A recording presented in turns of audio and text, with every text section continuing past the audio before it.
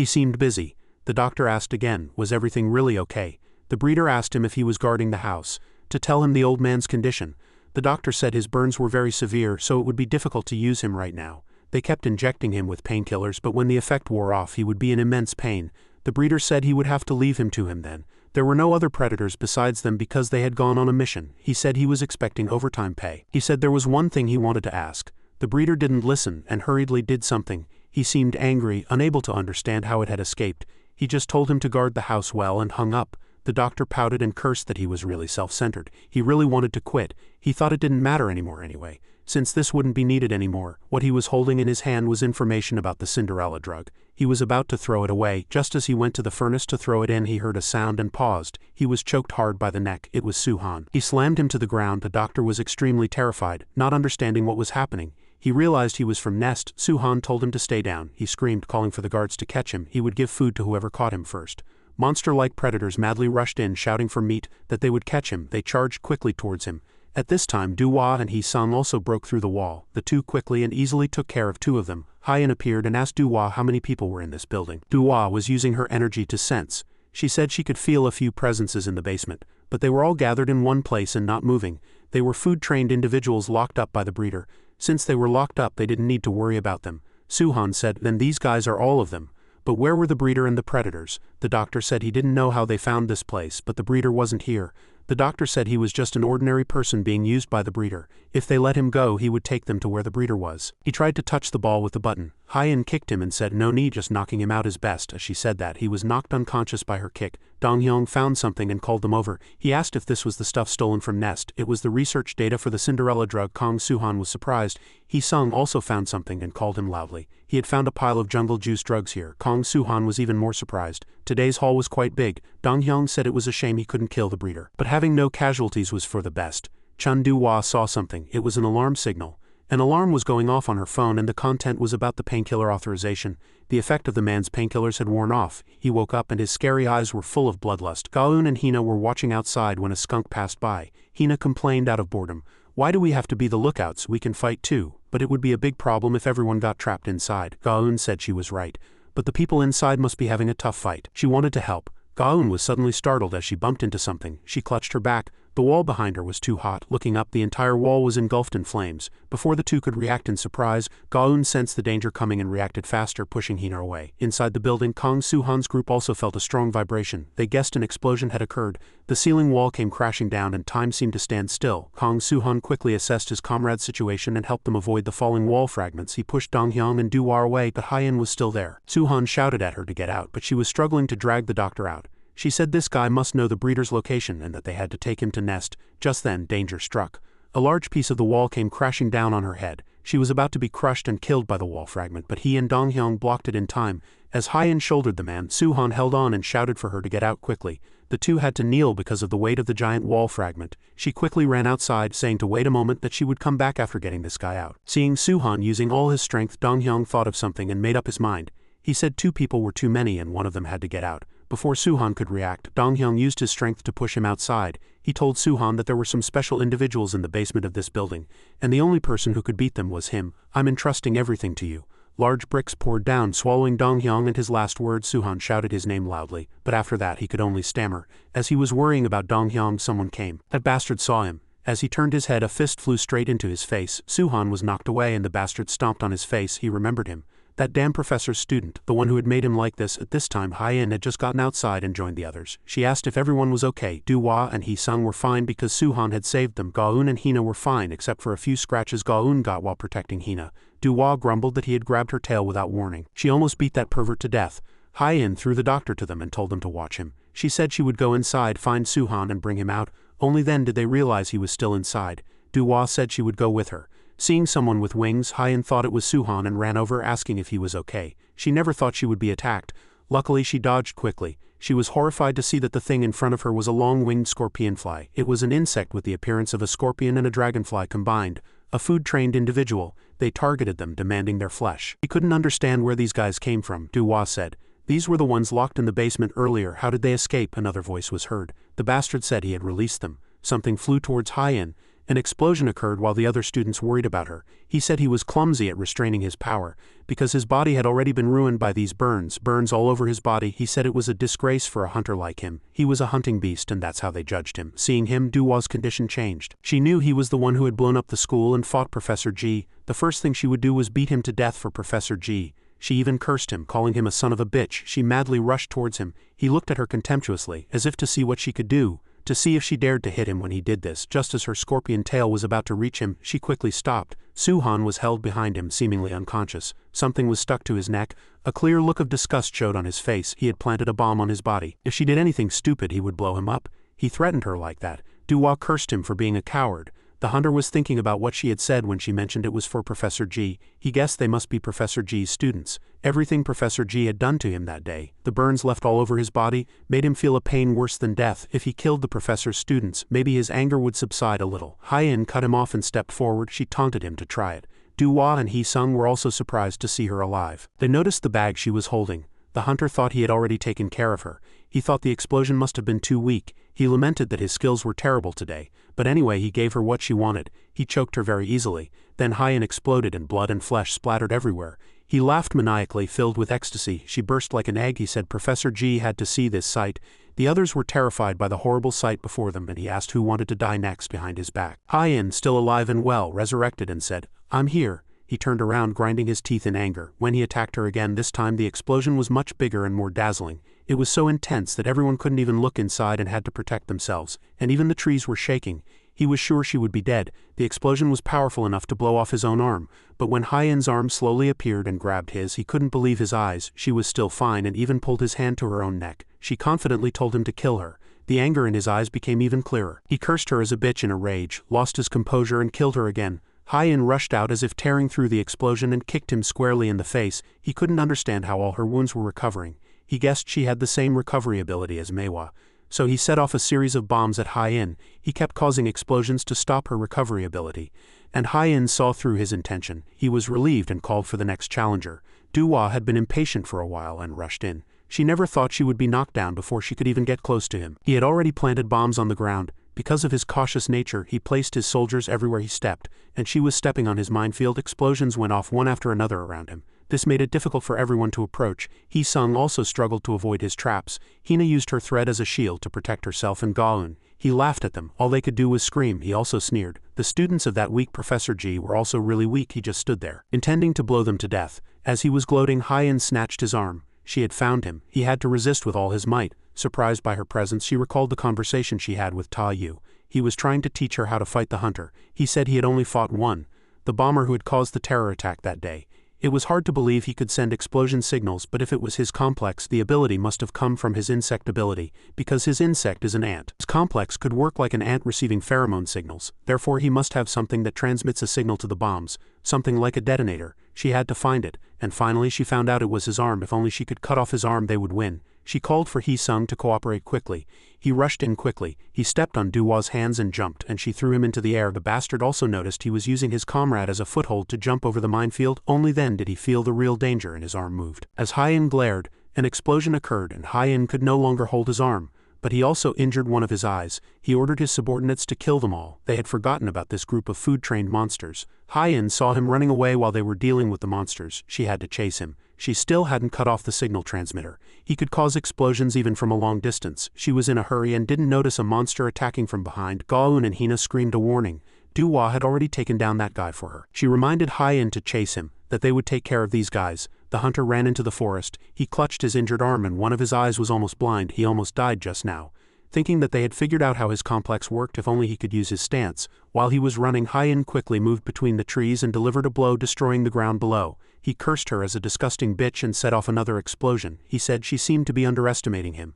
Did she think she could beat him in a one-on-one fight? He was a hunter. He was different from them. From what he had observed so far, besides her recovery ability, she only had ordinary fighting skills. And her recovery had a limit. If he kept counterattacking and placing his soldiers, he would win. Don't piss him off because her weak teacher had made her lose. Hyen was still attacking him, thinking about Professor G's location. She saw the bag in the professor's room. Professor G had risked his life to stop him to protect them. What she used to attack him was a chainsaw. By the time he noticed, it was already too late and she shouted at him to stop talking nonsense. She cut off his arm with that saw and his arm flew far away. I did it. Now he can't cause any more explosions. He laughed like a madman. He said that if she thought she had won with just this, she was greatly mistaken. Did she think he had run here because he was cornered? He wasn't running from them. The bugs he had released were just ordinary food-trained ones. The others had already rescued Suhan and defeated those guys. But Hyung was still confused. They were food-trained individuals. They were too weak. The hunter told Hyen that those insects were just food for that monster. Hyung was carrying Suhan when he saw Duhwa freeze and asked what she saw. Duhwa sensed the danger, gritted her teeth and told them to run. But Hyung didn't hear her properly. The hunter told them to be careful. It was probably angry because its delicious food was taken away. Duhwa shouted at them to run and they stopped because of the vibration that appeared in front of them. Gaun and Hina were terrified and hugged each other. Hyung also noticed this vibration. Duhwa also realized it was that thing. Hyen didn't know the situation yet and just felt it was like an earthquake. He said it was coming this way. The sound of the explosion was very scary. The thing that was coming had immense power. Gaun ran holding Hina.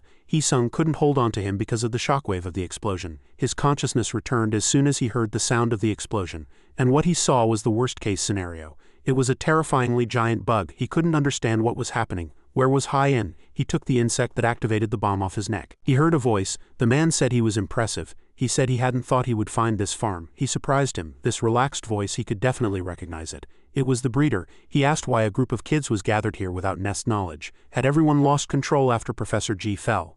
And it's you again, Dragonfly. Every time there was a problem with his plan, it was always you. At first he always wanted him, but he thought they were made to be each other's natural enemies. He was observing through a camera attached to the body of this Giganta bug. He also ordered it to eat them all. Giganta heard the order and roared. The scream made everyone react violently. It passed them and chased Suhan, who was flying fast above. Gaun and Hina also struggled to avoid its murderous legs. Hyung thought it was too late to run. There had to be a way. Suddenly Giganta flinched, turned its head and looked back. A part of its body was being stepped on. It was Chun Duhwa's doing. She was doing her best to restrain and hold it, but she also realized that doing this was useless. There was nothing they could do. She shouted loudly, "Everyone kick it or do something right now." Hyung acted quickly, cursing her for being reckless and telling her to stay still. He stepped on its body and ran up it. Giganta turned its head towards him, and he delivered a kick that seemed like it would split its body in two. He smiled, thinking that the kick was very good, because he had just cut its human part.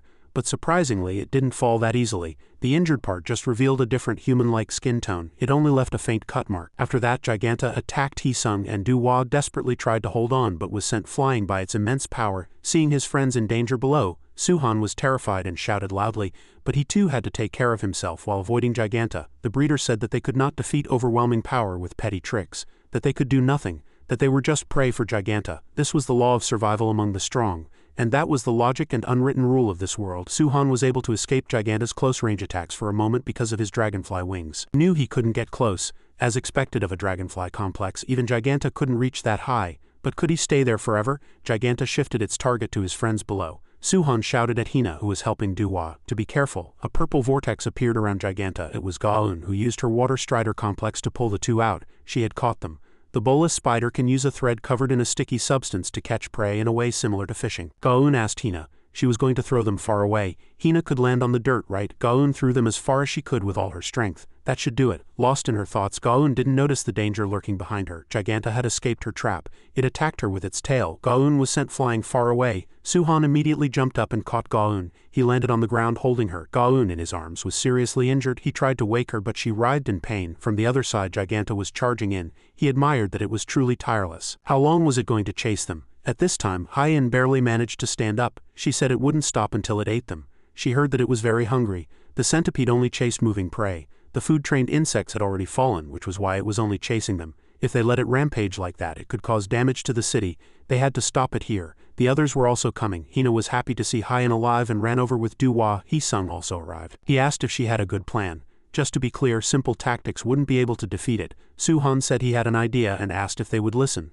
At Rocking Stone, a famous landmark in the mountains near Sokcho, Suhan was struggling to fly while avoiding Giganta. It was truly a monster that was bloodthirsty and craved only flesh. It attacked him madly. Suhan could only dodge for a moment. It was difficult to maintain such a good distance, but everything was going according to plan.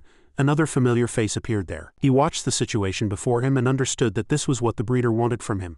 There was a temple on this mountain, and the monks there were cleaning as usual.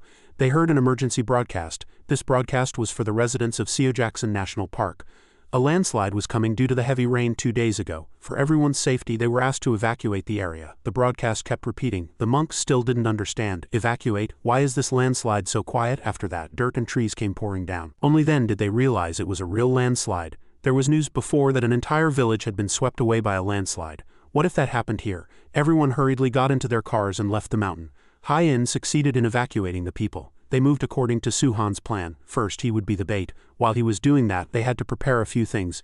Hyung cursed that he was crazy for carrying out that plan. Hyen told him it was dangerous. Suhan said this centipede was not an ordinary monster, that they couldn't win with ordinary tactics. Besides, this was what Donghyun had told him, that he would entrust everything to him. He knew from the beginning. He knew it was here, and if they could kill that centipede, they could deal a fatal blow to the breeder. Donghyun brought them here to defeat the monster. That was why they had to do this. Everyone's resolve became even stronger. Chun-Du-Hwa, hearing this, gritted her teeth and said they would do as he said, but he must survive. Suhan played the role of the bait himself. The breeder said this was truly meaningless. No matter what he did, it was impossible to defeat Giganta with his strength alone. Suhan's eyes were still full of determination. We'll see. He suddenly flew forward quickly, then came back with a clenched fist. The great force he had gathered crashed into Giganta's face. Even the breeder was surprised by this blow. He didn't know what had just happened. Suhan seemed to have changed. He had become much stronger. He ordered his friends to act immediately. Hyung jumped down and kicked the rocky mountain where he and Chun-Du-Hwa were standing, splitting it.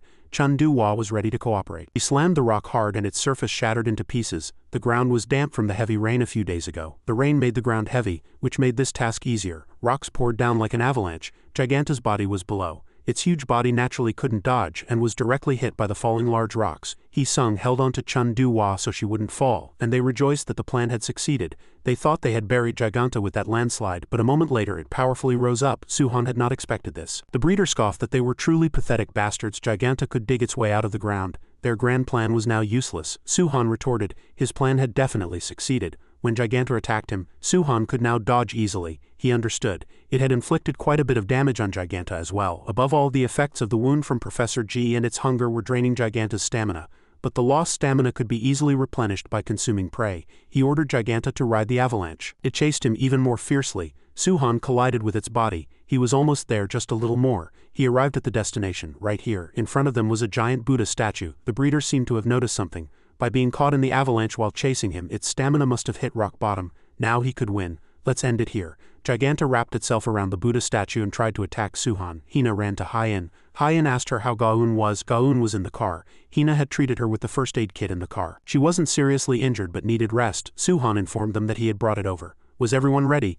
Let's begin. Suhan still played the role of the bait, dodging its attacks while luring it according to his intentions.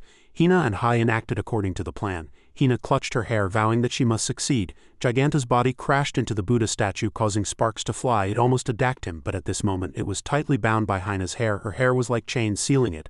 But Hina was not someone who could hold this monster for long. It was too strong. Hyen still praised her, saying she was doing well. She took a weapon out of her bag. Hyen cut its flesh with a chainsaw. The chainsaw was used at top speed, cutting down hard. Giganta screamed in pain. It was hit in the face by Suhan again. With these attacks of theirs, it fell for a moment. Suhan reminded everyone not to let it rest. They had to keep attacking it. He called to Hyung, saying it was tired and they just needed to cause one more avalanche. But Hyung said he was sorry. He thought that would be difficult. He and Chun-Du-Hwa were surrounded by other monsters. Du-Hwa couldn't understand who these bastards were. It was as if they had appeared out of thin air. They looked like food-trained individuals, but they were harder to deal with than the previous ones. The previous ones were just food for Giganta, but these were trained only for battle. Naturally, they were stronger. They created an avalanche that was beyond his imagination. If he had known, they would have used Chun-Du-Hwa for food training before, but he was going to kill her here. The two were in great danger. Suhan worriedly called out their names. The breeder said, "You seem to be quite at ease." He had Giganta continue to attack him. Suhan hadn't thought it would climb up to where he was. He had to block it with his strength. Seeing Suhan in danger, Hina and Hyen struggled to pull Giganta back by pulling on her hair. Under that force, Hina's hair could no longer hold and broke, and the two also fell, releasing the monster. The breeder said that plan was good too, but it seemed the chainsaw was too weak to wound Giganta's exoskeleton. He had already told him he couldn't defeat overwhelming power. Giganta caught him. It crushed him. This was the natural outcome. Because of his desire to become human, he chose to endure weakness. Suhan barely held on and asked back, what was so bad about being human? He said, did he want him to become a monster like himself? The breeder said that living as a human and living as a monster were not that different. That the law of survival of the fittest applied to both. As a human, he was at the bottom of the food chain. That was why he was saying this. The survival of the fittest for humans was dirtier and uglier than for monsters. Instead of a food chain pyramid, the strong eating everything, including the grass for the herbivores, caused unfairness in the structural system, not to mention being discriminated against for trivial reasons and ostracized by social groups. That's what human society is. He was trying to destroy it and re-establish a new society, a system where absolute power and ability determined social status instead of power and money. If he changed sides and decided to join them, they might let him live. What were his thoughts? He asked this question the moment the breeder was about to let it eat him, as if he would be eaten alive if he didn't choose immediately. Suhan thought of Professor G again. The professor had told him to hone his skills from now on and show them that he wasn't just a monster but something stronger than a monster, a human. Suhan took those words as his belief and driving force and changed. Power erupted from his body. He knew he had been abandoned and discriminated against countless times just for being different, but as he saw it, no matter how disgusting and weak society was, overcoming it and growing was what made a human. Giganta stood before him, roaring, and tried to attack him again. The breeder was considering him attacking it alone. Even if Giganta had little stamina left, how could he break its exoskeleton without a weapon? He dodged Giganta once again. The breeder seemed to have noticed Suhan's intention. Seeing his fist, could it be that Suhan had signaled his comrades to act right now? Giganta's legs and body were once again tightly bound by Hyena's hair. Hina and Hyen pulled down with all their strength and almost made it. Its body was pulled away from the Buddha statue. Suhan activated his ability and flew down quickly, but his target was not Giganta. The breeder knew he was aiming for the Buddha statue, and his eyes were filled with fury. Giganta couldn't escape now. If the Buddha statue's head fell on it, Suhan did it. The Buddha's head broke and fell. It was falling straight onto Giganta. The Buddha statue splattered blood. Giganta screamed in pain. The breeder was extremely furious and the wind howled. The Buddha's head fell to the ground and next to it was the bloody severed body of Giganta. Suhan was still in front of it, checking. Hina asked if it was dead. They all watched quietly, observing the condition of the terrifying creature before them. Its eyes shone and all three pupils had a frightening glow. It madly rushed towards Suhan. Suhan quickly retreated and dodged it. Hina at his side was terrified. To think it's still alive after all that. The bloody, scary face was still chasing them. Hina and Hyen quickly fled for their lives, so persistent. Suhan flew down from above, extended his two hands and told them to grab on. But only Hina grabbed his hand and Hyen was still below. She was holding the chainsaw. Since its body was cut in half, there was no way it was okay. This was probably its last desperate struggle before death. She just had to hold out a little longer. The time had come. The moment it was about to kill her, she cut its hand with the chainsaw a little more. Something came out of its body. Hyen was startled, molting. It bit her leg hard. Hyen screamed in pain. Suhan saw it, became enraged, and immediately jumped down. Giganta also used that moment to attack him. Suhan realized at this time that he was too angry. It was too dangerous now. Something cut Giganta's leg. After that, its body was also cut in succession. Suhan was surprised. It was Professor Moon. She said this was why Professor Ma had sent her as a safety supervisor. She was standing in front of Hyen. It was her knife-like fingers that had just cut that monster in one go. Suhan ran to her and asked if she was okay and how she had woken up. She said the Firefly Kid's hypnosis wears off in the morning. When she woke up, they were already gone. And when she was interrogating some students, she received a support request from here. She had interrogated them by hanging them up. Suhan was surprised. A support request? Who on earth? A voice of acknowledgement was heard. He could recognize this voice. It was Duhua. There were so many of these monsters that no matter how much she fought, there was no end. Duhua was caught by two of them, her arms twisted behind her back. She screamed in pain. A streak of power flashed by. Hisung saved her, slashing the monsters' backs. Duhua was enraged by these bastards. She grabbed the two monsters by their horns and slammed them down. Duhua seemed exhausted after taking them down, but these tough bastards weren't dead and even performed a basic coordinated attack. Blade-like hairs flew from their backs and stabbed them. They screamed in pain. A newcomer said he was sorry for being late. It was Hyong. He said it took him a while to get out because the pile of rocks was too heavy. The monster looked at Hyong as if it had run into a big problem. He hadn't thought he would still be alive. Hyong immediately attacked him, but he had already escaped. Hyong smiled contemptuously, and a monster appeared behind him as well. The monster was kicked and sent flying. The person who saved him was Hisung, standing behind him. He said it was nice to have more comrades, but he knew they were still short on people. Did he have a good idea? He had an idea. A purple aura spread from under Hyong's feet. He ordered it to move. This aura enveloped the monsters, causing them pain. He used Gudaryong. This technique of his used spider hairs coated with a potent venom. Against monsters like them, there was no need to hold back. All the monsters were easily defeated. Hyong informed Suhan that his side was taken care of. Suhan flew in the sky, looking down at the monster. Using the dragonfly stance, Rabbit Hunt, a series of attacks headed for its body. Under the continuous attacks, it could no longer fight back. Suhan kicked its body once and used the dragonfly stance again. Next was Shotgun. It was a direct hit on its body. The breeder gritted his teeth and didn't care, thinking it was ridiculous. His Giganta was losing. It was the pet he had raised the longest. He couldn't believe it. To be defeated by kids from Nest. Suhan continued to move using the jumbo dragonfly stance. Hunter's strength to gather power in his hand, he shouted. This technique is Shotgun double barrel. The power was immense. The monster was hit by his fist and fell. Tamun, Hina and Hyen helped each other and left. Hyen looked at him and smiled. He had done it. The difference in power was clear. It wasn't a fight Giganta could easily lose. It turned out this was the human power he had spoken of. Hyen ran to Suhan and happily said they had done it. Suhan also happily flew towards her. The breeder smiled. He wanted him to prove it to him, to show him the extent of his human power. On top of the pile of corpses, that bastard stood up holding something. Suhan felt it and looked back. Before he could react, that bastard shoved something into his mouth and grabbed him by the collar. Everyone was shocked to see it. Hyen quickly ran to save him. Hina was terrified at the thought that he had eaten it. Hyen attacked the bastard with her chainsaw and separated him from Suhan. She patted his body and told him to spit it out now. That it wasn't too late. The breeder spoke again. That it was too late. The moment he swallowed it, the digestive process was over. That the flesh was already absorbed into his stomach. From this moment on, his body would feel an uncontrollable hunger for flesh. He wondered how many minutes it would take for the humanity inside him to disappear. Suhan was in great shock, his whole body in turmoil. He couldn't tell what was happening. He could smell something as he covered his face and trembled. Hyen called his name. Suhan looked up and saw her with unfamiliar eyes. Hyen asked if he was okay. Suhan couldn't tell anything. He smelled an irresistible, delicious scent. But it's okay, his mind was still intact. He could restrain himself. He could tell himself that, but he couldn't control himself. His whole body threatened. Hyen like a beast. Hina tried to use her hair to tie him tightly. And Tamun also grabbed his hands tightly, subduing him. Tamun was very firm, twisting his arm behind his back to subdue him. He screamed in pain, seeing him held so tightly. Hyen asked Tamun what she was doing. She told her to let him go, but if she let him go, she couldn't guarantee they would be safe. He had already started to see them as prey. Suhan's eyes were now bloodshot and out of control. The breeder laughed with delight. This was an interesting situation for him. Wasn't Nest's principle to protect students, attacking a student just for eating a little meat? They always talked big, but it turned out their principles were lighter than he had thought. He was very curious about what would happen next. Would he succumb to his desires and eat his friends, or would he be eliminated at the hands of those nest bugs? Suhan bit his lip until it bled. He knew he was gradually losing his mind because of this smell. The monster seemed to have infiltrated his subconscious, holding him as he was chained to the ground. He found it amusing to see him restrain himself. Was becoming human that important to him? When he lived as a human, was he that happy? Did he live a fair life without being discriminated against and despised? He then recalled Kim Mihei calling him a monster, and his head ached again. He said he was in pain because he was bound by the chains of sanity. He whispered in his ear, "Liberate yourself, let your instincts rule you. You are stronger now." Following his words, he broke the chains and his eyes were extremely filled with madness. Hina's hair also broke, and Tamun was also caught in his grip and thrown after that. Suhan's power exploded fiercely. His next target was Hina. Hina was so scared that she stood still. Just as he was about to attack Hina, Hyen stood in his way. Her back collided with Hina's body. She shouted, "Suhan, don't do it." Getting close to Hyen, Suhan once again smelled the sweet fragrance. Suhan opened his mouth and bit Hyen's shoulder hard as if to eat her alive. Hina screamed and covered her face. Over there, Chun Du-hwa and the others asked what on earth was going on. Dong-hyung thought that if he ate the meat it was all over. Then he would become another of the breeder's food-trained subjects. What should he do?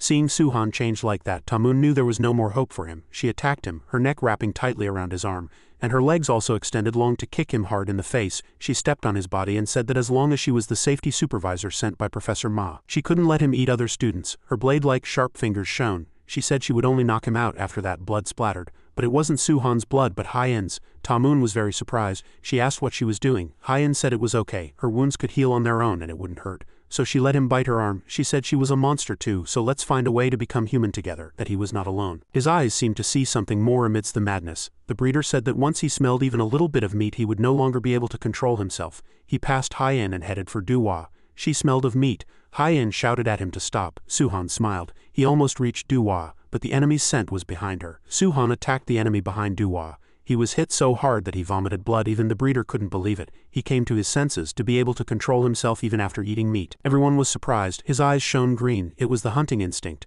He knew the location of Pai. This guy had become able to distinguish the smell of his prey because of the effect of the flesh eating. A voice was heard through the communication to retreat and Pai followed the order. Yes, breeder Nim, but there was an enemy right next to him. That won't do. This guy was a black mamba and he bit Pai's neck. Pai shouted Lee Dong-hyung and then fell unconscious. Pai's phone also hit the ground with him, the entire screen cracking. A gust of wind blew. Lee Dong-hyung tilted his head. "I came here to win though." Suhan landed, blocking his face with his arm. "I didn't know you would far exceed my expectations." Over the phone the breeder had to say it.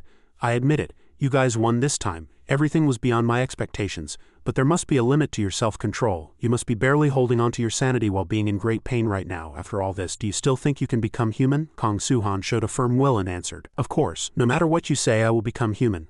I will become the top student and get the Cinderella drug. I will prove you wrong, so watch me with your eyes wide open." Breeder. Hearing that, the breeder hung up the phone. Seeing his poor condition, Park Hyen called out, "Suhan!" Kong Suhan shouted. "No, don't come, it's still too hard for me to control myself because of this smell." Lee Dong-hyung thought it was certain that he was affected by the flesh-eating. "He's trying his best to control himself, but I think he still has the desire to eat us."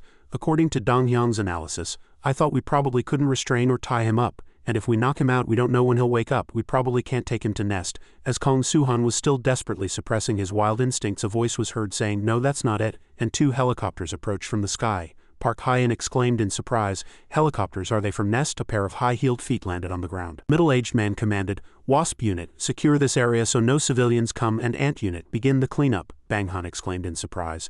Professor Ma said, "I heard the situation here through Tamun's radio. You really endured the effects of the flesh-eating Suhan." He crouched down, expressing his admiration, and asked, "Have you made up your mind if you return to Nest, everyone will look at you differently? You might be treated like a monster again even so. Are you still determined to become the top student?" Kong Suhan's body trembled slightly as he firmly asserted, "Yes." As soon as he heard the answer, Professor Ma immediately injected a drug into his neck. Park Hyen was worried, but the girl next to her reassured her. "It's okay," the girl explained. "That's a special drug we developed in the lab to counter the food training. The pumpkin carriage. A fragment containing a small amount of the Cinderella drug enters the nervous system and suppresses the taste and smell of insect humans. It's still in the testing phase, so there won't be any side effects. And it's only effective when the target is still awake. Other than that, the only way is to lock him in the basement." Professor Ma just saved that student's life. Kong Suhan's eyes widened. Now he didn't smell anything. Everyone looked normal. Park Hyen hugged Suhan tightly. Suhan's friends were all in an uproar with worry. "You bastard, you scared us so much. Do you know how worried we were? You're a really lucky guy." As the students were rejoicing Suhan's safety, someone cleared their throat. "It's too early to celebrate," Professor Ma said. "I'll give you some leeway, since you endured the effects of the flesh-eating. But this incident won't end with a simple punishment. Let's talk after we return to school. We also need to examine Suhan's body." Although Professor Ma said that, fortunately, there was no punishment. Thanks to the hard drive we found at the breeder's base, we were able to produce the Cinderella drug again, and this was considered a great contribution, so all disciplinary actions were cancelled. Moreover, when it was reported that we had defeated a hunter and Giganta, all the professors in every department were very surprised. As soon as I returned, I was sent straight to the lab, but I was released pretty quickly. They said my body was unusually healthy. Normally I would have been held there for a few more days, but it seemed the person in charge, Bidan Sunbae, used her authority to help me get out early. Most of the buildings were restored by the Ant unit, but we still felt guilty about destroying the Buddha statue. So we visited the temple called Wyeongsa again. The head monk there greeted us and said this: "The temple and the Buddha statue are just places. Destroying the Buddha statue does not destroy what we have built up. That is faith and humanity." I couldn't fully understand the meaning of his words, but it seemed he had sided with us in the fight against Giganta. So I lightly bowed my head in front of the Buddha statue and left. And a few days later we returned to the classroom. Everyone in the school was whispering while looking at Suhan.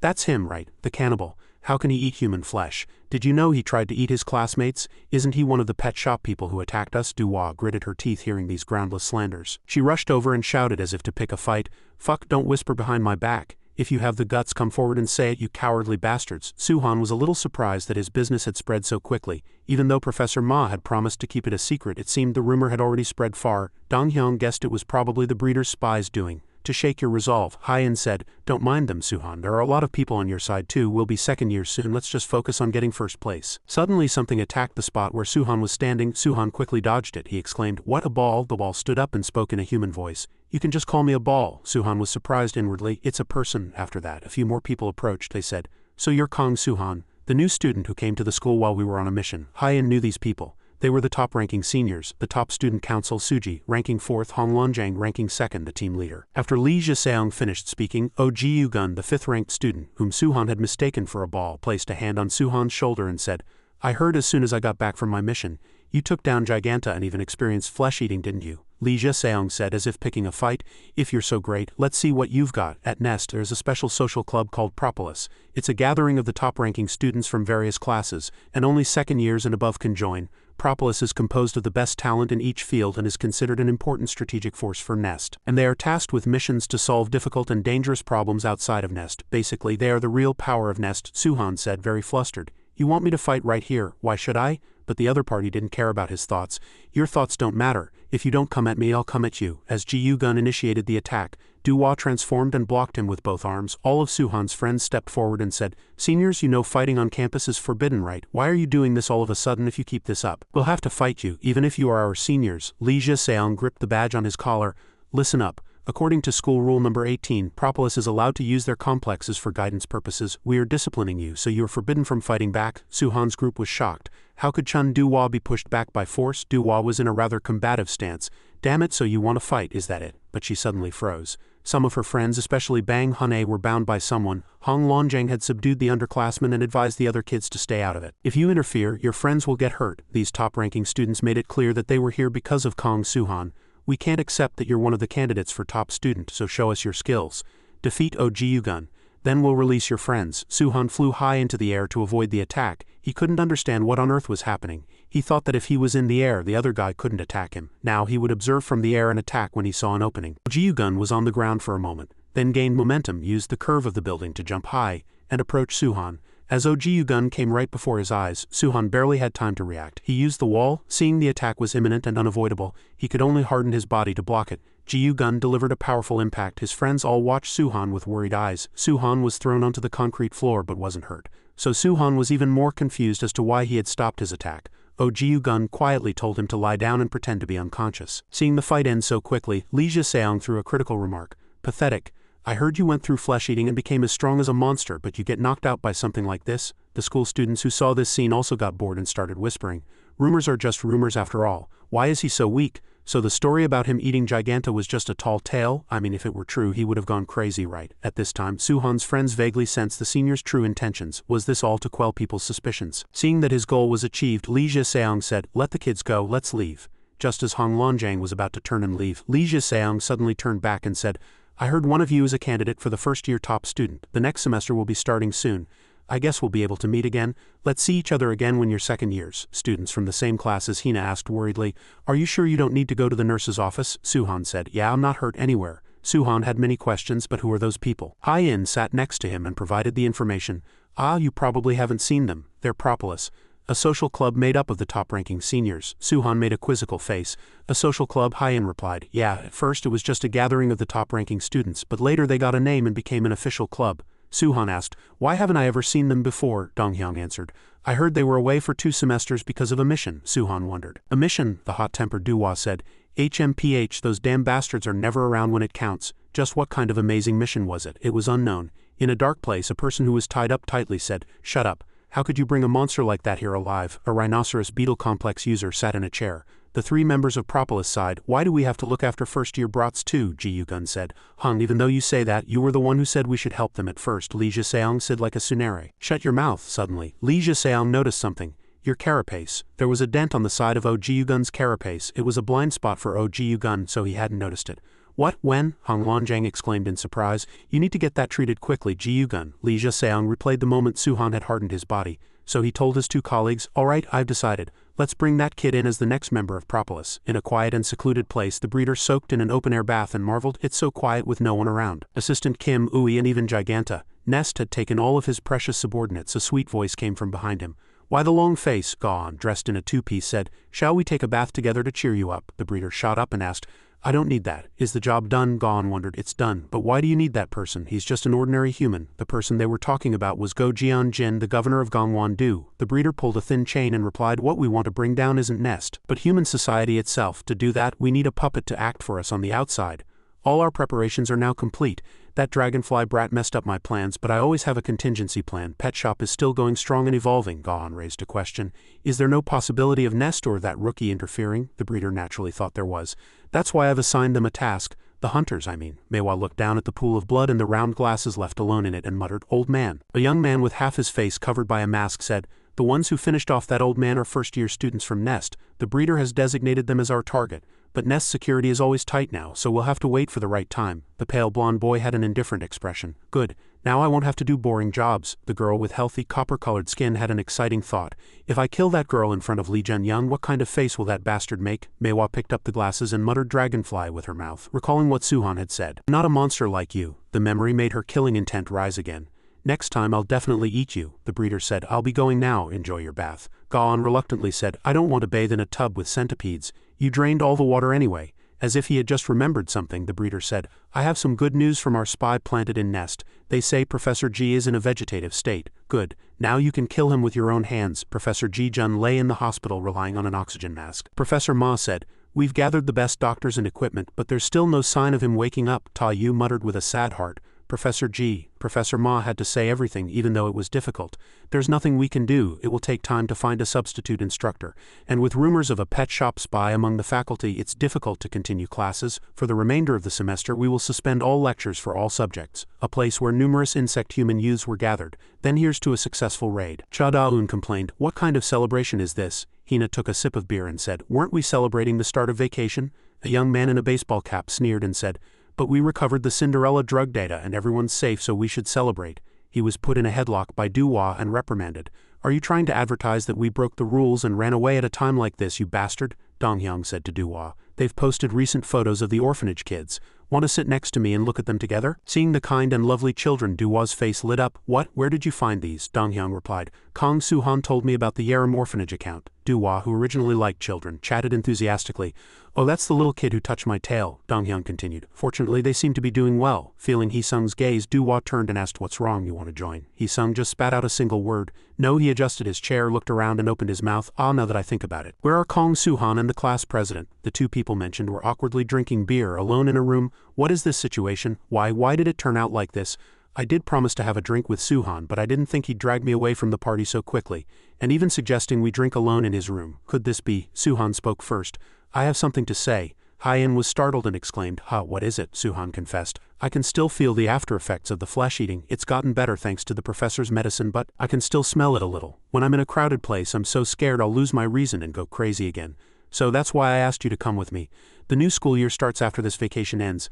I don't know if I'll be okay. Am I even allowed to be here? As Suhan was filled with many doubts about himself, Hyen acted. She called Suhan's name and suddenly stuck one of her fingers into his mouth. Suhan was very flustered, but Hyen asked in a gentle voice, how is it? Her words seemed like both a tempting invitation and a testament of trust. If you can't hold back, just bite me. A wound like this will heal quickly, so don't worry, you're allowed to be here. Everyone has a side they don't want to show others. To reveal that side to someone else is like exposing your weakness. Suhan hugged Hyen and said, if I did that, you'd be able to resist. But when you reveal your weakness, you can become stronger. And so the warm winter vacation passed quickly, and the new school year arrived. Lee Ji-seong crossed his arms and said, they're taking too long. A loud voice was heard with a hurried laugh. We're so sorry.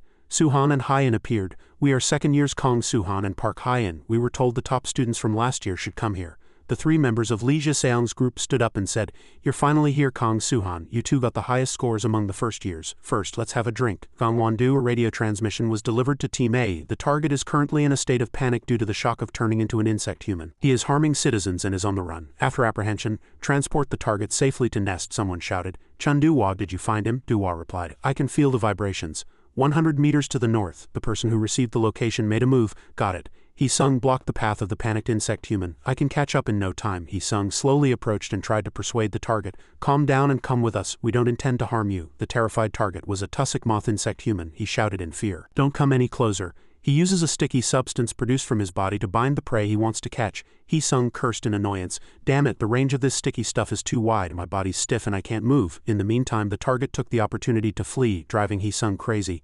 Ah, sorry, I lost him. He's running towards the mountains. Hyen took over the mission.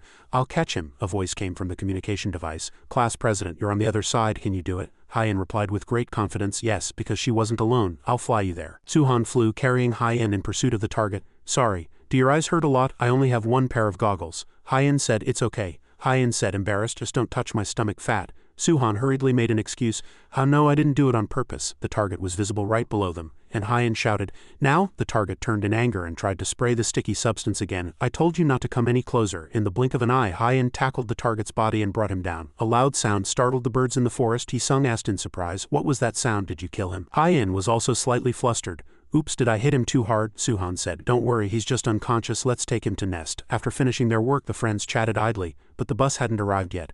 I guess they didn't think we'd finish this quickly. Still, it's refreshing. It's been a while since we came outside. Do you think that sticky guy will be okay? We tied him up with Hyena's thread so he'll never be able to escape. Suhan turned his gaze. There are a lot of people. Fortunately, no one paid attention to the commotion. Hee-sung complained. What a cunning opponent.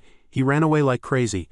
I still have some of that sticky stuff on my body. Duhua shot back. Isn't that because you're too weak? Embarrassed, Hee-sung told her to shut up. Suhan empathized. He must have been really scared, afraid he could never return to a normal life.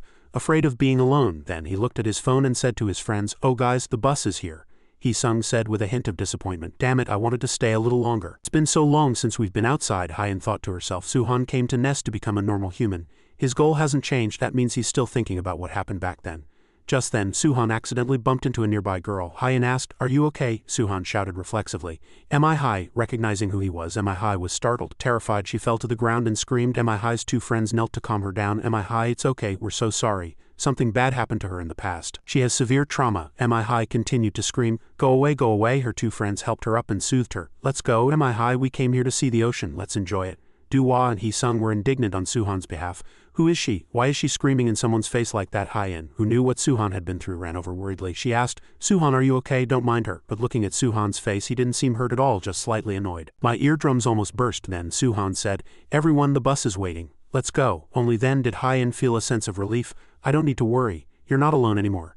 In a Nest lab, a friend named Dan Ji-Yubin exclaimed with emotion. A beautiful and gorgeous jewel beetle lady asked, Hey, do you want to have a physical examination with me? Seeing the beautiful woman, Dan Ji-Yubin was very cooperative in revealing his personal information. Dan Ji-Yubin, 20 years old. Yes, do whatever you need, Bidan put on her medical gloves. He was dying to go to school after we explained Nest to him, Professor Ma said as he poured tea.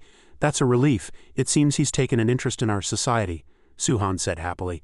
That's great, he offered tea to the two students. Professor Ma asked, By the way, have you two decided about that matter? Suhan and Hyen looked at each other. You mean Propolis? Professor Ma explained. To reiterate, Propolis is a club for the elites and also an alarm committee. Nest entrusts them with special and dangerous missions, and in return they are given credits and points. In other words, if you two are active in Propolis, the probability of you graduating as valedictorians increases, which means you get closer to Cinderella, just as you've always wanted. Suhan paused at the name Cinderella. The drug that turns people who became insect humans because of jungle juice back into normal humans. If you graduate as the valedictorian of the Insect Human University Nest, you can receive Cinderella. Right? That's why I came to this school, Professor Ma continued, turning our best and brightest student back into a normal human. It's a great loss of power for Nest, but it's also a way to reward them for their efforts in creating Cinderella. So your decision, Suhan answered clearly. Of course, there's no reason for a university student to hesitate when they can earn extra credits. He inwardly reaffirmed his resolve to return to a normal life. Professor Ma said calmly. Good, Hyen chattered as they walked. I was the only candidate for valedictorian in our first year, but now I have a strong rival, Suhan muttered. A rival? Suhan said. Oh, whatever, I was aiming for valedictorian last year, but the result will be different this time. Hyen smiled playfully. Is that a warning? I won't go easy on you either. Let's do our best and surprise Professor G when he wakes up after the hunter's attack. Professor G had remained in a coma. As Suhan suddenly collapsed forward, Hyen shouted in surprise, Suhan, that day when I infiltrated Pet Shop's secret base, I was ultimately forced to eat flesh. Thanks to the pumpkin carriage drug Professor Ma gave me, I was able to maintain my sanity. But since that day I would sometimes lose consciousness like this, and every time I would see him. A nightmare about my fully insectified form, a nightmare about the breeder's crazed face. Suhan shot up with a shout, even though he knew it was a dream. Sweat poured down like rain and he covered his exhausted face. It's starting again. He read the note Hyen had left. I'm going to class first. When you wake up, take your time, Suhan, I'll tell the professor for you. Suhan realized that Hyen had brought him here. And that name keeps reminding me of the fact that I ate an insect human, or at least a half-human, half-insect. A fact so disgusting it makes me want to vomit. That's not cannibalism. It's just a small piece of a larger organization, so you can't call it human flesh. I know how you feel, but worrying about it is only harmful to your mental health. Your fainting and nausea are all psychological reactions. I'll prescribe some medicine for you. The most important thing is how you think about it. Understood, Suhan replied sadly. Yes, thank you, ma'am. He trudged alone among the insect humans, Suhan muttered. Psychological, but it's a fact that I ate human flesh. I feel it all the time these days. A terrible sensation at my fingertips. Maybe I'm unable to bear it, Suhan shouted in the middle of the road. No, I endured it. I even took the pumpkin carriage drug. I have to get a grip. Suhan looked up at the sky and recalled the breeder's demonic whisper. Is it painful? Break the chains. Let your instincts rule you. Suhan spat inwardly. Don't make me laugh. Breeder, I'm a human. I won't lose just because I ate a little human flesh. The breeder's ideal is what I'm trying to break and rebuild. A fair system where pure strength makes a person strong instead of money or power. Suhan looked at the friends around him and said to himself, I can't understand your justice, Suhan shouted madly. I can do it, right? He asked himself from the bottom of his heart. I will become stronger and I will destroy you. In a flooded area, a member of the hunter group quietly watched the scene and marveled. This is like a natural disaster. Breeder, is this your doing? I didn't know you were this strong, Redip said. As long as there's enough water, there's nothing I can't do. If I disguise this as a flood, anyone who disappears will just look like they were swept away, so there won't be any trouble later. It's a technique I use when I want to increase the number of new individuals, Ga-on said excitedly. I get it, but how are you going to get out all the ones we'll use as prey? I don't want to get my hands wet. Redip glanced over. I forgot about that. A sphere-like object rose from the flood. They won't be fresh if they're dead, that's not very good. A man inside the sphere struggled on the verge of drowning. Gaon exclaimed with joy, wow, I like a man who doesn't get my hands wet. This should be enough to feed those guys, right? Redip smiled and said, those guys eat a lot. Manhwa anxiously asked about Nest. What are we going to do about them? She kept recalling what Suhan had said. I'm not a monster like you. Redip said, don't be impatient, Manhwa. I told you to wait until the time is ripe. I've planted a seed there. Suhan suddenly gasped. Again, I'm fainting more and more often. Suhan raised his head. What? Why is the window broken? He looked at his hands covered in red liquid, extremely confused. Why is there blood on my hands? This isn't my room. Then he was stunned by the fact that he wasn't alone in this room. Dan Jiubin lay motionless in a pool of blood with his eyes rolled back, and the breeder's whisper echoed in his ears. The seed of terror will sprout from within. Hyen, horrified, called out with her eyes wide in disbelief. Suhan, a malicious voice echoed. You said you'd prove me wrong, didn't you? Go on, try. The horror Suhan had to face was just beginning, and everything was going wrong. Suhan was completely disoriented by the miserable sight before him. What? Is this the person we brought in yesterday? Why is he lying on the floor like that? This blood, could it be? Did I do this just then? Hyen was once again the first to discover it. Suhan called out in a trembling voice. Hyen, he shouted loudly, as if to explain not only to Hyen but also to himself. I didn't do it. It's me, Hyen. Hearing the commotion, a woman also came to check. I saw the window was broken. Are you okay? This woman was a cricket insect human. Seeing the bloody scene, the woman screamed in terror. A body, someone's dead, it's murder, security. People immediately rushed over at the commotion. The Nest security team, the WASP unit, had arrived. They aimed their weapons at Suhan and told him not to move. An alarm went off. Emergency, emergency.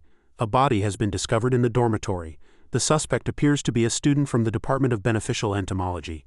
According to procedure, we will arrest the suspect immediately. An emergency transport vehicle was dispatched. Suhan was detained in the vehicle. Outside, his friends shouted, "What's going on? Suhan killed someone, that's ridiculous." "Do you have any evidence?" the security team declared. "This is a restricted area. Please step back immediately." Hyong said loudly. "Don't be ridiculous. We're not backing down until you release him." Suddenly someone intervened and said, "There is evidence." Professor Ma appeared reluctantly and said, "I also think there's no way Suhan could have done it, but look, this is the CCTV footage from nearby." A single blue streak flew in at incredible speed and broke the dormitory window. Other than Kong Suhan, who broke the window, Hyen, who went up to check on the window, and the dorm supervisor, there was no other movement in the dormitory area where Dan Woojin was murdered. "We have no choice but to suspect Kong Suhan. Thought we could control him with the pumpkin carriage drug, but it seems it wasn't enough to overcome the effects of the flesh-eating." Suhan's friends couldn't accept such a hasty conclusion. "It's not his fault he ate flesh, right? It's that damn breeder's fault. Hong Suhan should be sent to a hospital, not a prison," Professor Ma shouted. "This is not a simple matter. How we handle Suhan affects all of Nest. All Nest residents have dangerous instincts and inherited powers. The reason we can all coexist is because of the trust we've built through thorough protective management. If we just turn a blind eye to this, the seeds of doubt will tear this society apart. Suhan's rampage last time was overlooked thanks to Professor G. But this time we have no choice but to handle it strictly according to procedure in the Nest prison." A loud voice was heard from behind Professor Ma. "Just one question. How long does Suhan have to be locked up here?" Professor Ma said calmly. "If we succeed in producing Cinderella, someday the people imprisoned here will become human again. But they only become human. Their crimes do not disappear. I cannot make any promises." Suhan's footsteps reached the threshold of the prison cell. With Professor Ma's reluctant words that he couldn't guarantee Suhan could be released, the cell door slammed shut behind Suhan.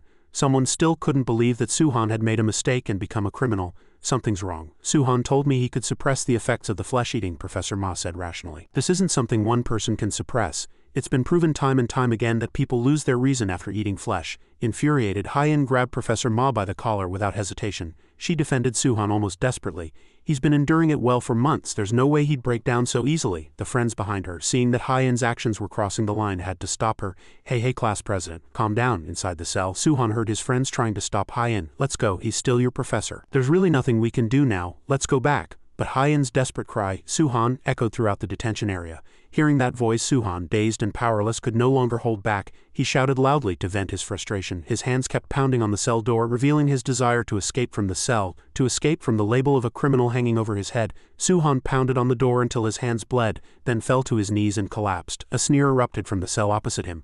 "Are you shooting a movie? How touching." Suhan was startled. This voice, the guy in the opposite room, seemed to be in the mood to say hello. "Long time no see. Has it been almost 6 months since we last saw each other on Hukomdo Island? Did you eat human flesh?" The breeder finally made his move. As Suhan tried to retort, the other person cut him off. It's useless. Look around you. Most of the guys locked up in here are the ones who went through the breeder's food training. That's the fate of insect humans affected by flesh eating. Whether you like it or not, that's your future. You'll be lonely in this cold prison, slowly turning into one of them. I really want to punch you when you turn into a monster. I hope that day comes soon. A satisfied laugh followed. A week passed in prison. Maybe because I didn't sleep I didn't lose consciousness during that time. It seemed like someone came to see me sometimes, but visits weren't allowed and all I could hear was the antlion bastard in the opposite room grumbling, "Will I never see my friends again? Do I have to give up on everything like this?" In the quiet cell, only the sound of water droplets falling from the faucet echoed drip drop. 3 weeks later. Everyone must be registering for classes by now. They're probably all in school. What classes will they take? Will I fall behind? It's no use worrying about these things. The food-trained ones seem to be acting up more than usual today. Am I going to become a monster like them too? Did I lose consciousness again? It's been a long time. This dragonfly, it's still angry. I don't know why, but I could feel it. This dragonfly's anger. Thinking about it now, I really can't understand. Shouldn't I be the one who's angry? It's all your fault. Say you did it, you disgusting bastard. I didn't do it. No, I don't want to be a loner again. It seemed like someone heard Suhan's silent scream. The floor of his cell split in an instant. One arm shot up and another hand appeared from the floor. The first person Suhan thought of was Hyen, but when he saw the half-figure of the cloaked mysterious person, Suhan knew right away it wasn't Hyen. The suspicious mysterious person said, "Don't worry, Kong Suhan. I'm not your enemy. I came to save you." The security team at the prison entrance saw Suhan's friends and said, "How many more times are you guys going to come? You can't see him even if you come. No visits allowed, so go back." Sung, who had come along, said, "I told you it's useless to come every day." Just as Hyen was about to say something, a commotion started in the prison. Red alert, intruder in the prison. All personnel in the building immediately. Hyen's group was startled. "What is it, those pet shop bastards?" Duwa trembled. "Wait, this feeling, it's Suhan's room." The mysterious person extended a hand. "Follow me." "You're not alone." Suhan naturally hesitated. The guards quickly ran to Suhan's cell and shouted at each other. "There's someone inside." The guards were in a panic. "Why isn't the door opening?" "What? The wall is cracked. The door is misaligned and won't open." "Then push it open, damn it. How did they get in there?" Someone used this opportunity to infiltrate the prison. A guard shouted, "Hey, you student over there, what are you doing?" But the guards had no time to stop Hyen as the ground they were standing on showed continuous signs of instability. The reinforced walls of the prison floor, I don't know what they did, but only the ground here was weakened. Suhan's room is here. Target confirmed. Hyen activated her beneficial entomology combat technique with all her might. Hyen ran straight at the intruder. "Get away from Suhan," she shouted as she landed a punch squarely on their face. The mysterious person fought back relentlessly, but Hyen barely missed. The mysterious person quickly turned, grabbed Hyen's leg and threw her forcefully out of Suhan's cell. Suhan couldn't help but be shocked. She countered Hyen's attack. The mysterious person took off her cloak, clearly revealing the figure of a young girl. She complained, "Damn it, I would have gotten dirty without the cloak. Hey, because of you all the bastards are going to flock here. Decide quickly, are you coming or not?" The entire prison was in an uproar with alarms blaring from all directions. The mysterious girl urged Suhan to decide quickly. "Are you coming with me or not?" A voice came from outside. No. Hyen, though injured, still held on and said, "Don't listen to her." Suhan, knowing Hyen was hurt, couldn't help but worry and shouted, "Hyen, I'll go." The moment he was about to run, the strange girl wrapped her arms around him. She scolded him, "Don't you know there are guards outside? Do you want to get caught again?" Suhan struggled and said, "Let me go." The cell door was violently smashed. A large guard entered and found Kong Suhan and an unidentified insect human trying to escape, requesting use of force. Suhan tried to defend himself, but the girl didn't seem to give him a chance. She shouted to her comrade, "Buy us some time." A hand pressed on the floor and a yellow thick substance spread out. The guard was greatly surprised. In an instant a wall made of that thick substance was formed. The guard shouted, "What is this? What the hell is this? A wall? Damn it, break it down." The mysterious comrade shouted, "This wall is made of beeswax, so it won't last long." The strange girl pulled Suhan's hand. "We have to go before they catch us. We'll escape through that hole. It will be difficult for them to track us through the underground passage." Amidst all the chaos, Suhan pulled his hand away from the stranger. "Wait, what the hell is going on? Who are you? Are you from Pet Shop?" The strange girl grew increasingly impatient. She said bluntly, "I told you we came to save you. We're on your side. If you don't believe us, just stay here. But you know what situation you're in, don't you? As long as you're in Nest, you'll be locked up in prison forever." The beeswax wall began to crack. The mysterious comrade shouted, "There's not much time, hurry." The mysterious girl also said impatiently, "Now it's time for you to choose, Suhan. If you want to stay, I won't stop you, but if you come with us, you'll be free again." Suhan was endlessly conflicted. He was angry, but she was right. Staying here any longer would mean being locked up in prison for longer. But what would change if I left? I killed someone. I can never go back to how things were. Suddenly he remembered Hyen's desperate cry on his behalf. Suhan has been enduring it well for months. There's no way he'd break down so easily. Suhan seemed to realize something, and the beeswax wall cracked even more. The strange girl became impatient. "There's no more time." At the last moment, Suhan took the initiative. "While I was locked up here, I heard that Hyen came to see me every day and was turned away every time. He could have given up, but she never did. I'm the same." Having made up his mind, Suhan said resolutely, I'll go, he promised himself. He would never give up. There must be a way to overcome the effects of the flesh-eating and the murder charge. Just then, Hyen ran over and called out to Suhan, but she was blocked by the mysterious bee-insect human and couldn't reach him. Hyen threw a punch to break the net barrier, but it was useless. Damn it, it's too elastic, I can't break it. She could only watch as Suhan followed the strangers. She begged Suhan not to go. Suhan looked back at Hyen with strong eyes full of firm resolve. He promised, I will definitely come back, so just wait a little. By the time the guards completely broke the beeswax wall, it was already too late. Kong Suhan had escaped. Sung and Duhua also arrived on the scene and found out. The professors at Nest were troubled by the news. That day, Hyen cried until her tears ran dry. In the end, Suhan's life as a Nest student and Propolis member had to be put on hold. On a secluded road, in the backseat of a car, Suhan, wrapped in a cloak, asked the mysterious girl, Where are we going? We've been driving for hours. The girl wiped the dust off her body with a towel and asked back on a whim, Where do you think we're going from now on? That place is your home. The car turned onto a road leading to a secret base. Looking at this place, Suhan said, You guys live in a place like this in an abandoned school? Someone's voice came respectfully. Sorry to disappoint you, we don't have as many people or as much money as Nest. We've been waiting for you. Suhan, I'm the leader here. Everyone calls me leader. Suhan had many questions. What is this place? It's not Pet Shop and it's not Nest, the leader said. First, let's go inside. Everyone is gathered in the auditorium. Suhan noticed the scent coming from this leader. But what is this scent? Suhan muttered without realizing. It's a little familiar. The leader led the way and said, I heard your story. They say you killed someone and became a criminal because of the effects of the flesh-eating. As Suhan became uncomfortable with this story, the leader also reassured him with a smile. Don't worry, we won't lock you in a prison. You just went through it after all. The losing consciousness part, I mean. Sometimes you suddenly lose consciousness and have strange dreams. Just as Suhan wanted to know more, the leader opened his mouth. We're here. A flood of intense sensations awakened Suhan's senses. I remember this scent. It's the smell I smelled countless times in prison. This is definitely the smell of the food-trained ones. Then all these people are, the leader said. We know how to control the effects of flesh-eating, and how to maintain our sanity. We are made up of insect humans who have committed acts of flesh-eating. That's why Nest considers us the same as Pet Shop, but they're wrong. We are Sedic, a group of lost wanderers. So Kong Suhan, do you want to know how to control the effects of flesh-eating? Controlling the effects of flesh-eating and maintaining sanity? Is that really possible? If it's true, I might be able to prove my harmlessness to Nest, but these people, can I really trust them? He engraved his promise to Hyen deep in his heart. I'll definitely be back, just wait a little. Anyway, he took the leader's hand and requested, Please tell me the way to get rid of the effects of flesh-eating. This is my only choice, he vowed to himself. I don't trust these people yet, but if I can just return to Nest, I'll do whatever it takes, even if it means risking my life. Suhan was assigned an empty classroom. From now on, this is your room, Suhan muttered, somewhat bewildered. You use a classroom as a bedroom? The bee-insect human brought Suhan a blanket and said, Here are a few blankets. Push the desk together to make a bed. Rest up, I'll call you later. Suhan muttered as if he had something to say. My room? He recalled the warm and lively atmosphere when he was at Nest, a sight of his friends chatting happily. Hey, are you sleeping already? The night is still young, this is a drinking party. Now, looking at this classroom filled with messy desks and chairs, he couldn't help but compare. The blonde girl who helped Suhan escape came and said, Why the long face? This is like a hotel compared to sleeping on the street, you know. Only then did the girl introduce herself. The name's Bomb. Don't call me miss, just call me Bomb, Suhan said slightly awkwardly.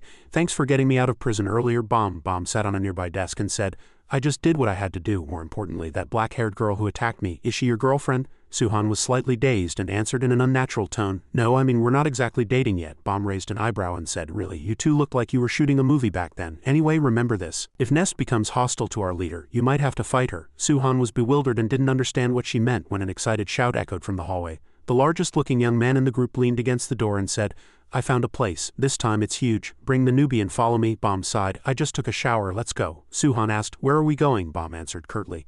Hunting. Back at Nest headquarters. Nest professor's meeting room. Professor Ma, sitting at the head of the table, spoke first. This is a report on the prison break. We tracked the escape route with the help of students with suitable complexes, but they went beyond our tracking range. Professor Ma guessed the worst-case scenario. It seems Suhan has joined Pet Shop. Tao was the first to object to this assumption. That can't be. Suhan is Professor Ji's favorite student, Professor Ma countered in a low voice. Shin Gaon was also Professor Ji's favorite student. Suhan also committed murder under the influence of flesh-eating. He crossed a line that humans shouldn't cross. The professors couldn't help but be troubled. The board of directors won't stay silent about this incident. They were already doubting the competence of Nest teachers because of Pet Shop's frequent attacks. Professor Ma spoke again. It's all right. We won't just stand by. We've already located them. The pumpkin carriage drug I gave Suhan had a GPS tracker. It contains a micro-JBD tracking chip. Losing Suhan is actually an opportunity. After all preparations are complete, we will raid their hideout. Many professors showed a skeptical attitude. A raid, can we win? But Professor Ma was quite optimistic. We have the perfect people for the job, someone asked. What's that badge? Did Kong Suhan leave it behind? The hand holding the badge tightened. Yes, this Hyen has joined Nest's strongest combat unit, Propolis said firmly. I'll return it to him myself. Wait for me, Suhan. I'll come save you, even if it costs me my life, Suhan asked. What are these? Are they food-trained types in front of a place that looks like a monster's den? The muscular young man cracked his neck in preparation. There are too many of them gathered here. These damn pet shop bastards, it's been a while since I've warmed up.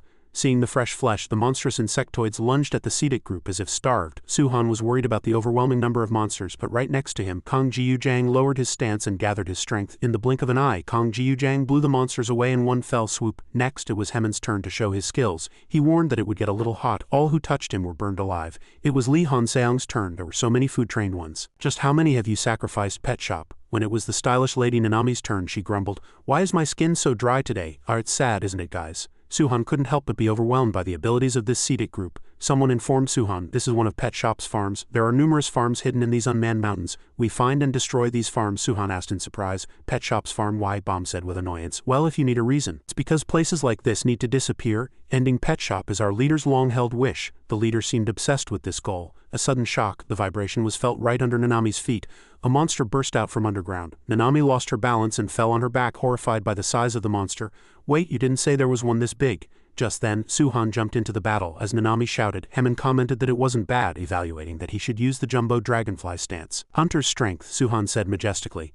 Anyway, all I have to do is take care of all these monsters, right? Suhan's attacking stance, cutting through the air like the wind, caught Li Hanseong's attention. He used his B-complex to gather a mountain of monsters. As Suhan wondered what they would do with these monsters, Bomb answered, We'll move them to another place and let Nest find them. We don't have a place to lock them up. Now let's contact the leader and go back. But Li Hanseong cut in, saying there was still one left, just as Bomb was about to ask where. Jiu Jang's eyes suddenly flashed blood red, and he charged fiercely at Suhan. In this sudden situation, Bomb had no time to act. Suhan was hit by the headbutt and crashed into a concrete wall. This was the perfect opportunity to disguise it as if the monsters had caught and killed you. A report came in. A total of 4 places. In recent months, 4 farms have been attacked and numerous food-trained individuals and their prey have been released. It's not Nest but a third insect-human force. Redip sat comfortably, watching the recorded camera footage and said, I don't know what these guys are doing, but I can't let them run wild like this. But I have too much work here, so you'll have to take care of this for me. You can do it, can't you? The one who received the order replied, No problem. Then he watched Suhan and Jiu Jang fight on the screen. Jiu Jang charged fiercely and attacked. Suhan dodged with his agile flying ability. The path Jiu Jang passed was clearly marked with a trail of destruction. Suhan shouted, That's dangerous. Why are you doing this? Kong Jiu Jang growled and said, Because I don't like you, Sedic. A group of people who have only lived at the bottom of society. We have either endured all sorts of experiments from Pet Shop or were raised as food-trained individuals. None of us have ever been treated as normal humans. We had no choice but to struggle just to survive. But what about you? Did you come here to return to your happy, trivial university life at Nest? Damn it, you don't belong in Sedic. If you hate living like a monster so much, I'll kill you. Jiu Jang threw the tree stump he had just pulled up to where Suhan was. Suhan dodged it, but, dodging this attack, he was hit by another. Jiu Jang swung a large tree and struck Suhan in the nape of his neck. Along with the tree, Suhan was slammed hard to the ground. Jiu Jang seemed quite pleased with the situation and laughed out loud. Got him. Kong Jiu Jang, a user of the 5-horned rhinoceros beetle complex. In terms of physical ability, he is the best in Sedic, but no one will help you, Kong Suhan. As Bomb thought all the members of Sedic had decided to be spectators, Nanami asked cheerfully, Hey, who do you think will win? Hemin replied nonchalantly. The stronger one will win, I guess. Probably, if you can't overcome this on your own. You won't survive in the future. Because we're Sedic. Kong Jiu Jang provoked him. What, are you dead already? Or are you too scared to even show your head? The leader's judgment of people is always like that. Why did he bring such a weakling? I'll spare your life, so run away. I'll tell the leader you were too scared of the food-trained guys and ran. Amidst Jiu Jang's loud laughter, Suhan silently clenched his fist. Suhan burst out from the wreckage. No one is running away. Then he threw a punch at Jiu Jang, making his body sway. As soon as Jiu Jang cursed, son of a bitch, he was hit in the face again. Suhan made full use of his speed advantage to surround and attack Jiu Jang. Hemin was somewhat impressed. That kid is fast. Nanami also showed a slight interest. He's cute but strong too. Maybe he's a little cool. Jiu Jang, being attacked without a chance to counter, was enraged. This son of a bitch, 5-horned rhinoceros beetle stance, 5-horn strike. His horns grew longer. Suhan tried to grab the horns tightly to stop his movement. Jiu Jang used the captured horns to slam Suhan down hard. Once again befriending the wreckage, Suhan groaned in pain. Using my stance twice a day is still too much for me. But Jiu Jang had no intention of giving Suhan a break. Get up, I haven't even started yet. Suhan rolled to avoid his kick. He lifted Suhan and said, I thought you'd show me something, but you're nothing. You're not worthy of being with us. Just give up and live as a monster. Suhan's gaze sharpened. He took all the force coming from Jiu Jang's fist. At first glance, Suhan looked quite miserable. Jiu Jang thought so too, but Suhan's low, heavy voice echoed, Shut up. I will become human again. That normal university life you mock, I will get it back. Seeing Suhan's resolve, Jiu Jang seemed to be thinking about something, then he lifted his foot. Right, I hope you can do it in your next life. Then he unleashed the 5-horn strike. Suhan grabbed the 2 horns aiming for his head and forcefully lifted Jiu Jang's horns upwards. Hanging upside down in the air holding the horns, Suhan said, I don't know why you hate me, but I will never give up. His knee strike made Kong Jiu Jang bleed for the first time. Suhan flew high to secure a safe distance. Damn it, that guy's skin is too tough. It feels like my hands are going to burst, but I can't lose here now. I have to go back to nest. Kong Jiu Jang was also preparing his next technique, and so the attack stances of both sides clashed, creating a great impact. Bomb was the most anxious. Who won? She stood and watched. As the dust settled, Jiu Jang stood firm and Suhan was collapsed on the ground. Kong Jiu Jang was confused. What? That guy collapsed. Even before my attack reached him, he grabbed Suhan's head. It's over. Callie was in a dark room with the lights off with only one bright screen on, he muttered. If you push your mind and body to the limit, you can summon it easily. Suddenly the horn in the middle of Jiu Jang's forehead disappeared in an instant. Jiu Jang screamed in pain, my horn in the room. Callie continued to mutter. The evaporation of reason during flesh-eating. Bomb was surprised. She saw that Suhan was emitting a completely different aura than before. The one holding Jiu Jang's missing horn in his hand was in a state of lost reason. Bomb called Kong Suhan hesitantly. Kong Suhan. Suhan, who had his head down, heard someone call and lifted his head, revealing his blackened sclera. Bomb immediately felt an ominous premonition. The aura around him is different from before. That kid, he's lost his reason. On Jiu Jang's side, a considerable amount of blood was flowing from where the horn had disappeared. Jiu Jang held the wound and cursed. Damn it, this bastard, was he pretending to be dead? This cowardly bastard, I'll make you a skewer. As he said, he put it into action. 4-horn strike. He used the remaining 4 horns to attack Suhan, but his horns cut through the air and the target was nowhere to be seen. Jiu Jang was flustered. He disappeared. As he wondered, where is he? Suhan had already moved behind him and broken another horn on Jiu Jang's shoulder, and Jiu Jang screamed in pain once again. He quickly grabbed Suhan. I'll choke you to death. Before he could finish his words, his 2 arms were violently twisted by Suhan. Jiu Jang could only scream from the continuous pain. It hurts. Bomb was dumbfounded. No way, that kid is overpowering Kong Jiu Jang with strength. Suhan was thrown away. Suhan saw the 2 horns he had broken rolling on the ground, picked one up and threw it hard to pierce Jiu Jang's shoulder. Then he brought his foot down, stepping hard on the horn, piercing Jiu Jang's shoulder to add to the pain. It was a violent scene, but none of the remaining members showed any signs of stopping it. Bomb was now certain. This is Kong Suhan's rampage, a phenomenon he experiences after being affected by flesh-eating. Kong Suhan probably thinks he just fainted, but to be precise, his body's control has been taken over by the insect's DNA. This was Callie's original intention. A phenomenon experienced only by insect humans who have experienced flesh-eating. It makes a person instantly lose their reason and act like a monster. To overcome the effects of flesh-eating, one must be able to regain control. But that thing inside you doesn't seem so simple. At this time, no matter how arrogant Kong Jiu Jang was, he had no choice but to beg for his life. I lost, I'm sorry. Suhan lifted the remaining horn. The target was the opponent's head. Callie gave the order right then. That's enough. Sticky honey was immediately shot out. It stopped Suhan's movement. Leader Callie gave the order. The cloak was thrown and the show was over. Suhan pulled and tore off the honey on his hand. He rushed straight towards his next target. Lee Han Seong said, Rampage. In exchange for losing control of your body, you become incredibly strong. But I have overcome it and become able to control that power. Lee Han Seong spewed a large amount of honey from his sleeve. By overcoming the effects of flesh-eating, we have become able to use a new power, and that is to absorb the DNA of the insects we ate, and borrow the power within it. Rampage control. Copy. Potter wasp. The potter wasp is a mud dauber wasp insect famous for building a gourd-shaped house. The gourd-shaped house is used to contain prey and food. If a potter wasp catches its prey, it can never escape from that gourd-shaped bottle. Sleep well inside. I'll let you out when you wake up. Bomb was relieved. Now it's really starting. Suhan woke up in a faint state of consciousness. He found himself in an unfamiliar room. Callie poured a cup of hot tea and said, Ah, you're awake. Would you like a cup of tea to calm your mind? Suhan asked dazedly. What happened? Callie answered briefly. You went on a rampage. Don't worry, no one died. Kong Jiu Jang, who fought you, is being treated and is recovering. Please forgive him. The reason he attacked you was because of my order. Everything was a play I directed. I assigned Jiu Jang the role of trying to kill you and told everyone to watch and wait for my order. Suhan couldn't understand even after hearing it. Why is this some kind of initiation test? But Callie denied it. No, before you start your training, I had to see your rampaging state. To get rid of the effects of flesh-eating, special training is required. It is to train you on how to control your rampage. Suhan was shocked to hear that. Control the rampage? We also wanted to see if you had the mental strength to endure the training. And as the facts show, Suhan has a firm resolve, saying, I will become human again, Callie evaluated objectively. But I don't think that's necessary now. The training will be far more dangerous than Nest's classes. If you truly want to get rid of the effects of flesh-eating, you must completely obey my orders. I hope you're ready. Suhan replied with a serious face. Of course. Pet shop Gangneung branch. A truck moved hastily. In the cargo bed, a group of insect humans were trembling. The people here just sneered and grumbled. They brought a whole bunch again. These were clearly breeders. The man who seemed to be the operator of this branch raised his voice. Listen up, you trash. I don't care what you did outside, but here, you'll all live as food. Do you understand what I'm saying? You are the pigs of a giant slaughterhouse. See that meat grinder over there? From now on, one of you every day. Before he could finish his words, an intruder broke through the ceiling and appeared. The manager turned his head in shock. The farm is currently under attack, a person in the control room reported.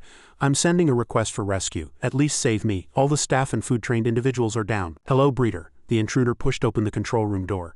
You're the one in charge here, the person in charge said as if he had no choice. It seems I have no choice. I'll tear you to shreds myself. The intruder was Kong Suhan, who had started his training. Amazing. I wanted to try this in a real fight. This was the result. 2 months after the training, during the training period, Suhan was thrown into the water and broke rocks. Damn it, can I only make a small crack at this rate? It'll really take a few years. But is this method even effective? When he looked over the water, he saw that breaking rocks would not normally change anything. Something was glittering in the crevice. Suhan's gaze was drawn to the light. What is it? What's inside the rock? Is this not an ordinary rock? As his fingertips touched the crevice, something like a red pattern appeared on his arm above where it touched.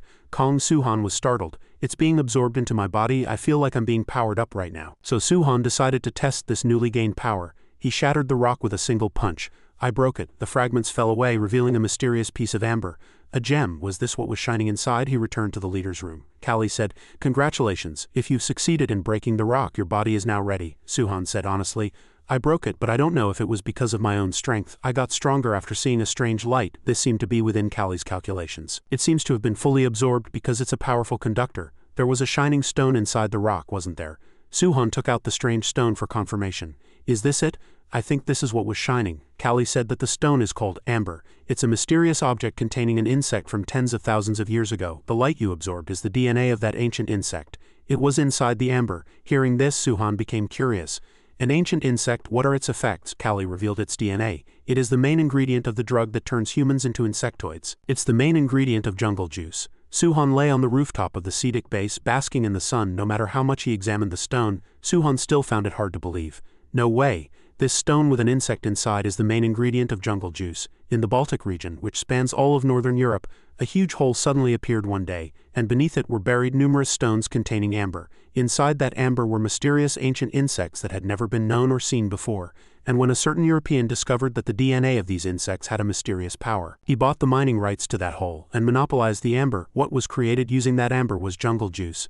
Suhan cut him off. Wait a minute, you want me to believe that? At Nest they said everything related to jungle juice was a secret. How do you know something like that? No, even setting that aside, why are you telling me this important information for free? Callie said with calm, deep eyes. I see, it's clear that Nest is hiding the truth. All I did was tell you the truth. The stone containing the ancient insect, from tens of thousands of years ago. If this amber is really the main ingredient of jungle juice, then the Cinderella drug could be produced as well. If the leader's words are true, why is Nest hiding this fact? A girl approached and blocked Suhan's view. Why the serious face? Suhan called out. Bomb said, follow me, it's time to train. Suhan was led to a secluded forest and asked with curiosity, the training is over, isn't it?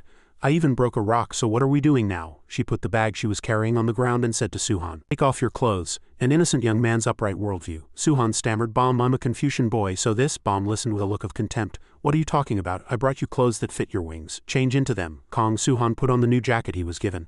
This is a Nest uniform jacket. Said, we altered it a bit after we stole it. With this you can use your wings freely with just one jacket. I was surprised by Nest technology anyway. From now on, wear these clothes when you train. And this, she held out a group photo of Suhan and Hyen smiling brightly. It's a photo captured from a surveillance camera when you guys went outside. I printed it out at a PC cafe without the leader's knowledge. You wanted to see your friends again, right? You don't know when you'll see them again. So just keep this for now. Suhan held the photo and trembled slightly. He said with emotion, thank you, After her thoughtful gesture, said, now cheer up and let's start training. The faster you overcome the effects of the flesh eating, the sooner you'll be able to see your friends. Suhan quickly put the photo away and replied, yes, what training are we doing now? What's after physical training? Said.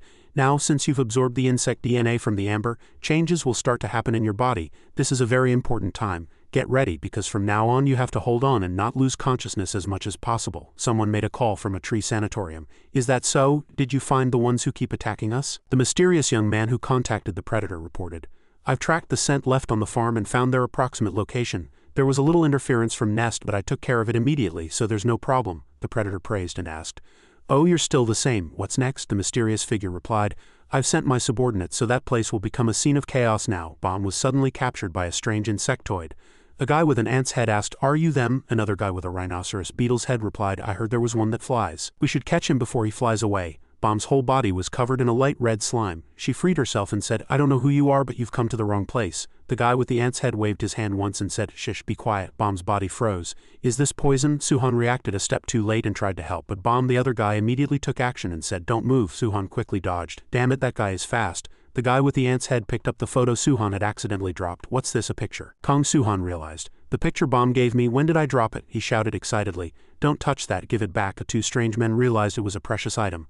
So they tore the picture in two in front of Suhan and said with a sneer, "Oops, my hand slipped, what a despicable bastard." The guy with the ant's head provoked him. "If you're angry, come down, it's not the time to be angry over a piece of paper," Suhan said in a low voice. "Hey." Bomb was paralyzed by the poison and could only shout silently, "No, Suhan." He fell into a state of lost reason, growled and said, "Put it back together right now, you son of a bitch." Bomb could only scream inwardly. "You have to suppress it," the Predator said with a suspicious voice over the communication device. "Your subordinates, I heard they're stronger than the food-trained ones, but can I trust them to complete the mission?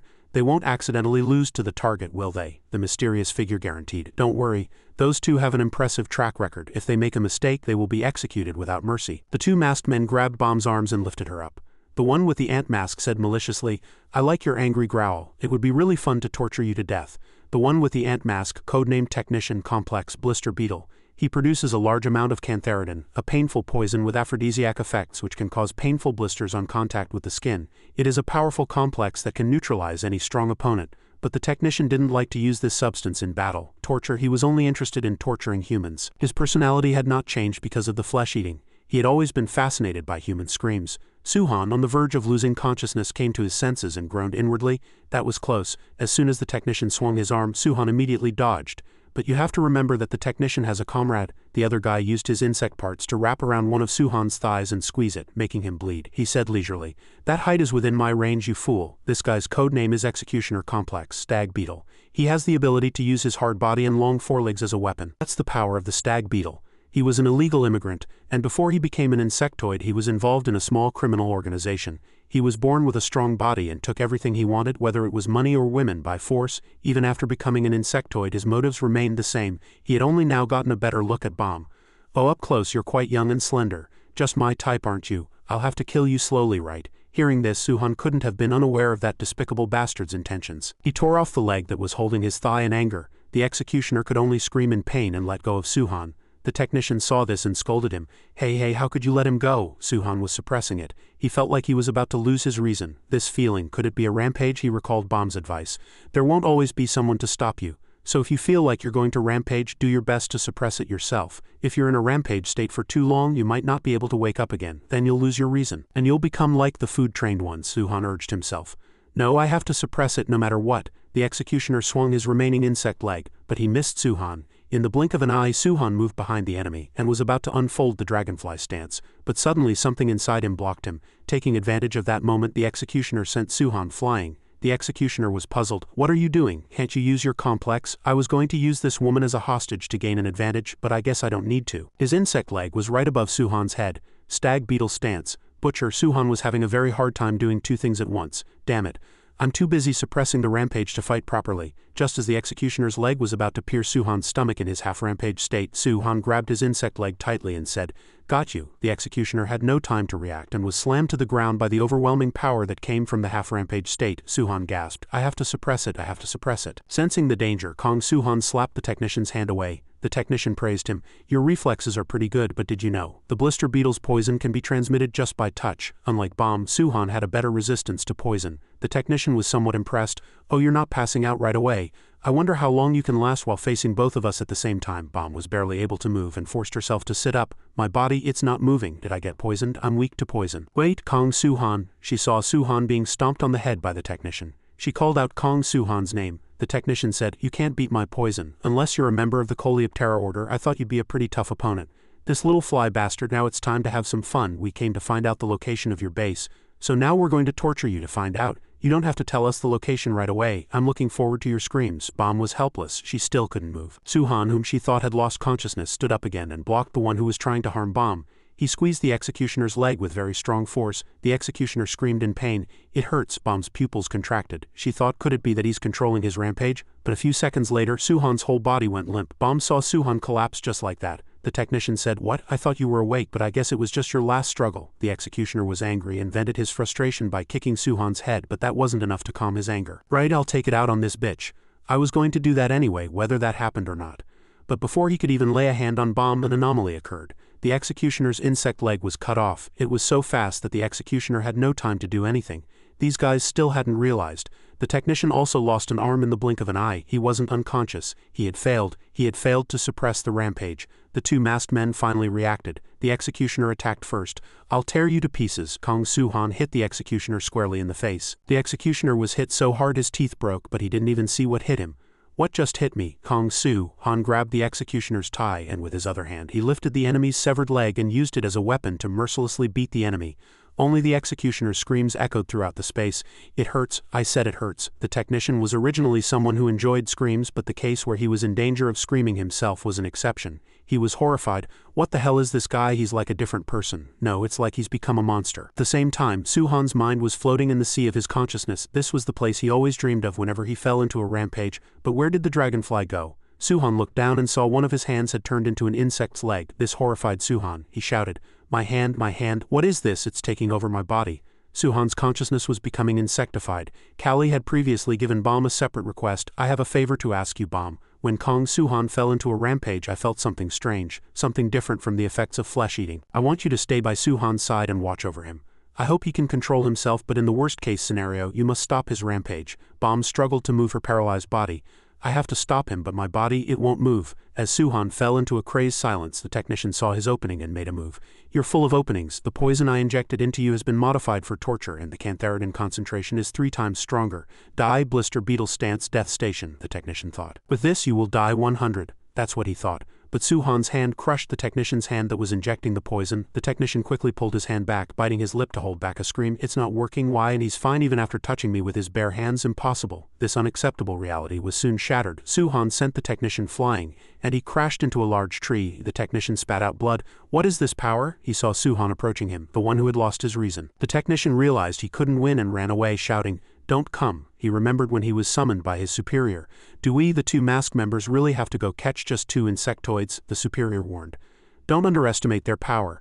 The synergy between complexes can be a variable. In the worst-case scenario, capture him even if it means sacrificing one of you 2. The technician approached the executioner, grabbed one of his comrades' arms and said, "Hey executioner, it's the boss's order. We have to complete the mission, even if it means sacrificing one of your arms." "Right?" Then the technician began to openly cannibalize his own kind. Bomb was horrified. "Cannibalism? He's eating his comrade's arm." The technician's lost hand grew back.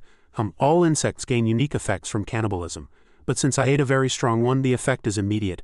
Anyway, it's really delicious. Is this how it feels to be a food-trained species? I only need one of you to get information from anyway, so I'll eat the other one too." The moment he spoke arrogantly, his body suddenly shot up. The technician was flustered. "Why am I in the sky?" While he was floating in the air, Suhan flew high up right in front of the technician's eyes. He saw Suhan's approaching fist and thought, what kind of monster is he? The fist created a powerful shockwave and Bomb watched, waiting for the result. Is this Kong Suhan's rampage? Bomb got goosebumps. It seemed like the rampaging Suhan's next target was her. When she turned in surprise, Suhan's hand was right in front of her face. She screamed in terror, but thankfully Suhan was back to his usual self. He asked with concern, "Are you okay? Are you badly hurt?" "I don't know what happened, but let's go back and get you treated first." Bomb was surprised. He regained his senses on his own. That night, the lights in the abandoned school were brightly lit again. A young man was lost in thought in his room. Suhan was disappointed in himself. "I ended up rampaging again. Those pet shop guys ended up in a terrible state, but I'm the one who did it. If I keep this up, I'll really become a monster." Just then, Bomb appeared and encouraged him. "Wow, if it weren't for Kong Suhan, I would have been dead. He saved my life. Should I grant him a wish?" "Don't get discouraged by such useless thoughts. I told you that being sentimental makes it easier to rampage. Don't worry, everyone is the same as you in one respect. Even Mr. Li Han Seong, the most experienced among us, took at least a year, and Mr. Kong Jiu Jang, who fought you recently, has only just become able to control his rampage." And then Bomb brought up her own story. "As for me, before I joined Sedic, I was a food-trained individual at a pet shop farm. I almost lost my sanity. I was just waiting to become a monster in despair. That's when Leader Callie found me." Suhan asked quietly. "Did Leader Callie save you?" Bomb said.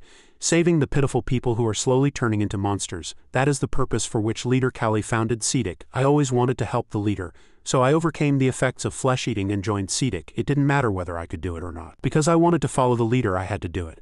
After talking about her motivation, she smiled gently, handed over the torn photo and said, "You have your own reasons too, right? You'll be able to overcome it, so don't worry too much." Suhan looked at Hyen in the photo and replied, "Yeah, the two masked men who were defeated by Suhan were trapped in Lee Han-seong's beeswax. Callie came and reported pet shop has found us, faster than I thought." Lee Han-seong said, "It seems they've started looking for us in earnest now." Callie said in a low voice, "We've attacked several of their farms. It's a miracle they didn't find us sooner." Lee Han-seong asked, "What are your thoughts, leader? What should we do now? Pet shop has found us. Should we move the base quickly?" Callie replied, "No, these guys attacked those two outside the school. That means they're not yet sure of our location. We still have some time. Let's think of another plan now." The executioner's eyes trembled and shone. One of his eyes was a hidden camera. The mask group used it to obtain information and evaluate. "They're underestimating us too much. Anyway, those two don't seem worthy of being masks anymore. To lose to just one guy, our company is always short on talent," one of the masked subordinates said. "If you had given us the job, we would have definitely succeeded," another one said sarcastically. "But why did you send such low-class trash?" the leader explained. "Those two were the lowest quality among the masked, but even trash has its uses. Look, by sacrificing two insignificant subordinates we found their hideout." "A plan? They don't have time to make a plan. From this moment on it's an all-out war. And this is the mask, a special guard unit." Lab Journal 1 December 20, 2002. A building deep in an uninhabited mountain. A drug called jungle juice was researched here. Today is the first experiment of the new drug. The lead researcher is me, Callie Bison. That was about 10 years ago when Callie Bison was the head of the lab. Lab Journal 43, June 1st. The experiment results are progressing smoothly, and I'm gradually getting used to the screams. The new drug accelerates the physical changes of the subjects, but it also seems to cause extreme pain and severe side effects. It was an inhumane experiment, but I am not guilty. I was just doing what I was ordered to do. Humans are only kind to things that are important to them. Callie received a call from his young daughter. "My princess, did you call Daddy? You know Daddy's working, right, His young daughter's sobs could be heard over the phone. "Daddy, come home quickly." My body feels strange," his young daughter, half transformed, called out to her father for help in a changed voice. Lab Journal 44, Callie's lifelong nightmare. "It was a newly improved version of jungle juice that I received from my superior. It was an unfinished sample to be used on the test subject, so I left it at home. But my daughter accidentally broke it." Callie trembled as he hugged his daughter. "Don't worry. Daddy will fix you." Lab Journal 3250. "I did my best and I finally completed it. A drug that turns insectoids back into humans. After that incident, my daughter was kept in a special hospital room. My innocent daughter asked, 'Daddy, what's going to happen to me now?' Callie stroked his daughter's head and said, 'Don't worry, you'll go back to how you were before. Just like your favorite fairy tale, like Princess Cinderella." Lab Journal 3251. "The reason fairy tales are called fairy tales is because they are not real. I finally realized it. This is karma. I did something I shouldn't have to a human, and so God gave me this punishment. I left that wretched base so that the tragedy I had to go through would never be repeated, so that I could become a guide for the lost." The chamber of a gun was opened. The one loading the bullets said, "Those guys don't know their base has been discovered yet. They're so stupid to still be enjoying this short peace. The chamber is full. I have no grudge against you." The gun was loaded. With this gun in hand, the masked one aimed straight at the Sedic base, fired the opening shot of the war and said, "This will be your grave." The bullet flew at supersonic speed, through the window of a room where a person was sitting. A moment of silence followed the gunshot, and the bullet was caught in one hand. The one who caught the bullet of declaration of war was Callie. "An uninvited guest has arrived." The masked leader couldn't help but be surprised. He caught the bullet. Impressive reaction speed, but it's useless. Seeing the strange bullet, Callie quickly threw it away. The bullet exploded in midair and the loud noise put the Sedic members on alert. The leader exclaimed in admiration, "It's as powerful as ever. That old hunter's bomb ant complex. I could only copy it once, but it's still very useful. Now that the trigger has been pulled, it's time to start the mission." "My proud masks," a female mask said. "Don't forget our extra reward, boss. I want to buy a new Chanel bag. This one is Kotbame Complex, Asian predatory wasp." Another one spoke like a priest. "Oh, you sinful little lambs, receive the wrath of God. He is the priest. Complex giant water bug. A guy in the bushes found his target. Slaughter, interfere. This one is the tracker. Complex wolf spider." Another one seemed to be of upright character. "A surprise attack is against the code of chivalry, but it's the boss's order." This one, loyal to his superior's orders, is the knight. Complex samurai ant. The boss commanded, "Listen up everyone, because of that explosion just now, the enemy will come out with all their might. Occupy the abandoned school and kill every single one you see. Don't give them a chance to escape. Now they're rats in a trap." Callie gripped his cane tightly, blaming himself for his carelessness. "There must have been a tracking device on those masked guys. I made a mistake. But did you think I wouldn't be prepared for something like this? You want to beat me? Bring it on, you sons of bitches." Lee Han-seong appeared. Sparks flew everywhere. The priest, trapped in a ring of fire, said, "Oh, this is like the fires of hell." Hammond growled, "You talk too much, you bastard." Tracker was surprised by someone's voice. "Found you." He was startled but reacted quickly. Just then, Jiu Jang appeared, ready to fight.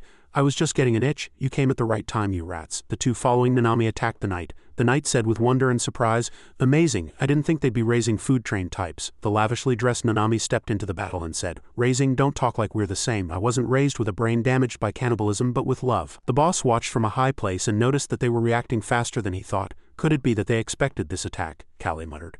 For the past few years I have prepared for all sorts of emergencies, so now I will not lose anything more. Come, pet shop, I will face you with my full strength. Katbame was in a helpless state and shouted, is this beeswax? Li Han Seong said, you won't get out easily. My high concentration beeswax is harder than concrete. I'll bury you alive, Katbame exclaimed dramatically. My goodness, so much beeswax. The layer of beeswax harder than concrete in a room was shattered. Katbame showed that she was not to be trifled with and said, it's a useless effort anyway. Li Han Seong realized the situation was more dangerous than he thought. She broke my beeswax layer. So easily, Katbame sneered. No matter how hard that beeswax is, it's just a lump of oil that bees use to build their homes, right? Your complex is nothing special, is it? Han Seong created a beeswax wall to block the enemy's attack. My single complex can't cut through that. I have no other choice, but Katbame attacked quickly and didn't give Han Seong time to enter his best state. Too fast.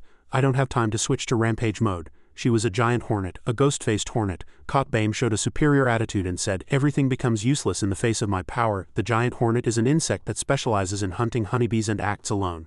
They ambush the honeybees' hive and brutally kill them one by one. The fate of a honeybee facing a giant hornet. Han Seong thought to himself that he had to find a way to buy time to switch to rampage mode. Katbame caught the stinger that Han Seong had just created. She crushed it and said, shall we end this now? I'm busy, nothing remains but death. Blood splattered. Nanami fell to the ground in fear. She saw her two bodyguards cut down by the knight, their life and death unknown, and muttered helplessly. My bodyguards. The knight pointed the tip of his sword at Nanami's neck and praised, impressive, your complex is a brainwashing type, isn't it? These guys are food-trained types raised at pet shop. These monsters only know meat, yet they pretend to protect you. Nanami said nonchalantly, I brainwashed those guys. It's too late for you to realize it now. This pheromone is an ant complex. From now on you'll be mine. The scarce large blue is a butterfly that preys on ants. It mimics the sound and pheromones of a queen ant, making other ants protected. Nanami tempted him. It's a pleasant smell, isn't it? How about it? Taking off your mask and being on my side, the knight said. I don't know if this smell is fragrant because I don't have a nose. Nami was terrified by the knight's grotesque face, which had only a mouth. In the burning field, Hemen attacked the enemy but missed. The priest jumped high and shouted, how dare you use hellfire, you demon, heaven will curse you. A fire user fighting someone in the water, how disadvantageous. The priest repeatedly appeared and disappeared from the water, giving Hemen a hard time. I thought that guy was all talk, so he deliberately lured me to the water's edge. Is he trying to block my fire? Hemen's leg in the river was caught by the enemy. The priest laughed with joy. Got you. The satanic, demon-like child was dragged entirely into the water. Hemen couldn't properly light a fire. The priest introduced his ability. The complex I have is a Renatra, a water scorpion. This is the spear of judgment for you. On another battlefield near the river, a rather fierce fight was also taking place. Jiu Jang used his five-horn strike and the tracker spun in the air, skillfully dodging all the attacks. He even inflicted damage while brushing past Jiu Jang's body. Jiu Jang was also having a headache. Damn it, that guy is too fast and he's small and moves on all fours. So I can't even see him in this tall grass. Wolf spiders, spiders that live alone like real wolves and don't spin webs. They roam the grasslands alone and track their prey. Unlike other spiders that spin webs and wait for prey to appear, wolf spiders are much faster and more brutal. Jiu Jang cursed inwardly. Damn it, Kong Jiu Jang, I can't lose as desperately as last time. I have to show my brothers that I can do it too. The boss prematurely concluded that the battle was already over. Those two are no longer capable of fighting. They won't be able to move after being hit by the blister beetle's poison. I was surprised you reacted quite quickly, but in the end you're just a swarm of trash. Compared to my masks who have undergone systematic mental training, you're just entertainment for me. A second bullet threateningly lodged at Callie's feet. Callie just smiled faintly. Is that so? Jiu Jang, whose neck was bitten, suddenly said, I have no choice. As Jiu Jang detached the horn on his back, the tracker was surprised and had to dodge. He heard Jiu Jang say, I didn't want to use this. Jiu Jang, entering a state of mental control, grumbled, it would be really embarrassing if someone saw me like this. Something like spider legs was stuck in the ground. Because I made my body smaller. Copy Huntsman Spider. The tracker growled. An unidentified ability is a risk factor. It must be eliminated immediately. After making a sharp sound, the tracker launched himself but missed. Jiu Jang's voice was heard from behind. I noticed you only rely on speed and always try to get behind me. You never face an opponent head-on. Not against an opponent who is faster than you, right? Huntsman spiders are very fast despite their large size. Jiu Jang snorted. They say a crow tit will break its legs trying to walk like a stork. Copying the power of the insect I absorbed, this puts a huge strain on my body. Maybe my body can't keep up with this speed, but I have to show them that I'm useful, the boss muttered, surprised and bewildered. What? He could no longer remain relaxed and shot up. My wolf spider mask is losing. Callie still had a smile on his face. It's too early to be surprised. More bad news came. The boss heard his subordinate's voice and asked, "What's wrong?" Caught Bame while being pinned by the neck by someone, said in disbelief, "You shouldn't be able to move because of the blister beetle's poison. Why? How can this be?" Callie muttered. "The real fight starts now." Suhan grabbed Caught Bame by the neck and dragged her along the ground. Wasps have almost no natural enemies, and among flying insects they are one of the most hunted species. But even giant hornets are hunted, and their most fearsome predator is the dragonfly. A few minutes ago, after the declaration of war bullet exploded, Suhan and Bomb were startled by the sound of the explosion. "What, an explosion? At our hideout?" Bomb became anxious.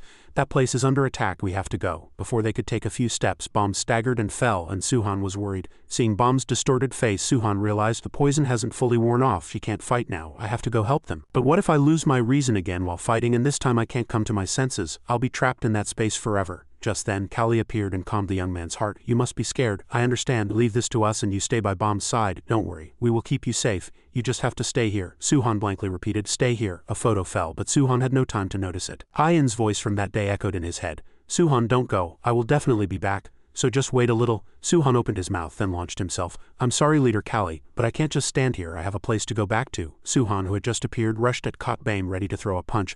"I'll give you one last chance. If you want to surrender, do it now," Lee Han Seong shouted. "You idiot, you should watch your back too." Suhan didn't have time to dodge the poison stinger that flew from Caught Bame. Mocking sound like a snake flicking its tongue was heard. "Ah, sorry, but I'll kindly let you know, any insect stabbed by my poison stinger will go to the afterlife." She even seemed to be enjoying it. As expected, the dragonfly's reaction speed is really fast. "You're much more entertaining than that useless honeybee." Suhan used his superior speed to attack Caught Bame again, but Caught Bame was now on guard. She dodged easily and commented, "But only your reaction speed is fast. Your attacks are nothing to me." The two sides moved at such high speed, one attacking and the other dodging. Lee Han Seong watched the situation and worried. What's wrong? His movements are much slower than before. He's not using his stance either. Is it because of the blister beetle's poison, or is he unable to focus on the fight because he's afraid of losing his reason? Indeed, Suhan was fighting against himself, who was about to rampage. Caught Bame also noticed something was wrong while facing him. What on earth is this guy thinking? Well, that's good. No matter how strong your complex is, it's useless if you don't use it. Caught Bame stomped her foot to create an opening. Suhan moved behind her and delivered a kick. Suhan felt something was strange. "Strange, I aimed for her blind spot, but she still blocked it. It's like she has eyes and ears everywhere. A lens. That is my eye to see the world." Two young men saw a woman and said to each other as if possessed, "Hey, a girl who likes attention like that is easy to pick up. Send her a message, what do you think?" someone whispered. "Through the lens you can find and meet anyone, and that is my favorite strategy." After she killed the person who came to meet her, she looked down on him while rummaging through his wallet. "What? This guy is a total beggar. College students are so boring." "Well, it can't be helped. I still have a lot of other prey. With this, everything becomes much easier. This lens is my eye." Not knowing the details, Suhan could only guess. "She's seeing my every move. Does she have compound eyes like me?" While Suhan was casually guessing, Caught Bame made a decisive move. "Got you." It was almost certain that Suhan would not be able to react, so the battlefield needed the support of a comrade. Honeybee stance, stinger shot. Lee Han Seong appeared in time to prevent a defeat and reminded him, "Suhan, you idiot, what are you doing? Fight properly." Suhan didn't forget to thank him. Lee Han Seong said with difficulty, "I'm poisoned so I can't move. You have to win this fight with your own strength, so listen carefully. 25. Reveal about 25 of your rampage state. It doesn't matter if it's your hands or feet. Concentrate all your strength on one part of your body and release it. That way you'll be able to control it." At first, Suhan thought, intentionally enter a rampage state, will it be okay? But then he remembered what Callie had said. Push your body and mind to the limit. That's the easiest way to rampage. That's the theory, but how can I do it? Caught Bame approached and reminded Suhan. "How dare you get distracted when I'm still here?" Dodging Caught Barem's blade, Suhan calculated inwardly. "Damn it, what should I do?"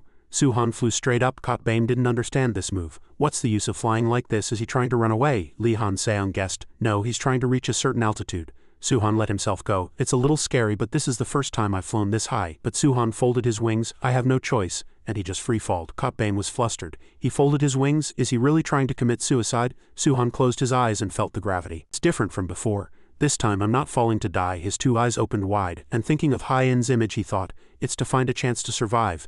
Just before his head hit the ground, the force of the free fall was strong enough to create a shockwave. Lee Han Seong cursed, "You crazy bastard. Falling from that height, how stupid can you be?" What was important now was the result. He had succeeded in controlling a quarter of the rampage. Suhan calmly described the sensation. "It's a strange feeling. It's like a part of my body is no longer mine. Am I controlling it? Well, anyway, I'll find out if I try." The result was very satisfactory to Callie.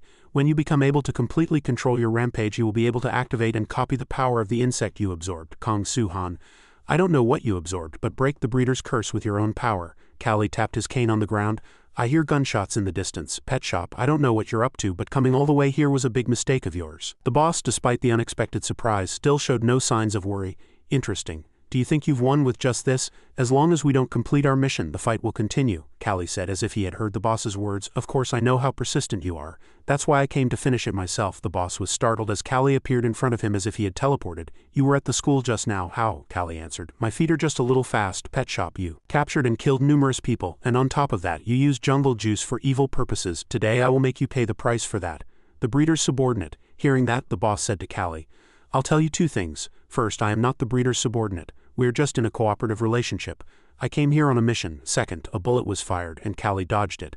The boss emphasized, You're the one who made a mistake. After rendering Bame unable to fight, Suhan approached Lee Han-seong and asked. Lee Han-seong was still paralyzed. I'm fine. The poison hasn't completely worn off, but it's enough to survive. Lee Han-seong had to acknowledge him. You did it. Seeing you take down that giant hornet in one blow, I thought you've now become able to control your rampage state to some extent. Suhan said happily. Then the effects of the flesh-eating are gone now. Lee Han-seong pulled him back to reality. Not even close, Lee Han-seong reminded him. If it was a problem that could be solved so easily, Nest wouldn't have locked you up. You've only succeeded in controlling 25. The risk of you turning into a monster someday still remains. Now let's take that mask to the school and go help the others. Suhan helped Lee Han-seong up and agreed. But when he looked back to where he had left Bame, she was already gone. She disappeared. Back at the river, Hyeman somehow managed to crawl ashore. Hyeman gritted his teeth and cursed that all-talk bastard who had crazily attacked him and then ran off somewhere. In the forest, Nanami was unconscious. There were cuts all over, and for some reason the knight was protecting Nanami. The tall grass where Jiu Jang and the tracker fought. This tracker was much weaker and was being judged by Jiu Jang. Choose, will you surrender now and beg for your life, or will you make this place your grave? The masked tracker's eyes shone purple. I can't complete the mission. The target is too strong. There are no other options. Jiu Jang took notice. What's that? A gun? For some reason the tracker was pointing a gun at his own head. Jiu Jang pretended to be strong on the outside, but he didn't really intend to take the enemy's life, so he said in a flustered tone. Hey, what are you doing? The tracker wasn't trying to kill himself but inject something. But the boss's voice stopped him in time. Stop. We've achieved an unexpected goal, so return immediately. The tracker followed the order and quickly turned away, ignoring Guang's shouts. Hey, come back. You think I'll just let you run away? But the moment Guang jumped onto the bridge, he suddenly stopped. What's this? The battlefield of the two leaders. The boss had already fired a few shots. The bullets aimed straight for Callie's head, but they missed him and hit the tree behind him. Callie appeared behind the enemy. Since he was behind him, he wouldn't give him a chance to react. The boss turned his hand holding another gun behind him and said, Interesting. Callie still dodged and used his cane to land steadily on the ground. The boss was somewhat curious.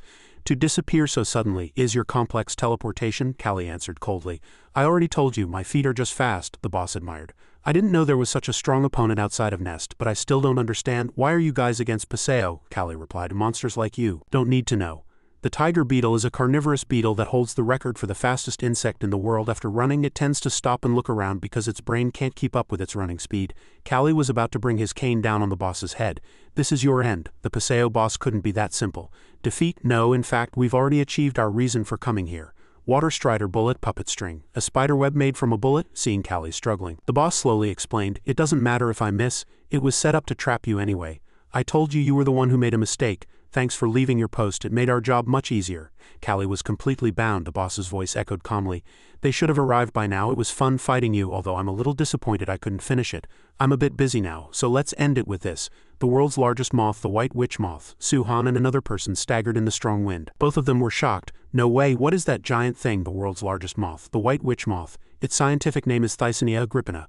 The boss slowly introduced it. Are you surprised? She is one of the most special insect humans managed by the breeder. No need to be on guard. She came to pick me up, the subordinates returned. Welcome back, my proud masks, the boss said friendly. The priest handed the boss a box. This is what you requested, great pioneer, the boss said. Normally I would have killed you as the breeder requested, but I was curious how you overcame the after effects of absorbing other insect humans, so I deliberately made you focus on the battle and went to observe your base. And unexpectedly I found something unexpected. A vein popped on Callie's face. Amber. You must have found that in my office. Callie broke the binding threads. The mask group and their container were carried away by the giant moth. Now my business with you is over. Farewell. Callie shouted. Wait, you guys, do you know what that is? The boss answered refreshingly. You think I don't know? Just like you, I was a member of that lab. Give my regards to your daughter, Callie Bison. After the mask group disappeared, it coincidentally started to rain, and Callie, who was dazed for a moment, muttered silently, You bastard! The Sedic group returned to the old school. As expected, all the amber and data were stolen. Moreover, Lee Han-seong and Nanami were in a critical condition, and only the four of us could move. Kong Jiu Jang said, These bastards have made a mess of this place. They attacked the school in a short amount of time. Hyeman also agreed. From the beginning they intended to lure us into battle to buy time. Suhan immediately worried. Wait, if they came into the school, is Bomb okay? Jiu Jang confirmed that Bomb was fine. It seemed they were only looking for the amber, although she was still suffering from the poison. Jiu Jang suggested to the leader, our location has been exposed. We need to prepare to move somewhere else immediately, Callie said.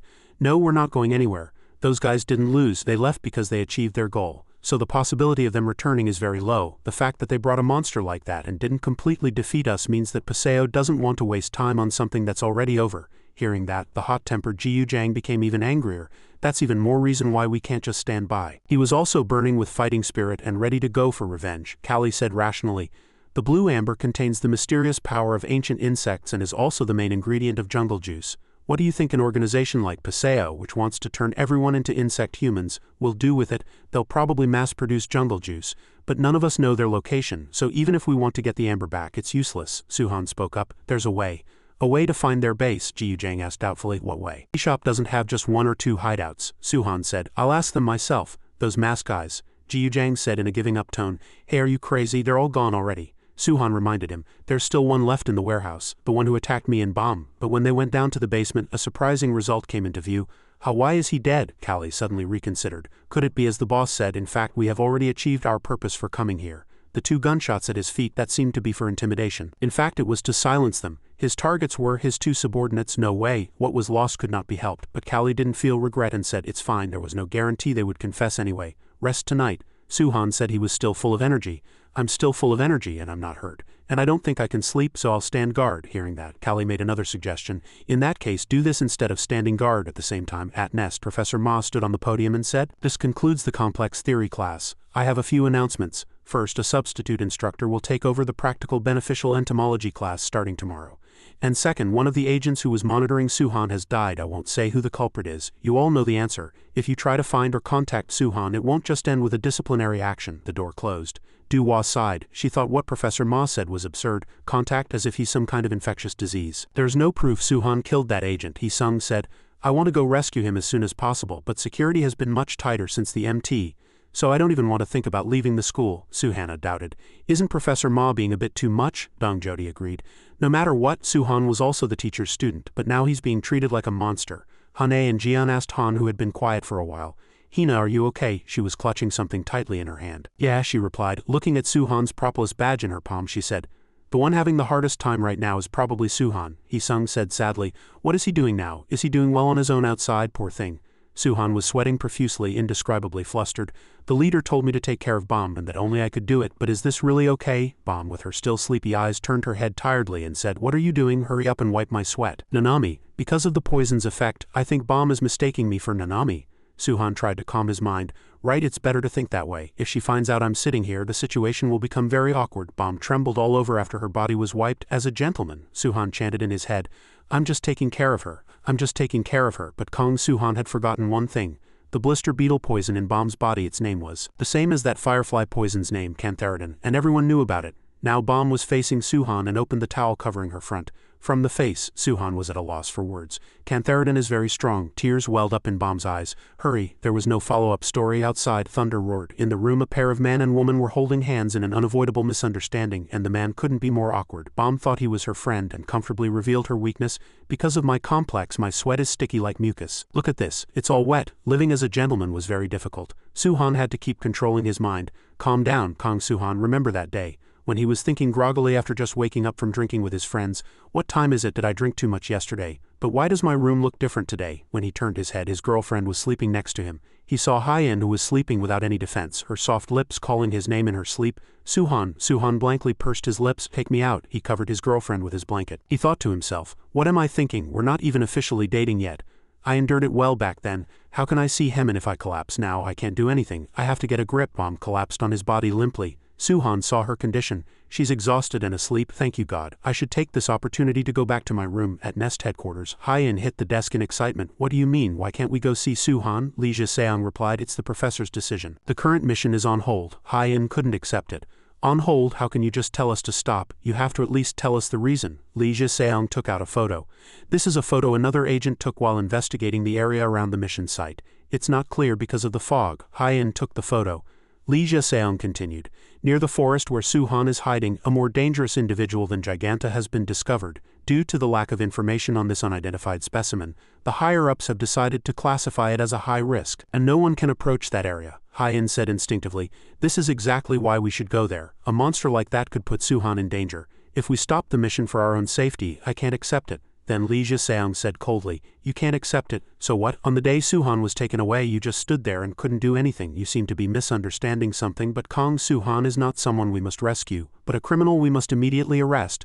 Don't lose your reason over emotions and forget your duty. Can't save him with your strength anyway. Hyen was so ashamed she got angry. You think I don't have the strength to do it? She threw a punch at Li Seong's face to prove her strength. Hong Longjang called out, worried about his junior, and Hyen was listing her achievements. Here I learned a lot from Professor Ji. Oh, Jiu Jang also stopped snacking. Hyen said arrogantly, and you still think I'm weak? Li Seong was after all a senior in an elite group, so he taught Hyen a lesson. Don't ever go around saying you're Professor Ji's student again. You'll tarnish his name. Hyen was shocked. What? He didn't move at all. Li Seong then punched his junior in the stomach. Youngsters these days don't know how to respect their seniors. Let me teach you. No matter how persistent a cockroach is, it gets crushed in the face of greater power. You might think you're the most angry here, but you probably don't know that we lost a junior too. He worked with us for 2 whole years. My only wish now is to find the culprit and tear him to pieces. If I could, that is. Jiu Jang caught Hyen, who was thrown at Li Seong.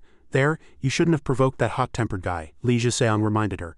You have to control your emotions better at times like this. If you want to catch them, don't let your guard down. From now on, you just have to faithfully attend your classes. There's nothing you can do now. This was not just for Hyen, but for all of Suhan's friends. Hyen sincerely couldn't accept it. While Hong Longjang was comforting Hyen, one person was secretly standing near the door listening to everything.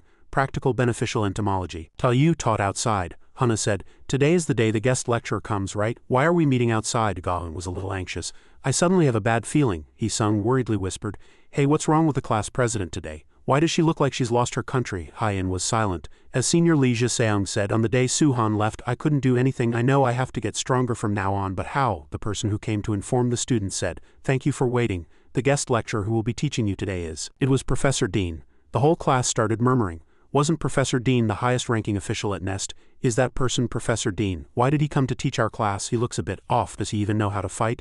Professor Dean tilted his head and said, let's begin. With the sound of the wind, a sharp sword strike swept by. As soon as Professor Dean drew his sword, he cut down all the trees within its range in a single breath, and all the students watched him with a mixture of surprise and admiration. You can die at any moment, so be on your guard. Professor G probably said that just to scare you. I don't say things without meaning, so I'll just kill you all and be done with it. The abandoned school, Sedic's base. Everyone gathered in one room and listened to Callie. Before we make our next plan, it seems you've all recovered to some extent. From now on I will explain our current situation. I hope you're feeling a little better, Bomb said with a puzzled look. Yes, but I think something happened while I was unconscious, Callie replied.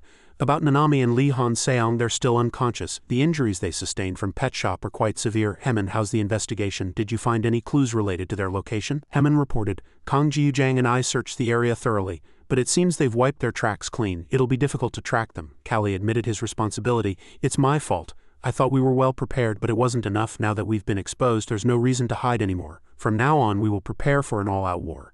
Back at Nest Practical Training Ground, Professor Dean smiled meaningfully at the horrified and pale-faced students. All right, it seems I got a little too excited. Now I will explain today's class. It's simple. Make me take my hand off my back. That's it. The students thought this goal was too simple, Professor Dean added.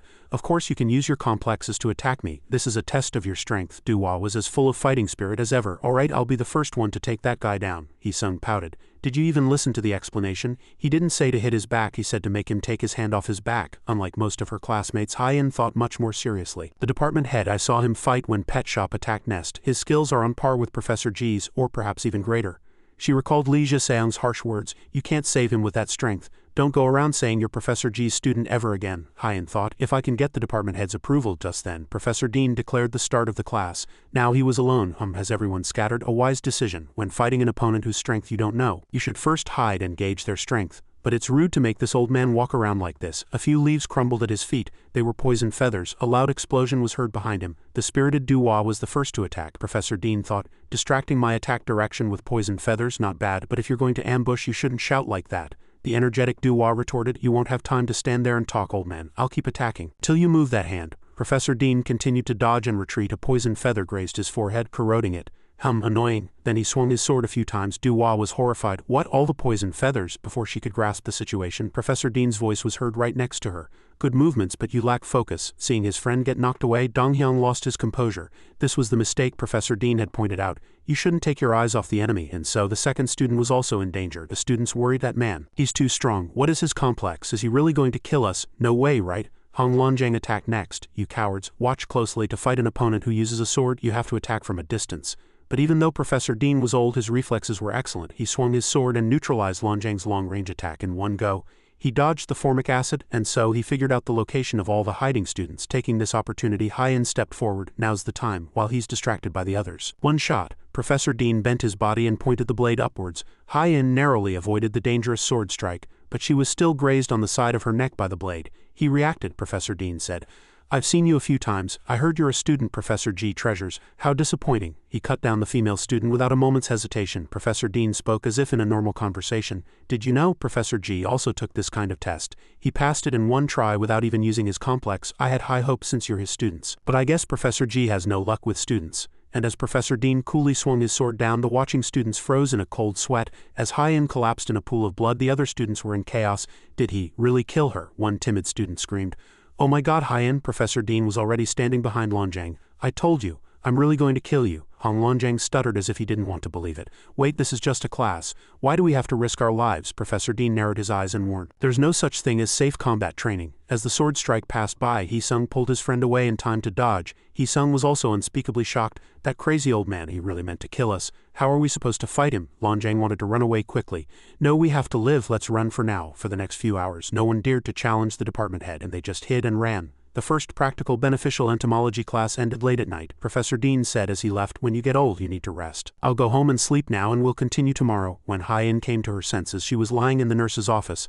Are you awake? The no Bidan Sunbae was gently stitching Hyen's wound. It's amazing, no matter how many times I see it, your regeneration ability has slowed down. The department head's sword is a little special. My job is just to stitch up the wound, but you came back from the brink of death. What a strange complex. The class is over, so go back to the dorm. The scar will heal soon, so don't worry. Again, I couldn't do anything and lost everything. Hyen monologued.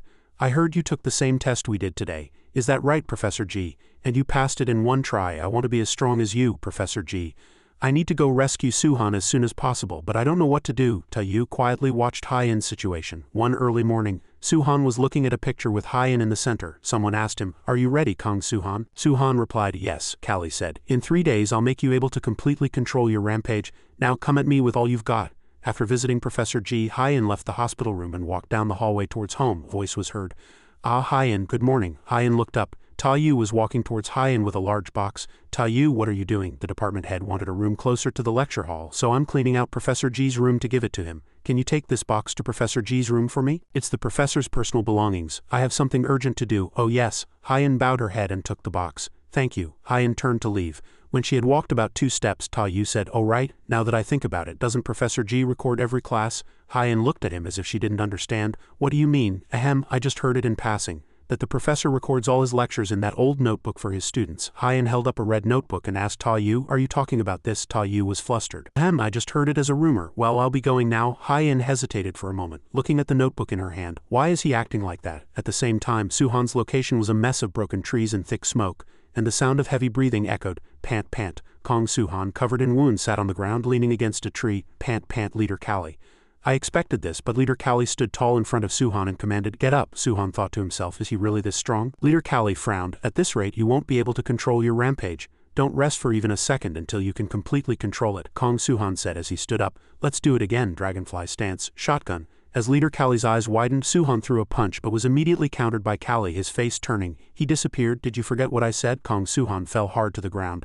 Ah, Leader Callie slowly descended. Suhan sat up abruptly and listened to Callie's teachings. First, you must enter the rampage state yourself. A normal fight won't help. Remember the feeling from your fight with the wasp. Leader Callie charged like an arrow. Again, wait a minute. I won't wait. I told you. I'll help you control your rampage in 3 days. Damn it, I have to try. Why isn't it working? I succeeded last time by falling from a very high place. How can I do that again? Besides, there are so many trees around. It'll be useless even if I try. There must be a way. A way to artificially enter a rampage state. Suhan clasped his hands and charged forward quickly, but one foot stepped on his hands and stopped him. It was Leader Callie. He stepped on Suhan and said, I have no choice. I'll have to use an extreme method. He took out a club and hit Suhan with all his might. Suhan clutched his arm in pain. Ah, my arm, Leader Callie said. The last time you succeeded in controlling your rampage was when you pushed yourself to the brink of death, wasn't it? Next I'll aim for your head. It won't be difficult for me to crush your skull with my speed. If you want to live, control that rampage somehow. You have to struggle and find a way to live when you face death again. Here I come. Nest. The view from high above was very peaceful, but in the deep forest a fierce battle was taking place. Duhua and her comrades, covered in wounds, were hiding close to a tree. Someone was trembling on top of a tree. Professor Dean carried his sword on his shoulder and looked around. They're good at hide and seek, haha, but at this rate the class will never end. Professor Dean muttered to himself. I could easily find them if I cut down all the trees blocking my way, but I'd get scolded again if I did that, so I have no choice. I just hope there's at least one person worth fighting. Before Professor Dean could finish his words, someone appeared in front of him. The person who appeared was Hyen. She was burning with fighting spirit. With her weapon in hand, she said to Professor Dean, please teach me a lesson. Professor Dean closed his eyes and thought quietly. A direct confrontation, what is she thinking? Hyen immediately attacked Professor Dean without a word. She grazed past Professor Dean and slashed at him. Professor Dean lightly bowed his head to dodge the technique. Hyen continued to attack from behind Professor Dean. He lifted his sword behind his head and blocked the attack from a distance. The others were watching. Hyen is fighting alone. What if she dies again? After fighting with Hyen for a while, Professor Dean evaluated her inwardly. She learned Professor G's combat skills, as expected of one of the top students in the first year, but that's why her movements are more predictable. As Hyen's attack missed, Professor Dean hit her back, making her fall to the ground. Professor Dean said to her, I thought you had some other trick up your sleeve, charging in so confidently. But if this is all you've got, it would have been wiser to hide like your friends. Step back if you don't want to die. Hyen clutched the wound on her neck and stood up in pain, continuing to attack Professor Dean. Professor Dean slowly drew his sword. Yes, I welcome that courage. Thud. Professor Dean stabbed Hyen right in the chest. Blood spurted from Hyen's body and splattered on the ground, and her friends' faces turned pale. Hyen's face turned pale as she gradually lost consciousness. Her comrades were worried but could do nothing but watch blankly. Professor Dean was expressionless. If I stab your vitals, you'll die instantly. Professor Dean glanced at the cherry blossom petals scattering in the wind. What? Hyen's head was down and blood was still in the corner of her mouth. Flashback. Professor G's journal. He left a record here for us. Hyen held the journal and bowed her head to Professor G. I'm sorry, Professor, I'll just take a peek and put it right back. Hyen opened the journal. He had recorded everything about their complexes, one by one. My name. The notebook read, Park Hyen Complex, Cockroach. Hyen's eyes widened in surprise. Park Hyen is good at learning combat skills and is also a very quick thinker. However, she is not using her cockroach complex to its full potential. It's understandable, but it's because she subconsciously has a great fear of death. But if she overcomes that fear and utilizes the cockroach's life force more effectively. Hyen grabbed Professor Dean's sword and stabbed herself deeper. Professor Dean closed one eye and watched her. Cockroach stance. Hyen's power exploded. She said confidently, you won't be able to dodge anymore. What incredible life force. That child will become a formidable being. I was certain I could kill her. She activated her stance and instantly revived. No, she had already activated her stance and let me stab her. Back to Suhan's training, Leader Kali raised his weapon. This time I'll break your right arm and make it useless. You'd better use your teeth. Kong. Suhan bit down hard on Leader Kali's weapon with his mouth. He encouraged himself. I have to survive no matter what. At this moment, Hyen's desire burned as brightly as Suhan's. I can die over and over again. Though they were in different places, the two were united in their goal so that I can get you back. As Suhan's power exploded, smoke filled the air. It was only for about a second, but he had finally succeeded in controlling his rampage. Kong. Suhan flew out of the smoke and entered his own space. He looked around. I'm here again. Did I fail again? Suddenly, Suhan's pupils contracted. His body began to change. What is this? Rampage. A phenomenon that occurs due to the influence of absorbing other insect humans. Specifically, the control of the body is momentarily passed to the DNA of that insect. Is this thing trying to take over my body? He recalled his conversation with Bomb. From now on, if you feel like you're going into a rampage, you have to hold on for as long as you can. Otherwise, your consciousness will disappear forever. Kong. Suhan bit his own arm. This damn dragonfly. You think I'll go down that easily? Bits of flesh flew into the air. Not a chance. I have to hold on no matter what. Suhan struggled desperately to break the dragonfly's control that was trying to take over his body. Images of cannibalistic insectoids appeared in Suhan's mind. His eyes turned black, his face filled with determination. But sharp insect legs tore at his body, spreading throughout and consuming him. Suhan was in agony. I can't take it anymore. He spread his arms and exploded. Suhan's subconscious returned to his original body. His whole body was drenched in sweat. Suddenly he opened his eyes. All of a sudden, he had calmed down. The forest where Hyen was fighting, terrified birds filled the sky. Look, she's holding on even after being stabbed. She blocked the professor's sword. Can Park Hyen really succeed? Hyen approached Professor Dean and attacked in an instant. A large explosion occurred and no one could see clearly what had happened. Hyen was sent flying and slammed hard against a tree behind her. Everyone stared at her in shock. Hyen's hand was still gripping Professor Dean's sword that had stabbed her. She lost consciousness. Oh my god, even after all that it was useless. Duwa trembled as tears streamed down her face. No way, we can never beat that monster.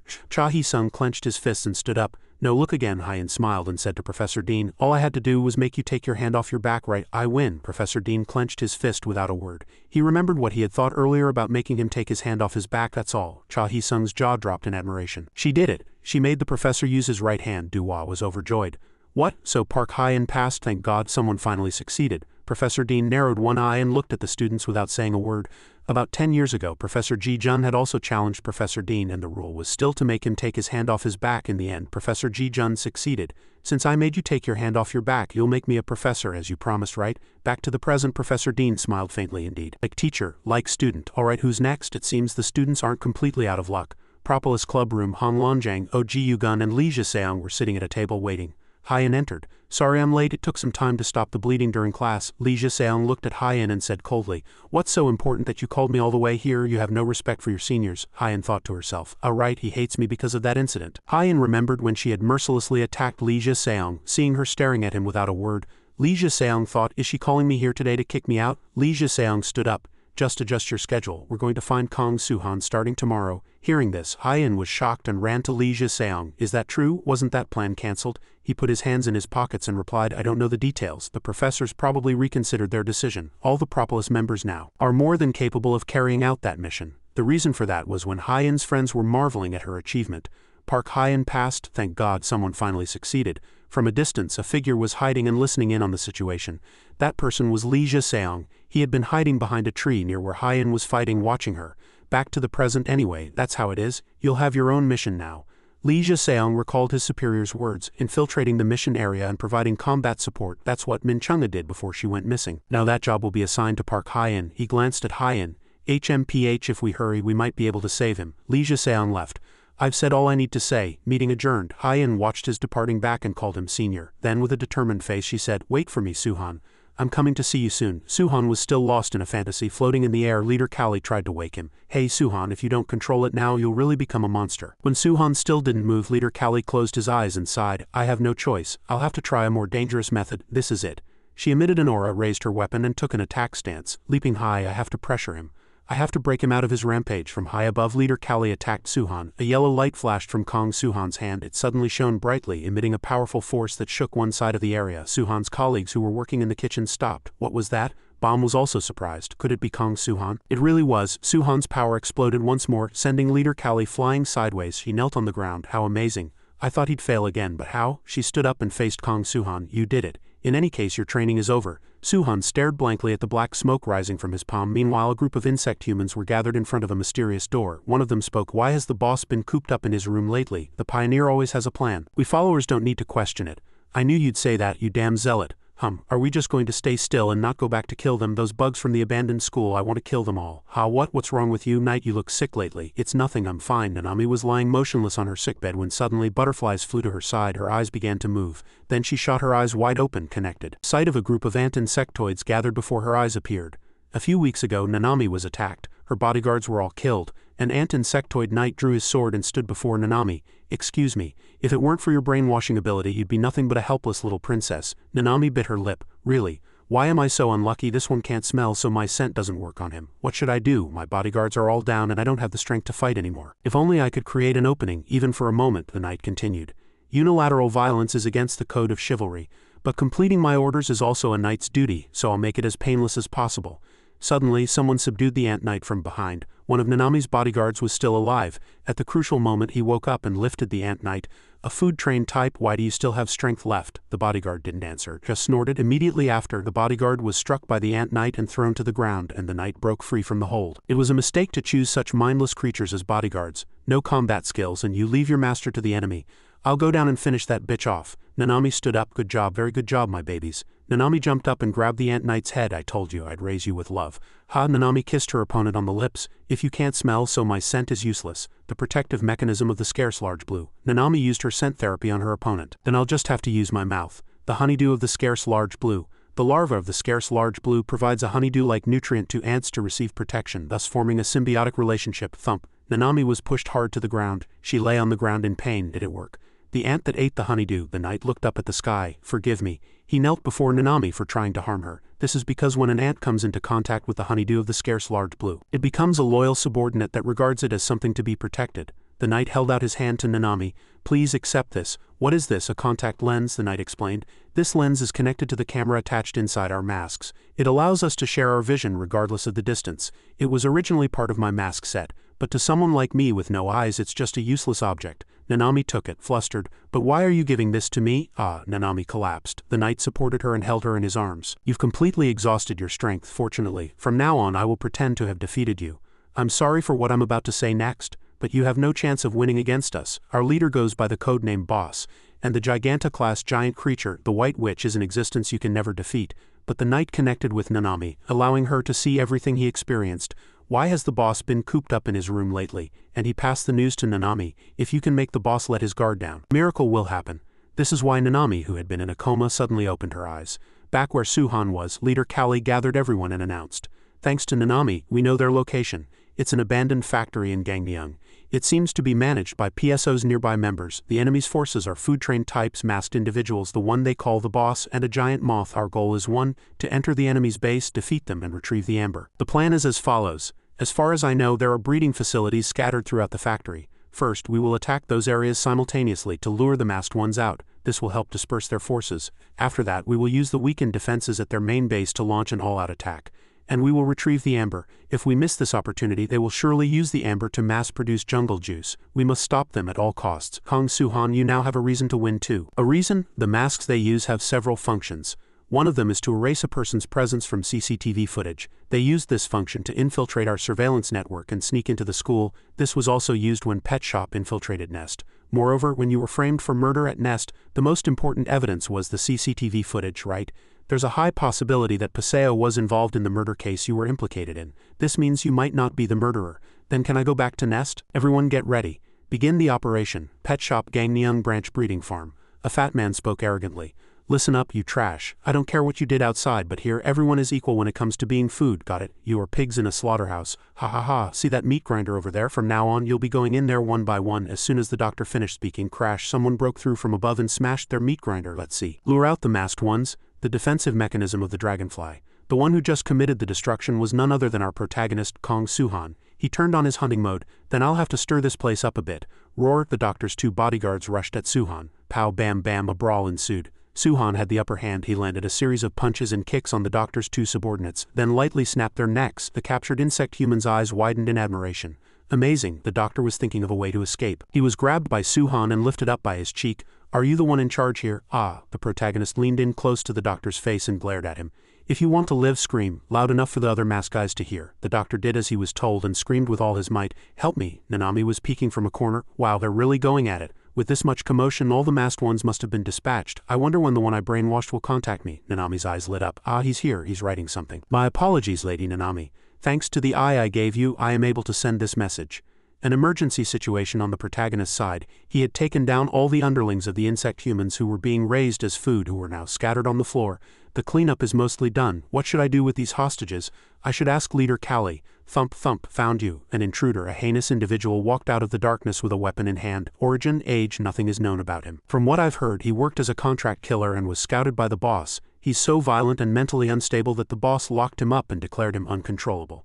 The fifth mask, Moss, and the strongest mask, the Undertaker. That was all the information Nanami had sent to the protagonist. The Undertaker attacked Suhan as fast as lightning. He swung his weapon. It's been a while since I've had some fresh air, and it's been a while since I've killed a person. His specific information was Moss. The Undertaker, and his complex was a jewel beetle. After a few attacks, thick smoke billowed up and the protagonist disappeared from the Undertaker's sight. He said arrogantly, "What, are you dead already? Ha ha ha ha, I'm right here, you bastard." The Undertaker blankly raised his head.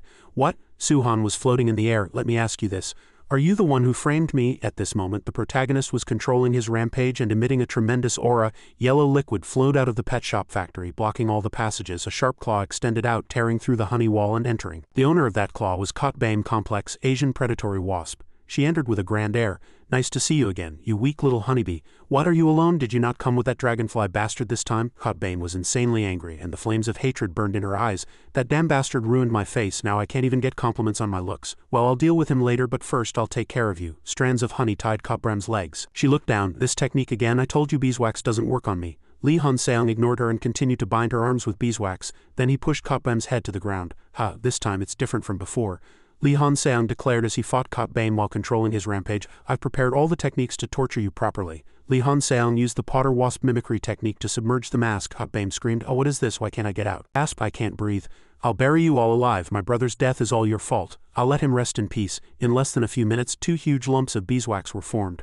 Lee Han-seong stood on top of them and looked into the distance. Meanwhile, Hyeman was leisurely smoking a cigarette. The cigarette burned down, and the ashes quietly fell to the floor. Drip, drip. Hyeman looked up when he saw water dripping from the ceiling. Why is it leaking? A minute later, water gushed in from outside the door. Where will he appear from? There was a large crack in the ceiling as well. Crash, water poured down on the spot where Hyeman was standing. The priest, with his water bug complex, leaped out of the water.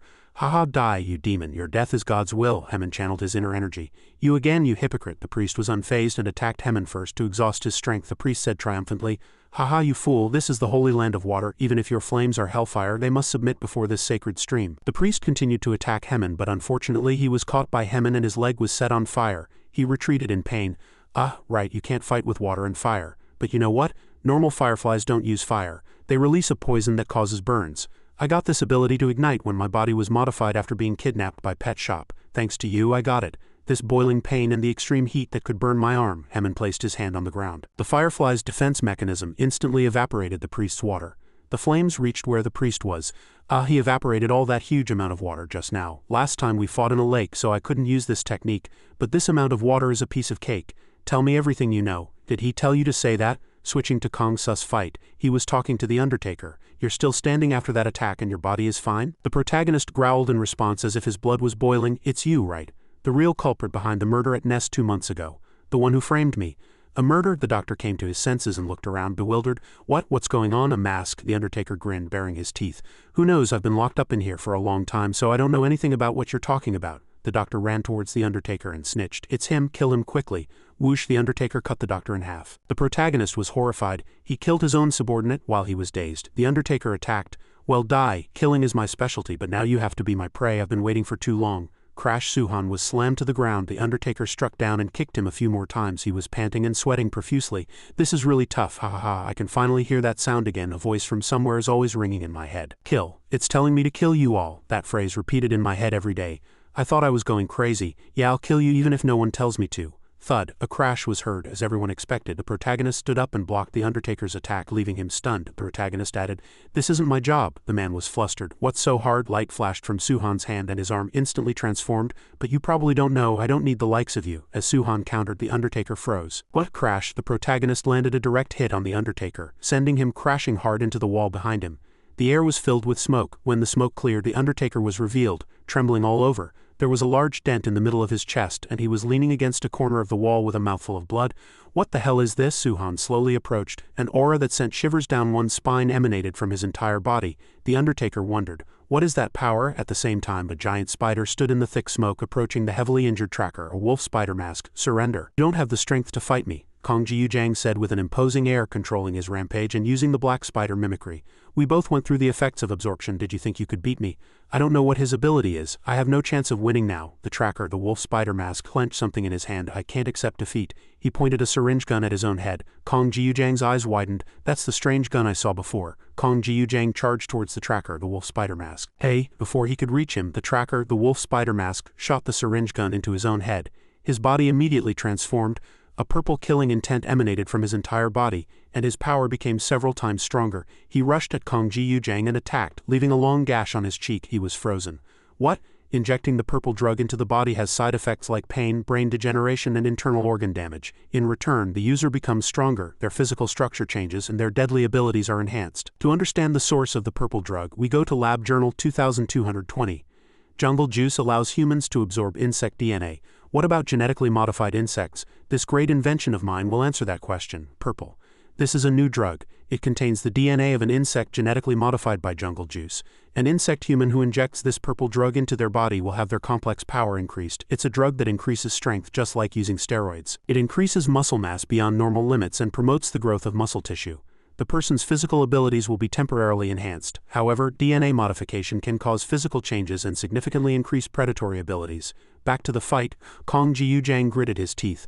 What, did you inject some drugs? As a bodybuilder I can't forgive that. While speaking, Jiu Jang got close to his opponent. But the tracker, the wolf spider mask, didn't fight back and ran away. Jiu Jang stopped and turned. Did he turn the corner? You fool, that's practically a dead end. After chasing for a while, Jiu Jang stopped. Blankly, he's gone. Something shot up from the ground. It was none other than the tracker, the wolf spider mask. He had located Jiu Jang and ambushed him from underground. Jiu Jang was slashed in the neck and was in pain. From underground, is it here? Thanks to that attack, I know where you are. Jiu Jang countered. A large hole was made under his feet. Jiu Jang looked down, flustered. It's not here. At this moment, the opponent's claws appeared from behind Jiu Jang and attacked. Die. After that, the tracker, the wolf spider mask's frantic slashing attacks followed. Die, die, die. Fortunately, Jiu Jang kept dodging. This bastard, is he just sticking his hands out of the ground to attack? Damn it, I can't keep up. Where the hell is that guy hiding? Around Jiu Jang, only the sound of die, die, die echoed, but the enemy was nowhere to be seen. Lab Journal 2267. A genetically modified wolf spider. Normal wolf spiders roam and hunt, but some species dig pits and wait for prey to come close. To maximize efficiency, I made some modifications to create long claws at the ends of the legs. As a result, the wolf spider's body has been optimized for ambushing. This was proven in the fight with the tracker, the wolf spider mask. He took advantage of Jiu Jang's confusion and pierced his body with his claws, lifting him up. Jiu Jang broke free from the enemy's claws and knelt on the ground. Blue veins popped on his face. Jiu Jang, what are you doing? Get up. You promised you'd never be weak like before again. When he was young, Jiu Jang was a chubby kid. His parents sold him to an orphanage as if they were selling an animal. That orphanage was under the management of Pet Shop. So Jiu Jang was forced to become an insect human and sent to a farm. A young insect human approached little Jiu Jang and comforted him. Don't be scared, Jiu Jang. My friend said there are people outside who have turned into monsters like us and they've formed a righteous group. They'll come to save us. So let's have hope together. Jiu Jang stopped crying and nodded his small head. Yeah. A short while later, the child who was talking to Jiu Jang became a pool of blood and was placed on a tray in front of him. Two people in full hazmat suits said, "Eat that or be cut into pieces. Which do you choose?" There was no hope or dreams here. This was hell. A lab staff member came to where Jiu Jang was locked up. "Anyone here? I'm here for an inspection." "Why is it so quiet?" Before he could finish his words, a staff member froze when he saw his colleague trembling on the ground. Reason for this sight was that Jiu Jang had knocked out 2 guards and escaped from the farm. At that time, little Jiu Jang thought he couldn't endure the effects of absorption, but he bit his tongue to stay conscious and survive. "This way, that kid's smell is coming from this way. Whoever catches him gets meat as a reward." Meat. Jiu Jang crawled on the ground towards the fence and prayed, "I don't want to die. I don't want to become a monster like them. Please, someone save me from this hell." He desperately grabbed the wire fence. "I just want to live." Suddenly, someone answered him. "I understand. I'll get you out of here." The person who appeared was Leader Kali. Tears streamed down Jiu Jang's 2 eyes. Leader Kali told him, "You're badly hurt. Let's get you treated first." For Jiu Jang, that was the day he met his new family. He reached out and took Leader Kali's hand, starting a new life, and now he had to be strong.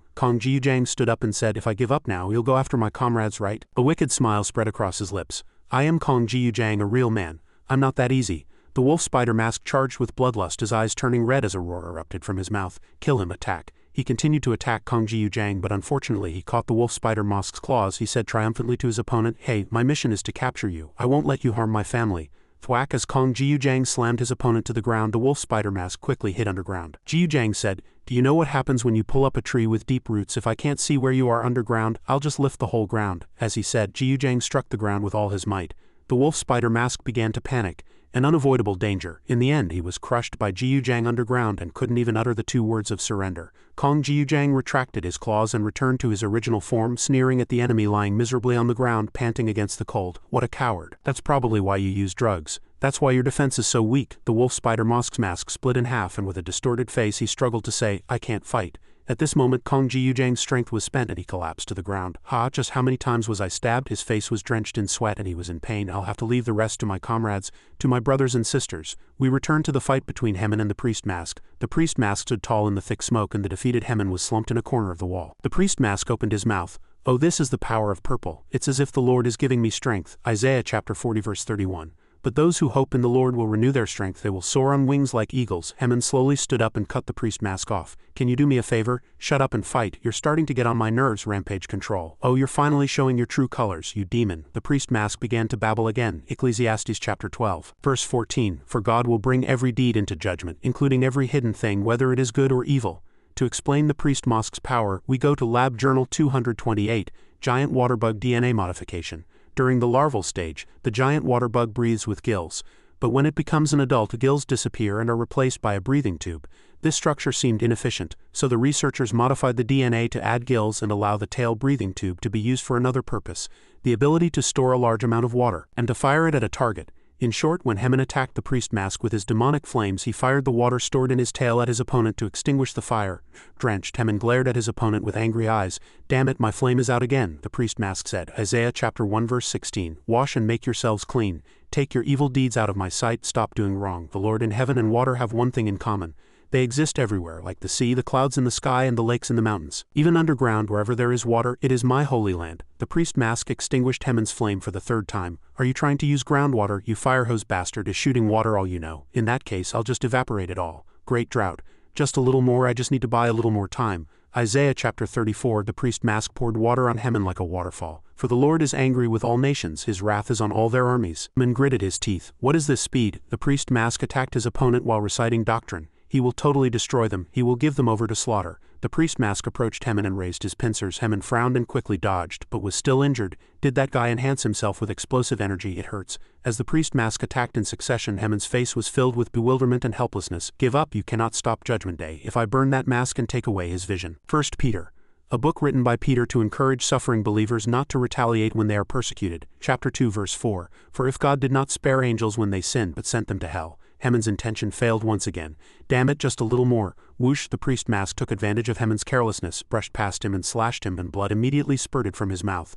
"You foolish demon, there is no salvation for those like you who do not believe in the Lord's existence. Only hell awaits you." Hyen lost his balance and fell, his face submerged in water. "The Lord's will? No, the Lord did nothing for us. It was humanity, not the Lord, who created hell." The priest mask turned and approached Hyen.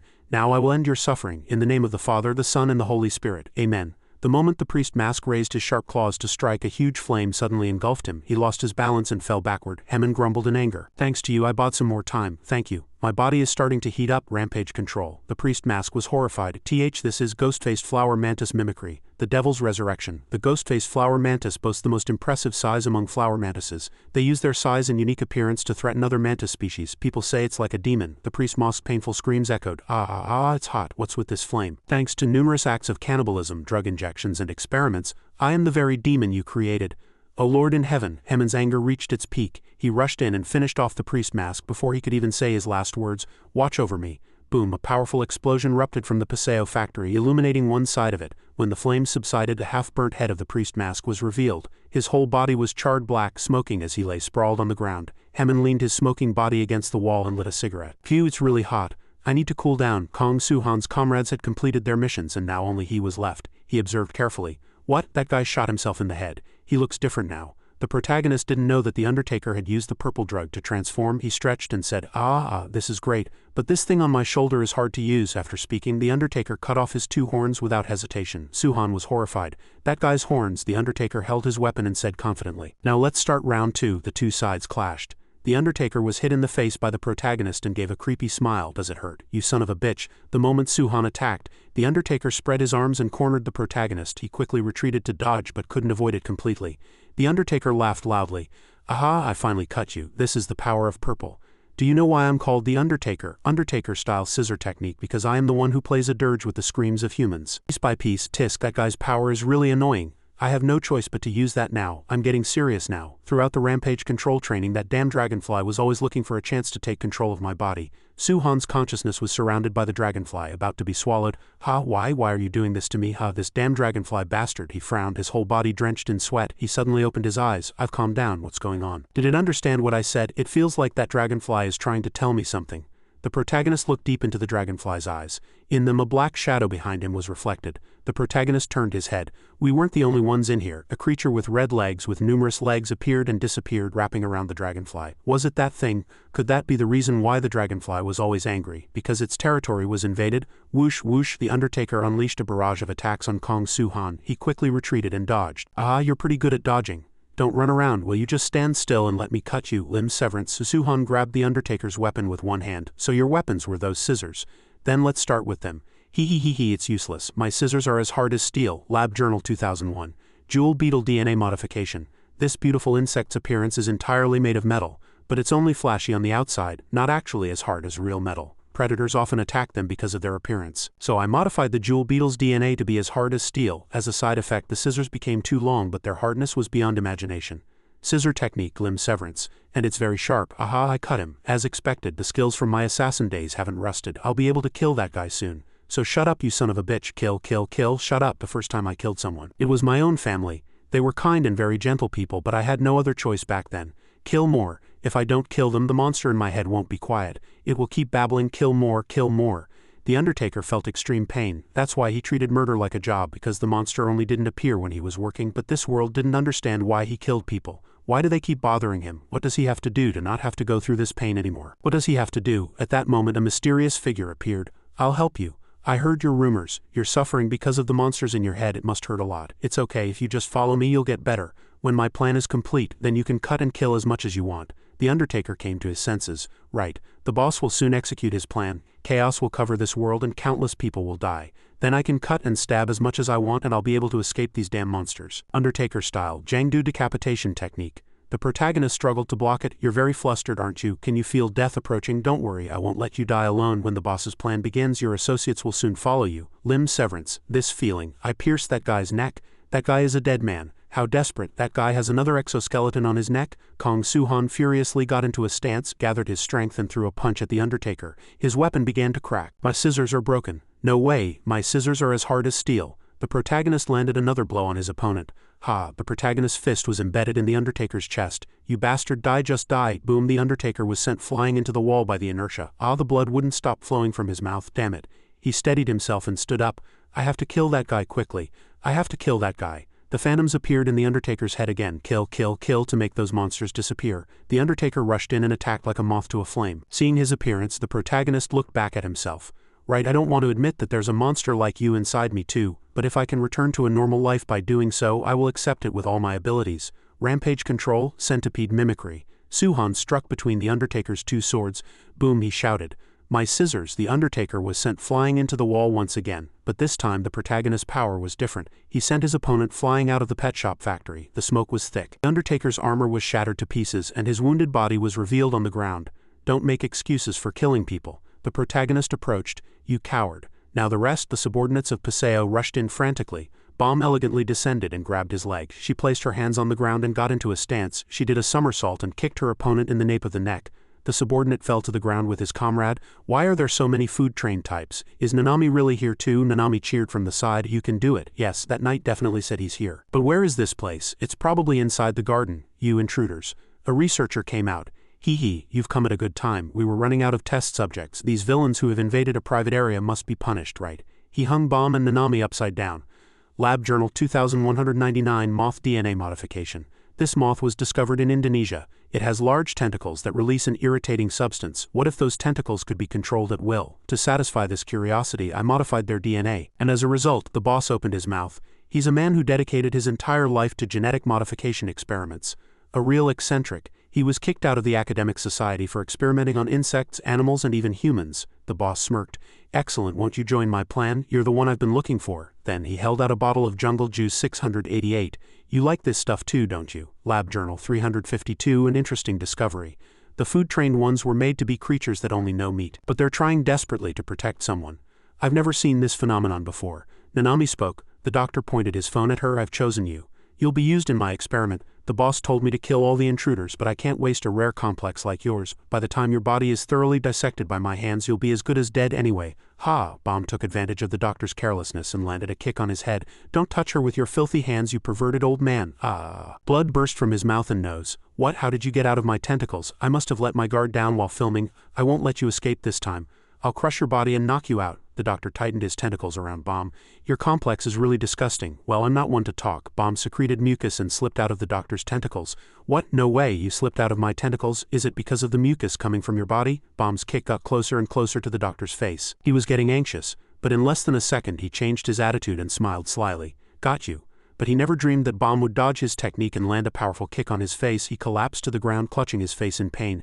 Ouch, ouch, where is the amber you guys stole? Bomb approached and interrogated him. What are you trying to do with it? Speak now before I tear all those tentacles apart with my hands. The doctor covered his mouth and laughed. Do you think I'm the one who's going to get torn apart? When Bomb turned around, a horde of hideous food-trained insectoids appeared before her. This building is a giant farm. The moment you set foot in here, your chances of winning became zero. The ones here have been starving for a while, so they're much more violent than usual. If I just give the order, you'll be eaten immediately. Meat, meat. The doctor touched his forehead. You want to know what we're doing with the amber? It's for the great plan started by 2 men in the past. It's an indispensable material. Before long, countless humans, including the colleagues who ignored me, will all either die or become monsters. Look at this. Bomb recalled the amber that had appeared when she broke the rock before. It contained the power to control the effects of flesh-eating, but its purity was low, and it lost its light when it came into contact with the outside air. This is similar to that amber, but its purity is higher, so it can maintain its light even out of the water, and it can be used as a raw material for producing jungle juice. A raw material for producing jungle juice? Yes, that's right. The amber is both a hope to return to being a normal human and the seed of a disaster that brought chaos to this world. So I can't let this thing fall into the hands of villains. I don't want to repeat the terrible tragedy I went through. Bomb channeled her ability into the ground. So I need everyone's help. If this thing has fallen into the hands of villains, we must get it back. The earthworm. In the old days, people revered this small creature, calling it the Jiu Jang or the dragon that lives underground. Because all the land the earthworm passed through became fertile. Earthworm stance, trail of the earth dragon. The doctor panicked. The ground is swallowing me. Is that girl's ability to change the properties of the ground? I'll warn you one last time. Where is the amber? Go ahead and try to hit me. If you do, I'll tear your comrade's body to shreds. Thwack! Bomb landed a punch right in the middle of the doctor's face. Crash! The doctor sank deep into the ground and a great earthquake occurred. The doctor was lying on the ground like a candle in the wind, and Bomb said innocently, "Oh sorry, my foot slipped." In a secret room, Bomb's figure appeared. Even the doctor has been defeated. It's fine, I don't need him anymore anyway. My plan is now ready. All that's left is to pull the trigger, which means you're too late. Leader Callie couldn't hide his displeasure. Too late? I don't think so, because if I kill you here and now, everything will be over. Where is the amber? Are you talking about this? After I used it all, its color became this pale. Leader Callie frowned. You've already used it? This one had a very high purity, thanks to you for the first time in years. My plan has progressed. As a token of my gratitude, I'll show you what it is. A light flashed behind Leader Callie, and he turned around. Is this your plan? Outside the boss's room, an alarm light went off. His subordinates ran frantically. Hurry, it's code purple. All staff evacuate immediately. The insectoids locked in cages panicked. What's all the commotion outside? Is this another prison-like place? A voice echoed from the speakers inside the prison. We will now begin the clinical trial for improving the performance of purple on the human body. Release it. The purple drug poured madly into the cell. The insectoids clutched their heads and trembled in fear. It's gas, cough, cough, a girl cried out. What is this poison gas? Before she could finish her words, insect legs began to sprout from the girl's mouth. Then her whole body mutated. Purple. Should I call this an enhanced version of jungle juice since you don't need to spray it on any insect? Screams erupted from the screen. On my body he modified the insect's genes to cause physical changes. Callie's face turned pale. Now watch. This is the most interesting part. Die, they're all killing each other. The purple I gave my subordinates was filtered once through their masks, but if you inhale that gas directly, it causes severe brain damage and amplifies aggression to an extreme degree. Those infected by purple become bloodthirsty monsters. My plan is to use this drug to plunge the world into chaos thanks to the amber you gave me. That time has been significantly moved up. The boss crushed the object in his hand. No one can stop me now. Purple. An enhanced version of jungle juice. Did you create it? You said you were also a member of the lab. If that's true, I think I know who you are. Tell me, what is your identity? The boss put his hand in his breast pocket. Right. I should have introduced myself to my old colleague first. Here's my business card. Take it. The boss aimed his gun at Leader Callie, who blocked the bullet with his sword. The boss charged, attacking. Let's see. If you can use that special speed of yours in this small room. Tiger beetle stance. Supersonic burst. The boss snapped his fingers. No matter who you are, what I have to do doesn't change. The chain of tragedy that began in the lab will be broken. Leader Callie stomped his foot hard on the ground and declared firmly. By my own hands. The boss aimed his gun at the center of Callie's forehead. And do your best. I always have a backup plan. Bang! A gunshot rang out. You're going to break the chain of tragedy? What a grand slogan, but do you know? The one who laid the foundation for my plan was none other than you. The bullets fired from the boss's gun flew wildly. But Leader Callie's sword was fast enough to block everything. The two sides entered a close-quarters battle. Nonsense. I have no memory of doing such a thing. On the day I escaped the lab with the amber, I destroyed all research results and experiment reports related to me. The boss took out his phone. Right, because that's the past you want to erase. Lab Journal 43. I've gotten used to the screams. I feel no guilt. I am just doing what I was ordered to do. My lab journal. You killed countless innocent lives in that lab too, and now you're acting like a hero of justice. It's utterly disgusting. Water strider bullet puppet string. A spiderweb tightly bound Leader Callie's body. You hypocrite. Even if you defeat me, nothing will change. My plan has already begun. Leader Callie frowned. What did you say? The scene shifts to the outside of Pet Shop. Nanami gasped for breath and collapsed to the ground, trembling all over. Her bodyguard asked, "Are you all right, Lady Nanami? Can you go on?" "I'm fine, I just fainted for a moment from lack of oxygen." Just thinking about those tentacles gives me the creeps. What is this indoor garden anyway? I don't know. There are only food-trained types. This doesn't seem like a jungle juice production factory. Bomb cautiously looked around. What was their purpose in creating this place? Suddenly a sharp scream rang out. Nanami, terrified, clung to her bodyguard. What was that sound? It's so scary. Bomb broke out in a cold sweat. Nanami, they hid behind the green trees. I don't think this is an indoor garden. A giant insectoid appeared. This place is like that thing's nest. Isn't that the giant moth leader Nim mentioned? It's huge. Fortunately, it's sleeping right now. Nanami was puzzled. What's that? What is it hiding? Thank you, Callie Bison. It's all thanks to you. If it weren't for you, I wouldn't have gotten my hands on purple either. Leader Callie, tightly bound in midair, replied. What nonsense are you talking about? I never created such a drug. The Cinderella you first created is the prototype for purple. You failed to save your daughter, but you succeeded in creating an insect drug. That was the greatest invention of all. So I named the drug in honor of your achievement. The day your daughter died was in June. The June bug. Isn't it ironic that the drug you made to save your daughter is being used to kill people? Leader Callie clenched his fists. Whatever you're thinking, I have already ordered the White Witch to go to a populated city and spread purple. Like a gas bomb terror attack, Leader Callie gritted his teeth, blue veins popping on his face and his two eyes blazed. Before long, humans will die screaming in agony. Just like your daughter. Crash, the attack broke the boss's mask, but he laughed triumphantly. I told you the plan has already begun. It's time for her to wake up. The White Witch who will bring disaster. 1 year ago. The streets were crowded with people. Wow, the bustling humans looked just like a swarm of insects. 2 people were looking down from a tall building. This city has the largest population around here.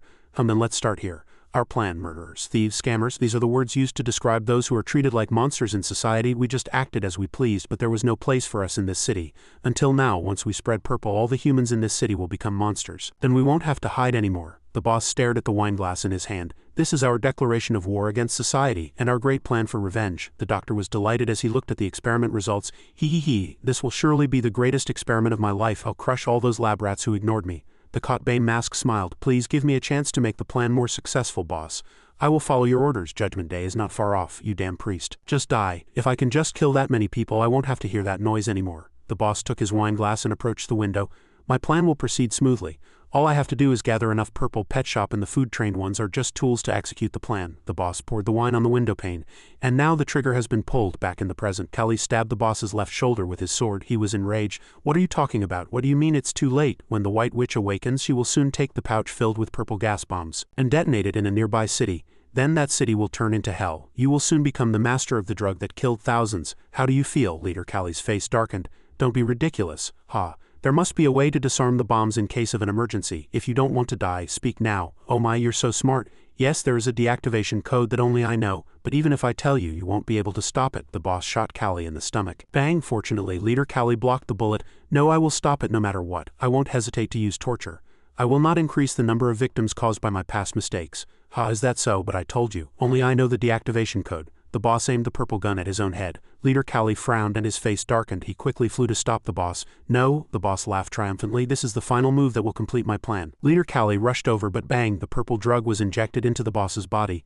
Leader Callie was stunned. What? Did he really shoot himself? Why would he do something so extreme? Back to Bomb and Nanami. The two were horrified. What's that? A gas bomb? That's right. I've seen that machine before. He plans to spread purple and throw society into chaos. It's a plan we've been preparing for a very long time. I just didn't know Judgment Day would be today. The boss planned to detonate it in a human city. A city? We can't let that happen. The White Witch's eyes sharpened. We have to get that bomb out. The White Witch spread its wings, creating a blast of wind that sent everyone flying. I'm being blown away. Save humanity. The Ant Knight carried Nanami on his shoulder. It seems too late. It has already woken up. The White Witch stood up and screamed loudly. Nanami's soldiers. The Ant Knight and Nanami watched it with eyes full of worry and fear. The White Witch flew straight up high into the sky. The Ant Knight protected Nanami. The ceiling is collapsing. You two must get out of here now, Nanami said fearfully to the Ant Knight. Bomb, let's get out of here for now. Suddenly, the person in front of her disappeared. Bomb is gone. Lady Nanami, look over there. Did she get on top of that moth? It's not too late. I just have to remove the bomb before it drops on the city. It seems to be hanging by some kind of chain. I should be able to break it. Bomb reached out her hand towards the White Witch. Rampage control. Can do it. Oh my, the Kotbane Mosk's voice rang out. She grabbed Bomb's hand tightly. How could I let you do that? I won't let you use it. We've worked so hard for this. I won't let you interfere with our plan. Was there another one on top of here? The Kotbane mask reached for Bomb. Die. Before the Kotbane Mosk's attack could reach Bomb, a giant hand grabbed her. She was surprised. Why am I? Before the Kotbane mask could finish her last words, her head was bitten off by the White Witch. Bomb, who was sitting on the White Witch's body, heard a strange voice. Lady Bomb, can you hear me? If you can, listen carefully to what I'm about to say. You must get down from there immediately. The White Witch becomes an extremely dangerous being when it is out of the boss's control. Moreover, the food-trained individuals in the garden are prey to satisfy its endless hunger. It will devour anything in its sight. Receiving the Ant Knight's warning, Bomb quickly got off the White Witch's back. She jumped off its body. The White Witch reached out and chased her, and tears welled up in Bomb's eyes. She closed her eyes, and a tear rolled down. I'm sorry, leader. You helped me, so I wanted to repay your kindness. A blue light flew past the White Witch towards Bomb. Holding her in his arms, I've roughly grasped the situation. The person who arrived was Kong Suhan. He held Bomb in his arms and said, that giant moth has a bomb and we have to stop it, right? I'll do it. Click, clack. Leader Callie was frantically typing on the keyboard. I have to find it. There must be a way to stop the bomb from exploding. He struggled to find a way. I must find it somehow. Bang, the door to Leader Callie's room opened, and a dark shadow entered. What, it has a gas bomb? The protagonist entered Leader Callie's room. That giant moth is heading to the city with a gas bomb. But there's nothing we can do. It's impossible to evacuate the residents there either. Kong Suhan replied. That's right, if we inform Nest they might have a way to stop it. It's no use. The image of the moth on the screen grew blurry. It seems to be equipped with a jamming device like the other masked ones. Nest will have no way of detecting it until the bomb explodes. The only person who could stop this massacre is no longer here. It's all my fault. Again, because of me, everyone. No, it's not too late. We can still stop it. Before the bomb drops on the city. Leader Callie turned around. Stop it. You can't do it alone. You'll die. Do you still remember what you told me? That if I want to live, I have to find a way when facing death. Those were your words to me, so I will definitely find a way to save everyone. It's really big. Let's get closer first. Wait. As the White Witch turned and flew away, the protagonist was left stunned. Bomb snuggled into the protagonist's arms from the White Witch's wing draft. What? How can it create such a strong wind? The White Witch suddenly attacked the protagonist. Kong Suhan dodged with a somersault. That guy from before cut my wing, so I can't withstand this air pressure now. It's no use, I can't keep my balance. We're going to fall. Earthworm stance, defense mechanism. Trail of the Earth Dragon. Did the ground turn to mud? It was like this last time too. If you're going to save me properly. You always cut it short like this. Anyway, thanks to that, we're alive. After its attack, the White Witch flew away, leaving behind a lump of slime. Bomb watched it and said it's heading straight for the city. What do we do now? To remove the bomb, I have to get close, but my wing is injured, so if I do that, I'll be crushed by that thing, right? Not necessarily. If I fly alone, I can catch up. Acting alone is dangerous. That thing is just a monster. I can't guarantee you can win even if you enter a rampage state. Besides, if that moth gets angry and detonates the bomb, you'll become a monster too. Suhan turned his head, looked at Bomb and reassured her. Don't worry, there's a way, leave it to me. Bomb watched his departing back with concern. That's a suicide mission. How can he stop it alone? But for some reason, I feel like Kong Suhan can do it. Just as I thought, when that thing flies, the wind is always directed below and behind its body. So there should be no wind above it. I won't fall. And up here is out of its line of sight. I have to approach the bomb this way. The protagonist flew above the White Witch and it seemed to sense his presence. Its face hardened and it immediately flipped its body. The protagonist grabbed the bomb on the White Witch's body. He sighed in relief. That was close. He carefully climbed onto the bomb. Here it is, Suhan recalled what Bomb had said before he left. It's impossible to defeat that giant moth. We don't know how to disarm the bomb either. But there's a way to detach the bomb from its body. There are 3 chains in total. I confirmed it earlier. 3 chains connect the bomb to its body. 3, if I can just succeed in breaking them, rampage control. I'll be able to save everyone. Gigantospecies mimicry. The first chain of the bomb was broken. I did it, it's a success, just 2 more to go. Just then, in another location, Hyen received instructions. Attention everyone. Propolis' current mission is to arrest the pet shop guys and bring in Kong Suhan. Search your assigned sectors and report immediately upon discovery.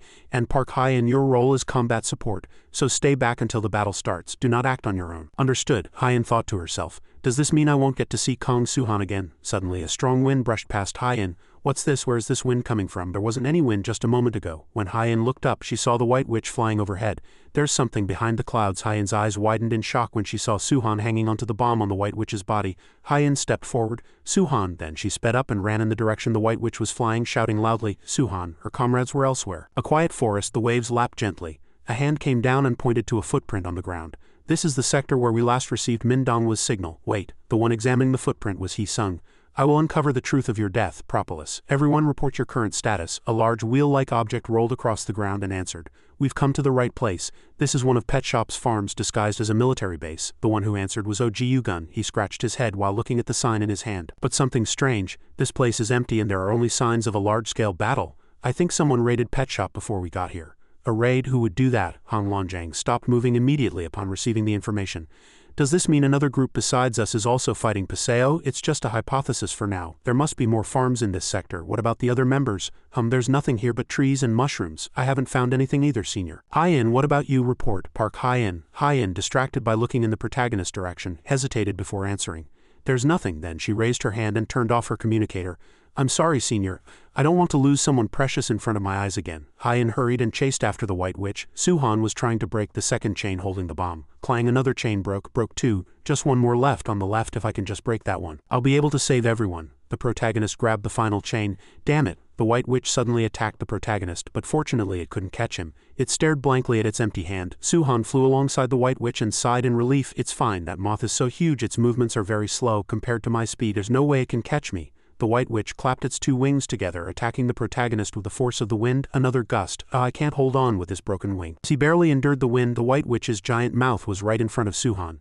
Snap, it quickly closed its mouth. It broke a Gigantoclass scale in a single blow, Suhan recalled Bomb's words. That's not just an ordinary monster. I can't guarantee you can win even if you use Rampage State. The White Witch flew past the protagonist holding the bomb. That was dangerous. Then it turned back and attacked Suhan again. I can't dodge it. I'm going to die. Fortunately, at the critical moment, the protagonist was not hit by the White Witch's fatal attack. He opened his eyes and looked towards the White Witch. Did it slip? Thanks to this complex, my body is covered in sticky mucus like sweat. Did Bomb put that mucus on my hand back then? Thanks, Bomb. Thanks to you, I got another chance. With that last attack, I felt it from the depths of my soul. Victory is at hand. My target isn't that moth, but the purple bomb in its hands. Jumbo dragonfly stance shotgun. I'll end everything with this. The wind brushed past the White Witch's face and flew straight to the bomb. The bomb spun due to inertia, and the White Witch spun along with it. Suhan was surprised. Did it twist its body to make me miss? Then what did I just break? Nest Control Center. Report the mission status, Professor Ma.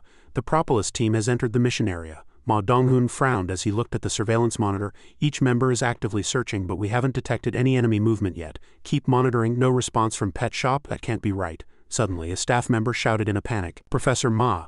A giant flying object has suddenly appeared on the satellite camera. An image of the White Witch appeared on the screen, confirmed as a giant moth. The boss's secret office.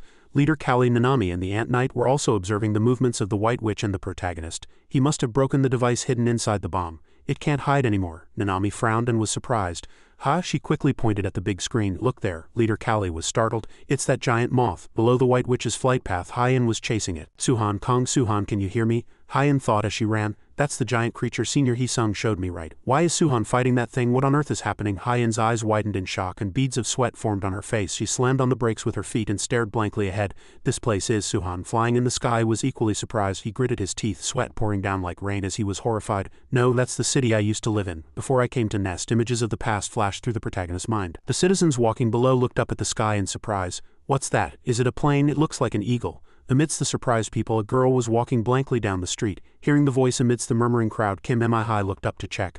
A large-scale gas bomb containing 10 tons of purple will be dropped on this city in 5 minutes. At the same time, in Pet Shop's secret office, the boss's mask still had consciousness. It declared, even if I die, the plan will continue. Not Nest, not some third party. Neither the lab members nor anyone else will be able to stop this impending massacre. In the end, Hyen frantically ran towards the city. Suhan also picked up speed and chased after the White Witch. The boss was delighted that his goal had been achieved. Suhan used shotgun to increase his speed. There's no time. I have to remove the bomb quickly. The White Witch hugged the bomb tightly in its hands and flung Suhan to the side.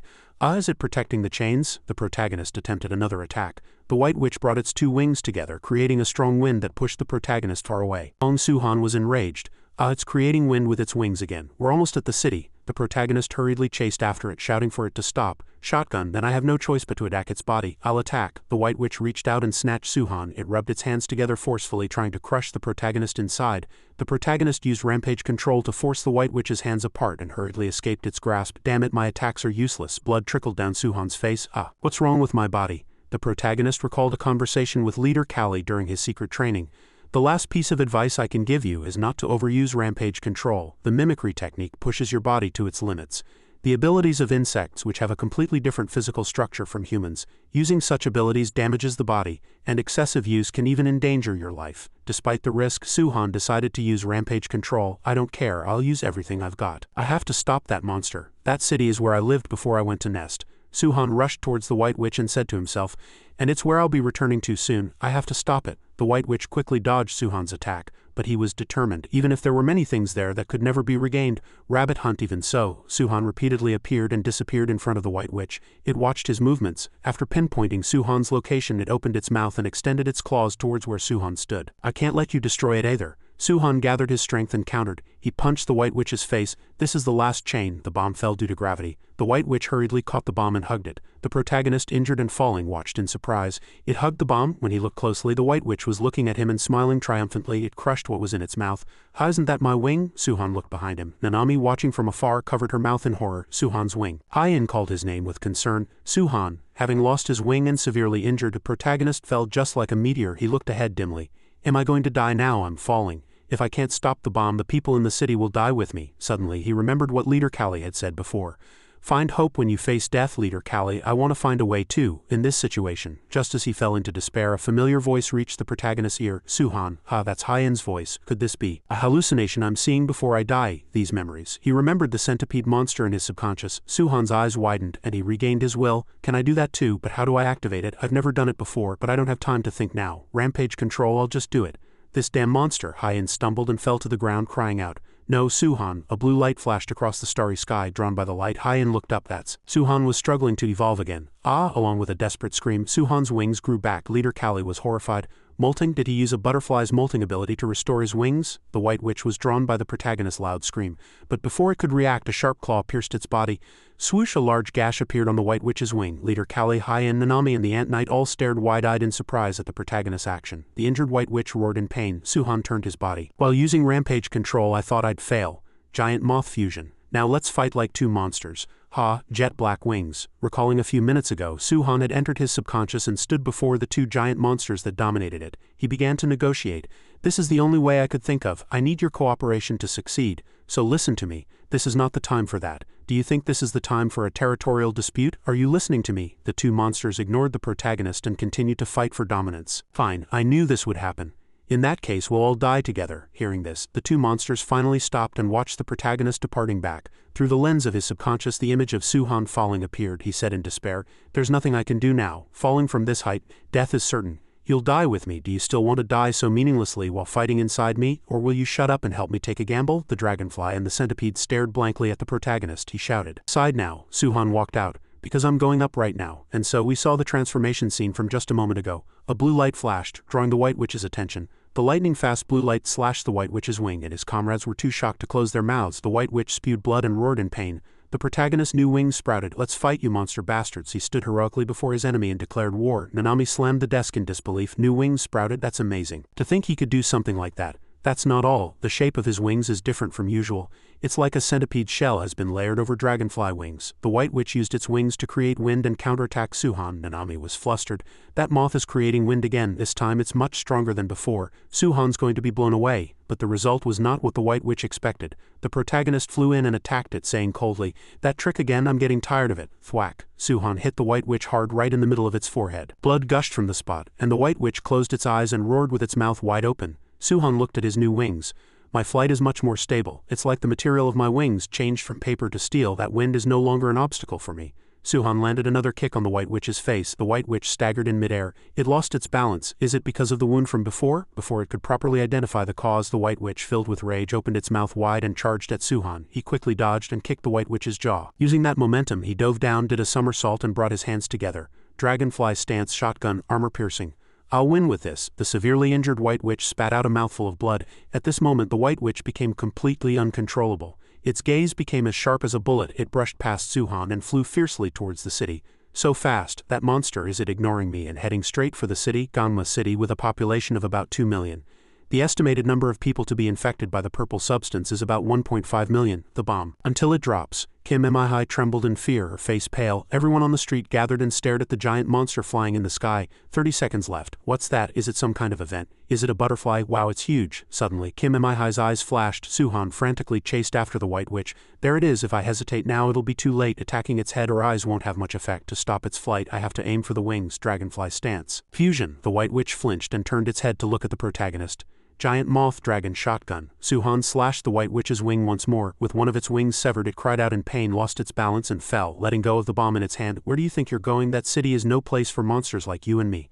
Boom, the White Witch crashed into the sea and the bomb fell with it. He did it. Nanami hugged the Ant Knight. He did it. Amazing. Suhan stopped the bomb. Leader Kali remembered what the protagonist had said to him before he left. All I have to do is stop the bomb before it reaches the city, right? Tears welled up in Leader Kali's eyes. Suhan, you really did it. Suddenly, Leader Kali's expression hardened. The White Witch's giant hand shot up from the water and grabbed the protagonist. What? Boom, they both sank into the water together. Is this damn moth trying to drag me down with it? I can't breathe. I have to get out now. Suhan struggled to escape the White Witch's grasp, but it squeezed him even tighter until his strength was gone, then released its hand. Am I out of strength? My body won't move. I saved everyone, but I couldn't save myself. I don't want to die like this. As he sank hopelessly into the sea, a slender hand grabbed Suhan's. The person who came was none other than Hyen. She grabbed the protagonist's hand with both of hers and pulled him to shore. Suhan, wake up, Suhan. The protagonist slowly opened his eyes. The girl was worried. Kong, Suhan, did Bomb save me? That's strange, thank goodness. Do you know how long I was out? Right before I lost consciousness, I definitely saw Hyen. Suhan sat up. That can't be right. Let's go back to the leader. At this moment, Hyen was standing in a corner watching the protagonist. 10 minutes ago, Hyen saved Suhan and brought him to shore. She carefully checked. He's still breathing, thank goodness. Then Hyen buried herself in the protagonist's arms and hugged him tightly. Suhan, I finally found you again. I'm so glad you're safe. You were trying to stop that moth, right? You did it because you wanted to save people, right? Everyone sees you as a monster, a criminal, but I believe in you. I know for sure you wouldn't hurt anyone. Hyen excitedly pulled Suhan up. If I tell the professor everything, he'll definitely reconsider. Let's go back to Nest. After walking a few steps, Hyen began to sink. Reconsider what? This masterpiece was the work of none other than Bomb. She made Hyen sink deep into the ground with her ability and said, you idiot. Why are you trying to take Suhan there? Hyen was at a loss for words. You were the one who kidnapped Suhan that day. Bomb stood up in anger. Listen carefully, Suhan can't go back to Nest yet. That would be the same as throwing him in prison. He's still a murder suspect. Hyen struggled to crawl out of the mud. You don't know anything. Hyen rushed over in anger and grabbed Bomb by the collar. Suhan would never, Bomb replied without flinching. I know Suhan didn't kill anyone. Hearing this, Hyen paused, but Nest doesn't trust its students. Their rule is to pass judgment based on facts and evidence. What do you know about Nest? I know it well, because I was a Nest student too. Think carefully. Is taking Suhan back now a wise decision? Hyen remembered Suhan's pleading eyes from before. 2 streams of tears flowed down her cheeks. Back in the present, Hyen could only watch from a distance as Suhan regained consciousness. A voice came from her earpiece. Park Hyen, your communication was just cut off. Did something happen? Watching Bomb talk to Suhan, she thought to herself, just wait a little longer, Suhan. And she replied to her superior, nothing happened. Hyen turned and left. As she walked, she thought, no matter what, I'll come and get you. The boss's secret room. The leader received a message from Bomb. She said Suhan was still alive and the city was safe. At this, Leader Kali slumped to the ground. Leader Kali squeezed out his remaining strength and said, thank goodness, I'm so glad it's over. Jiu Jang lay on the ground and said faintly, everyone did well, we saved countless lives today. Hemin leaned against the wall and smoked a cigarette. It was a team effort. Lee Han Seong peeked out from the darkness. Let's go back now, the boss's office. He regained consciousness and shouted, what? My plan for revenge isn't over yet. Leader Kali hurriedly stood up. Before he could react, the boss sent Leader Kali flying into a wall. Why am I still alive? Because I wasn't really trying to kill myself back then. My complex is a bullet ant. It was completely upgraded with the help of that doctor, plus I've gathered a power even greater than my own. I have evolved by inserting other complexes into my bullets. The last bullet I shot is called the final form. It contains the completed purple and all the complexes I've collected so far. This is my backup plan. The boss transformed into a chimera ant. Nanami screamed, he turned into a monster. Starting with the noisiest one, as soon as he finished speaking, the boss attacked Nanami. A person rushed over and stood in front of Nanami. It was the Ant Knight. He whispered to Nanami, Lady Nanami, please escape. Leader Kali was worried. Nanami, the boss extended his long arm and grabbed Leader Kali. The boss said to him. You know, Kali Bison, all the staff at that lab, including you and me, are murderers. I was also a target and almost died in that mysterious explosion, but luckily I got my hands on the finished jungle juice on my desk and survived, but the price of survival was becoming this terrible monster. Isn't it unfair that only we have to suffer this pain? Leader Kali gritted his teeth and thought, this bastard is too strong. I can't move. Since you ruined my plan, I'll just fly to the city and kill everything in sight. This time I will become the disaster myself. The boss opened his hideous mouth wide, about to swallow Leader Kali. Bam! Something huge flew in from outside and attacked the boss's back. Target found, commencing counterattack. Gross. The boss charged and countered. Hong Longjang appeared and said with a smile, stay right there, you piece of trash. We found you, Professor Ma. Professor Ma Donghoon immediately gave an order. Propolis, begin the operation. Hong Longjang used his threads to subdue the boss. Cha Hee-sung coldly approached him. The boss raised his claws. A new intruder. Leader Kali shouted a warning, be careful. Whoosh, the boss's attack came down on Hee-sung. You foolish bastard, I just cut him in two. But when the smoke cleared, Hee-sung stood tall without a single scratch. Instead, one of the boss's arms was cut off. He was horrified. What? Hee-sung said. I am one of the pillars of Nest. My complex is the hardest insect on Earth. My body will never break. The diabolical ironclad beetle, the one death no insect can avoid, is being run over by a car. Countless insects die every day from being hit by cars. But the diabolical ironclad beetle is the only insect that can survive being run over by a car. That insect has an exoskeleton like a jigsaw puzzle. Die. It's also called the diabolical ironclad beetle. How dare you touch me with those filthy feet? The Black Knight, an extraordinary armor that can withstand all kinds of attacks. Leader Kali stood up, frowning. He blocked that monster's attack with his bare body. Oh, Jiu Gun stopped Leader Kali. Stay still. Hong Longjang tied up Nanami and the knight, saying, if you don't want to get hurt. Ah ha ha ha, I see, you're the elite unit from Nest I've only heard about in rumors. No wonder that uniform looked familiar. It's the same as the woman I killed. Was that useless bitch on your team too? The boss's words angered the Nest unit. As expected, nothing has changed. Even an elite unit has its weaknesses. So you're the one who killed my junior. Hyung struck the boss, sending him crashing into a large car outside. The boss continued to speak. First, I'll have to soften that hard armor of yours a bit. Blister beetle poison. Ha ha ha, now let's see if you can withstand my attack again. Hyung was pushed back by the boss's surprise attack and had to plant his feet firmly on the ground to hold his position. Now the Water Strider's water cannon. Try blocking this too. Jewel Beetle, Scissor Jaws. How can a Nest student stand up to a guy like that, and yet stop messing around? He didn't even have a scratch. The boss opened his hideous mouth wide and stretched his neck long towards Hyung. One after another, you all keep interfering with my great plan of revenge, but I won't let you have your way. Even if I have to sacrifice everything, I will end it all. Suddenly, the boss's body exploded, and a yellow beam of light pierced him, shattering his body into pieces. Unidentified creature suspected of being behind the chaos. Hyung reported as he walked bravely out of the boss's remains. Elimination complete. Hong Longjang was horrified. In a single blow? Cha Hyung, were you always that strong? Hyung retracted his armor and said nothing. No, the guy's body was collapsing even before I made my move. He probably used a power with severe side effects. The boss lay motionless on the ground and Leader Kali approached him. Then he stuttered. Kali Bison, you don't know anything. Do you think all tragedy will end just by stopping the bomb? Leader Kali called his name. Gilbun. I found your name in the database. You were also a member of the Jungle Juice Lab. Why did you do this? I told you, revenge. The one who blew up the lab that day. The one who tried to kill the people in the lab, including me, was the very person who invented Jungle Juice, our superior. The one who founded the Jungle Lab. I've been looking for him for a long time, but I couldn't even find his name. So I came up with this bomb terror plan. If I caused an incident that even Nest couldn't cover up, the whole world would start looking for the one who created it. But unfortunately, it seems I won't be able to complete my plan. Your body is slowly dying because of the effects of purple. It's really terrible. You won't have a peaceful death either. Kali Bison. When that time comes, I'll be waiting for you in hell. The boss's body disappeared, leaving only the sound of his final laughter. The Propolis team looked at Leader Kali. You're next. You don't seem to be the head of Pet Shop, but for now we'll consider you on our side, since we'll be arresting you shortly anyway. If I were alone, escaping would be no problem. This time I'll go easy on them. But Nanami, taking advantage of the opponent's carelessness, the knight secretly broke his restraints and quickly freed Nanami. Hong Longjang was surprised. He broke my restraints with his fingernails. The knight rushed past the Propolis members like the wind. Now, and he ran to Leader Kali and said, I'm fine, please take Lady Nanami and get out of here. Swallowtail's stance escape. Hong Longjang was horrified. Teleportation. Oh, Jiu Gun was frozen. Did something like that even exist in the world? Team leader, what do we do now? Should we chase them? Hyung replied. Forget it, it's useless to chase them. Report to Nest. Duwa, look at this video. Last time, a giant moth suddenly appeared in the sky. What is this? What kind of monster is it? This is serious, Professor Ma.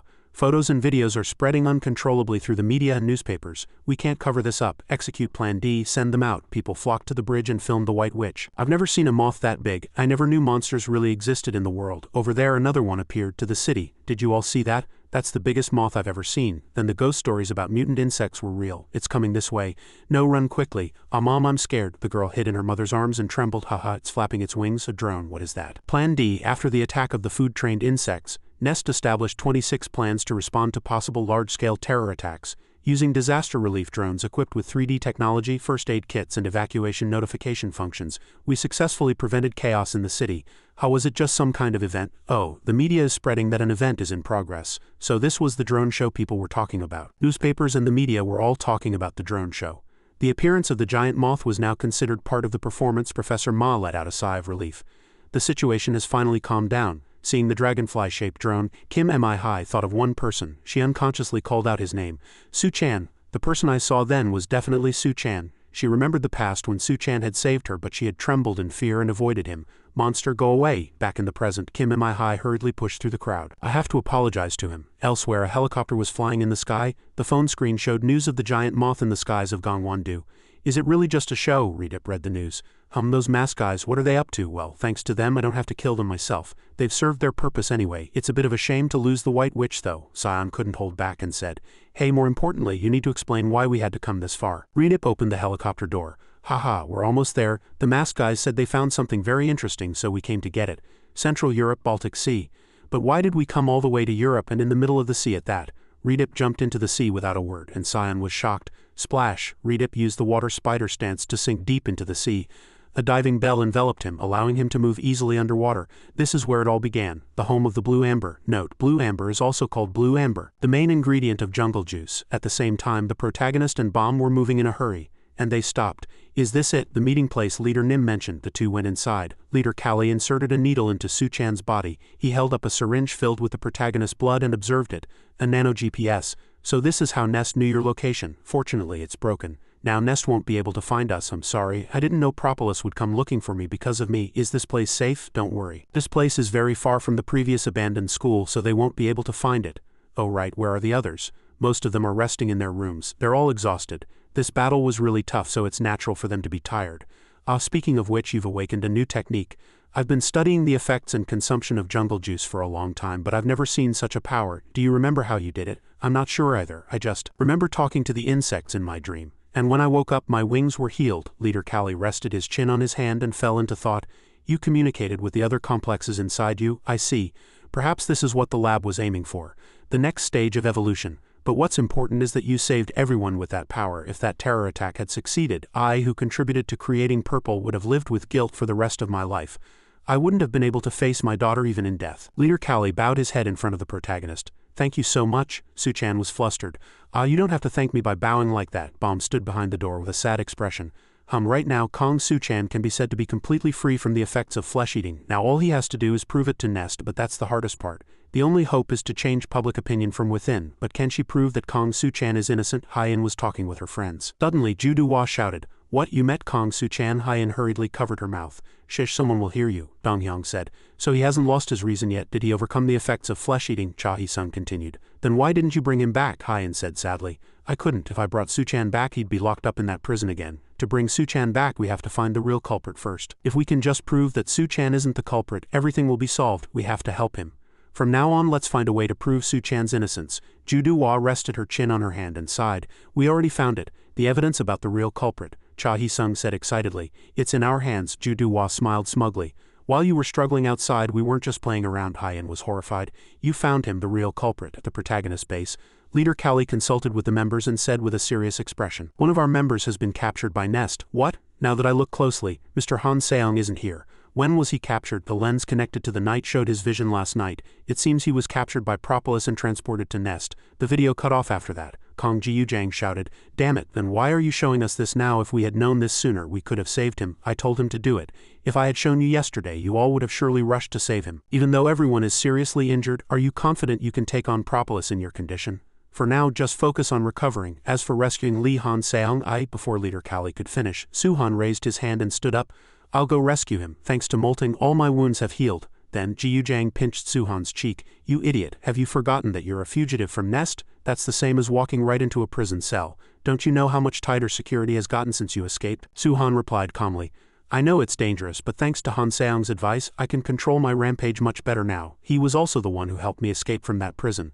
So this time it's my turn to save him. Besides, I lived at Nest for a while, so I know all the secret passages. Who could be better suited for the rescue than me? It's a very dangerous gamble. But you've shown us miracles even in desperate situations. Leader Callie smiled and agreed. All right, Jiu Jang shed tears of emotion. We have to negotiate with Nest anyway, so I'll come up with a plan. In the meantime, everyone get some rest and prepare. Don't worry. At Nest, Lee Han Seong is not a pushover. Meanwhile, Lee Han Seong was tied to an interrogation chair. If you don't answer my questions obediently this time, it's going to be very painful. Why did you attack the city? I told you I don't know. That was Pet Shop's doing. We're not Pet Shop. In a mysterious room, several high-ranking officials were sitting and watching the interrogation. They say they're not Paseo? Considering the various circumstances, we'd kept that possibility in mind. But to think a third insectoid organization really exists. Next question. Where are Kong Suhan and your comrades? Instead of answering Chaon's question, Han Seong headbutted him in the face and passed out. Chaon woke him up. Wake up, you piece of trash. After coming to, Lee Han Seong said firmly, I have nothing to say to you. Just throw me in prison. You seem to harbor a deep resentment towards Nest. Then don't ask why I'm doing this without warning. If you don't cooperate, as Chaon was speaking, a person entered. It will be very painful. The person who entered was Lee Baidan, ranked second in the class of 2003 Practical Beneficial Entomology. As she walked up to Lee Han-seong, he became slightly flustered. "What are you trying to do? Are you going to give me a truth serum?" Lee Bai-dan replied. "It's an antidote to keep you alive. The real interrogation begins now. San, ranked 3rd in Propolis, entered to take Cha-on's place. You'd better behave. These poisonous bubbles, my springtail complex, will be injected into your body one by one. Specialty, torture assassination. A hallway sealed with crime scene tape. So who's the culprit? Why are we here? This is the crime scene. Didn't you notice anything strange? This is the girls' dormitory. A person named Dan Ji-Jin died here. A man, to be precise. That much is obvious no matter how you look at it. But he died here? You know how strict the rules are about men entering the girls' dormitory. Right, but that alone isn't enough evidence to conclude Suhan is innocent. We need something more convincing. Cannibalism is literally the act of eating other insectoids. The dorm manager witnessed the scene that day, just like you. And according to her testimony, there were no bite marks or signs of the body being eaten. That means the motive for murder Nest announced for Suhan isn't clear. I didn't realize that at all. We all know Suhan isn't the culprit. After killing Dan Ji-Bin, the real culprit used the smell of blood to lure Kong Suhan and set a trap. What a moving story. What, just talking to myself. Anyway, the day Suhan returns to Nest is not far off. Kong Suhan, just wait a little longer. Nest never would have expected me to return this way. Bomb said to Suhan, "Really? I can't let you carry out such a reckless operation on your own. Are my bodyguards okay? What about the thing the leader prepared? I brought it. We'll use this to target the security loopholes at Nest." As they were talking, someone approached. "Oh, it's Professor Dean. This will be interesting. I wonder what you'll do." Professor Dean drew his sword and said coldly, "Show me." Suhan was horrified. "The department head?" Bomb was startled. "That old man is the department head of Nest. Why did he suddenly show up here?" Professor Dean replied calmly. "Nest is watching you. You killed a person and broke out of prison. Now what brings you back here, department head? Do you also believe I'm the culprit?" Professor Dean came closer. "Why are you answering my question with another question?" "I'm asking why you have returned here." Bomb placed her hand on the ground and used the trail of the earth dragon with all her might. "It can't be helped. Since we've been found, I have to restrain him." Whoosh, with a single sword strike, Professor Dean split the ground Bomb had manipulated. Sending it flying, he cut it in half. "How is that possible? No matter what happens, my duty remains the same. Any threat to my students, any intruders like you, must be eliminated." Meanwhile, elsewhere, a syringe was being used continuously. "This is so tedious." San sighed, looking truly fed up. "Tell me where your comrades are, otherwise you're really going to die. Understand?" Though his body was covered in blood from the cruel torture, Han Seong's gaze remained resolute. "Damn it, if I could just use my beeswax I could break these chains. Why won't any of it come out?" San pointed at Han Seong's head. "Don't waste your strength, it's useless. I've sealed your powers. These chains are made of a special material developed in the lab. The moment they touch you, they instantly paralyze an insectoid's powers. Do you know that countless monsters with uncontrollable powers are imprisoned at Nest? These chains were made for them. So abandon any thought of escaping from here." Han Seong pressed his lips together, silent for a moment, then spoke slowly. "Then why couldn't you stop that mantis?" San was bewildered. "A mantis? Nest couldn't contain Shin Ga-ion. It's because you guys didn't restrain him properly. Because of you. My younger brother died. I thought you looked familiar. Are you a twin of that student who died?" "Yes, he's Lee Han-bial's older brother. Lee Han-seong Complex Honeybee." San smirked slyly.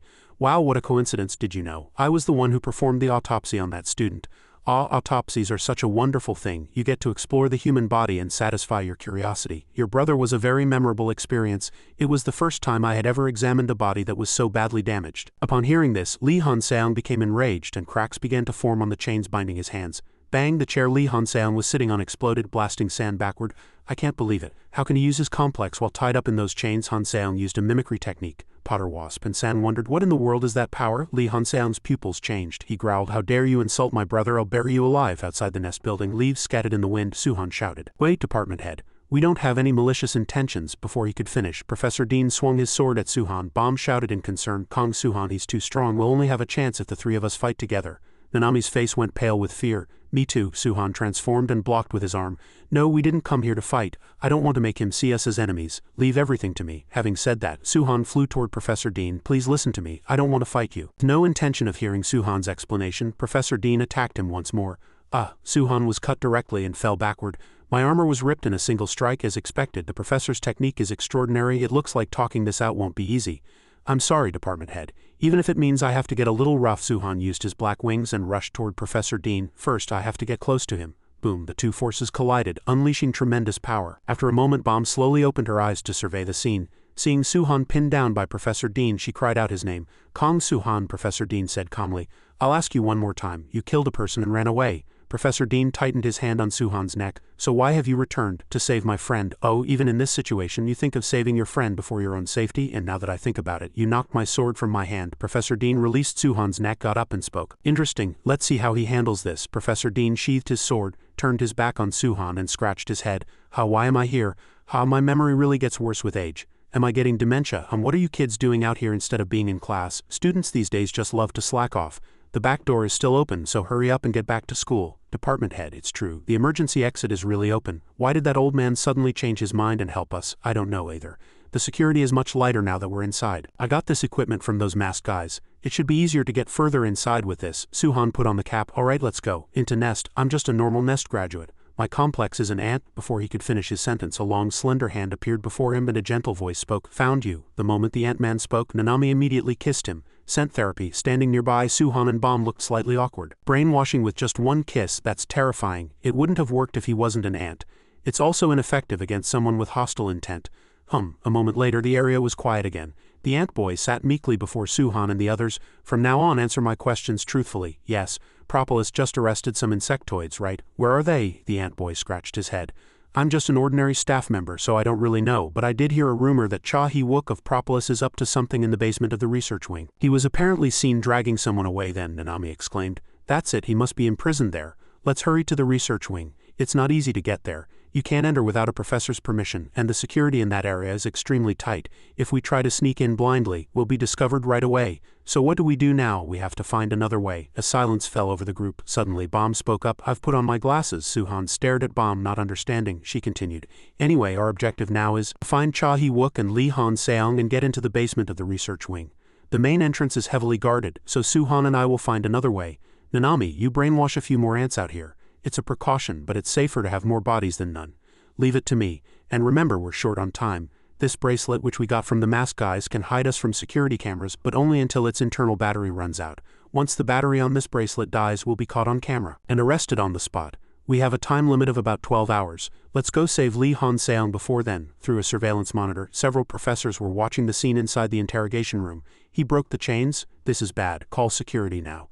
No, there's no need. Lady Baidan, please don't interrupt my fun. The effects of the antidote are wearing off, so it's going to get harder for you to endure my bubbles. If you can't take it anymore, raise your left hand, just as I thought. Your power is truly special. Besides, you're a honeybee, yet you can use the power of a potter wasp. You've consumed other insectoids, haven't you? Did you do it even though you knew your brother died the same way? I don't know what you're talking about. I'll trap you in this room and suffocate you. Who do you see? There's no one there. I'm sure I caught him. Am I hallucinating? Damn it, the drug is finally kicking in. The drug I just injected you with is a hallucinogen for insectoids that I made myself. Nest is a truly wonderful place. I can have all the test subjects I want. Lee Baidan spoke up. Something is strange. No way, this inhumane interrogation and experimentation, and they even have Propolis's permission for this. Now for the next drug. Meanwhile, Hyen was searching for evidence to prove Suhan's innocence with her friends. Tisk, we've been searching for days and still haven't found a single clue about the culprit. Even Nest couldn't find them. What can students like us do? There's no point in rushing. It's late, let's go back. Hyen's eyes were filled with sadness. The person she was most worried about right now was probably Suhan. She recalled Bomb's words. Are you stupid? What will change if you take him now? Think carefully. This is for Kong Suhan's sake. Something I can do for Suhan. Suddenly a good idea popped into Hyen's head. There's still a place we haven't been to. There must be a clue there. Nest research wing. As expected, the security here was extremely tight. Suhan and Bomb leaned against a wall, assessing the situation as they tried to get to the basement. First, we have to get inside. I've tried the tunnel just now, but it's so strong there's no way to break it. The main entrance is the only way in, but the surveillance is too tight. Isn't there another way? Thinking about it now, this is where it all began. The first place I came to after transferring to Nest, where I became Professor G's student and where I was invited to Propolis. It's also where there's another way. What, where? Suhan approached and picked Bomb up. I'm going to spread my wings, so hold on tight. Bomb was embarrassed. Wait a minute, don't tell me you're planning to fly up there right now. He flew to the rooftop of the Nest research wing. We're here. Scene change, the research wing. This is the heart of Nest, where all the major facilities like professors' research labs, meeting rooms and control rooms are located. Because of its importance, this place has a 24-hour surveillance system using a state-of-the-art automated system, thoroughly monitoring everything from the ground to the sky. Luckily, we haven't been caught yet. There are no guards on the rooftop. No one will see us, Suhan said to Bomb. Bomb asked him, how did you know there wouldn't be any guards on the rooftop? Suhan replied, I happened to find out while flying. There are no guards, but there are a lot of drones. That's why we can trick the unmanned surveillance system with this bracelet. Bomb guessed. But why am I so anxious? There really were only drones here and not a single guard. As she was lost in thought, Suhan called out. Come here. In his hand was the ID card of the ant from earlier. Now let's open the door with the card of the employee Nanami brainwashed. The door swung wide open, Suhan said as he entered, inside the research wing, on the 22nd floor hallway. This is going smoother than I thought, now we just have to go down to the basement, Suhan said to Bom. Let's go, if I remember correctly, it's this way. Just then a loud voice called out Suhan. When he turned around, a man in a suit was approaching with a solemn voice. This voice is Professor Ma. Suhan thought to himself, damn it, of all people, I had to run into Professor Ma. He quickly hid behind a wall and thought nervously, what should I do? Should I run? Professor Ma continued to call for the student outside. Yes, a tragedy like Suhan's will never happen again, he said on the phone. Bom and Suhan were so tense they couldn't breathe. The professor is on the phone, I don't think he's seen us yet. Phew, I thought we were done for. Professor Ma answered the call energetically. Yes, of course. We've left Li Han Seong's interrogation to San of Propolis. We'll take care of the rest. His words startled the two. Bom thought, are they planning to eliminate Li Han Seong after interrogating him? Professor Ma continued the call as he walked into the room. Don't worry, this matter will never leak outside. I know. Shin Ga-eon, Kong Suhan, the food-trained individuals and that accident nest has been through too much. If the existence of a third organization becomes known during this chaotic time, the public will surely become even more anxious. If I could, I'd like to treat that boy named Li Han Seong well, but the bee landed on his hand. Thwack, red blood splattered. He crushed the poor little bee without hesitation. Maintaining nest stability requires sacrifice. Bom gritted her teeth in anger. As if sensing something, Professor Ma glanced back and said into the phone, I'm sorry, I'll call you back later. Then he approached the wall where they were hiding, and he suddenly appeared, but luckily the two had already left and there was no one in front of him. Professor Ma let out a sigh of relief, but he still looked at the cabinet with suspicion. The cabinet in front of him was still, and inside, Suhan and Bom were hiding, holding their breath. Professor Ma slowly reached out to open the cabinet door. The two were extremely tense, but just then an alarm blared loudly. An emergency alarm? He immediately connected the call and asked urgently, Control room, what's going on? What? The first floor entrance was destroyed, he asked, startled. A drunk white-haired girl held a bottle of alcohol and said, Oh my, am I drunk? Hick, why are you dodging my fist of love? Do you want to die? Cha Hee-sung, also very drunk, replied, Hey you drunkard, you're the one who broke the door, do something, KGH. The white-haired girl got angry and punched him in the face, shouting, What are you talking about? Who are you calling a drunkard? Cha Hee-sung quickly reminded her. Hey, we're acting, don't hit me so hard. The security team quickly connected their communicators, requesting backup. Two drunkards have appeared in the lobby. I don't know how much they drank, these idiots. The white-haired girl smiled and thought, this should be enough to draw their attention. Her hand was still tightly gripping Cha Hee-sung's neck. This is the best we can do, I'll leave the rest to you. Two other guards rushed over. Sudden call for backup, what's going on? The other person replied, Let's go and see. Park Hyen thanked them. They had even risked expulsion to get this precious opportunity. At the entrance to the research wing's basement facility, message came from the door, Please present your ID to enter the basement facility. It must be here, Park Hyen guessed. She held something in her hand and thought, if I can find this, I can prove Suhan is innocent. A message came from the door right away, Propolis badge confirmed. Access granted. Soon a message came with opening the gate and the door opened. At this time, Oh Ji-gun and Hong Lonjang were sitting in a room listening to the alarm. Oh Ji-gun said, It's an intruder alarm. Let's go to the lobby. Hong Lonjang asked, Where's Cha-on? Oh Ji-gun sighed and replied, Leave him be, it's obvious where that meticulous guy is without even looking. Scene change, Bom and Suhan. The two were coming out of the cabinet. Suhan said, Phew, I don't know who set off the alarm, but thanks to them we're saved. Bom replied, Is there no one on this floor anymore? The security is more lax than I thought. Then that's good. We don't have time, let's hurry, Suhan said urgently. The research wing is famous for its strict security system, but that's only on the outside. The inside has relatively few guards, and the reason is that Propolis is inside. Bom grumbled, HMPH, the security here is really tough. Sorry, we had no choice, they said to the fallen guards. Suhan said, It's okay to turn on the surveillance cameras. We won't be filmed, but these people lying on the floor will be caught. If they find out and send more guards, we're done for. We can only hope we don't get caught. In the surveillance room, a guard suspected something. I think the screen just shook. We still have a long way to go to the second floor. If we waste time like this, it's only a matter of time before we get caught. It would be great if we could go there at once, Bom said. Suhan, who was walking ahead, replied, If we do that, the alarm will go off immediately. Then Nest's elite unit will come down on us to catch us. Stop talking nonsense and let's go, Bom shouted. Alright, I was just saying. Suddenly, Suhan stopped and said, But even if we really could do that, I wouldn't want to. I don't know about you, Bom, but to me this is a truly precious place that accepted me when I was alone. I don't want to destroy it. Bom was momentarily surprised by Suhan's words and speechless. She soon smiled a gentle, empathetic smile, but just as she was about to follow Suhan, the door suddenly began to close. Huh? Hearing her cry, Suhan turned around. The two were puzzled by the slowly closing door. A barrier. Bom, are you okay? Suhan was flustered. Bom? He called her again, but there was no answer. The last sight he saw before the door closed made him stutter with tears in his eyes. Cha-on was holding Bom. Clang, as the door closed, Suhan was trapped inside. He shouted in surprise. Cha-on, Bom, a voice came from outside the door.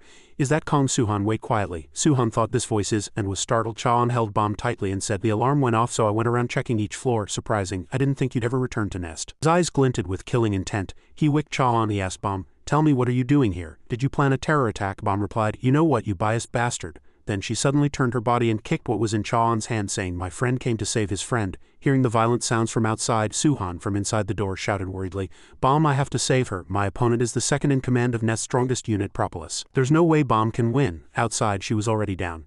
Hyok Chaon placed his bloody hand on the door and said, he's still intact, good. The walls of Nest are very sturdy, and not even a single small crack is tolerated. That's the only way to separate us from society, to prevent power struggles. Savagery and cruelty bind us, preventing the chaos that occurs in this world. Our being here is the very reason for this place's existence, Chaon said, he said as he recalled the past. The humiliation that occurred when Propolis was absent, a shameful thing like that, on the ground, dozens of bodies covered with white cloths. Something like this must never happen again. He clenched his fist and vowed, I will eliminate even the smallest crack. It's a bit of a hassle to reinforce the barrier, but just wait a moment. Kong Suhan, you'll be next. Inside, Suhan pounded on the door and shouted, don't be ridiculous, you're going to stop me? If this place is as thoroughly protected as you say, we wouldn't even be here now. Hyok Chaon, have you forgotten? Suhan gripped the door tightly and gritted his teeth, saying, the meaning of Nest is home. Chaon replied, if I had known you would just spout such nonsense, I wouldn't have let you into Propolis. You weakling. He glared murderously at the door Suhan was trapped behind. Thwack. Bom suddenly kicked the door hard. She said, you were bragging about how strong the walls are, but they're already cracking from just this. Chaon's face darkened. Park Bom. It's no use. Hearing the growing sound from inside the door, Suhan called out worriedly, Bom. The alarm blared. Intruder alert. Code red, code red. Suhan was flustered. Damn it, what do I do? Bom struggled to get up and said in a trembling voice, Kong Suhan, leave this to me. Go save Han Seong. Suhan replied, but then you. Bom cut him off. If you get caught here, all our efforts will be for nothing. Go now. The alarm blared again. Crack detected in the 20th floor barrier. All guards, assemble on the 20th floor immediately.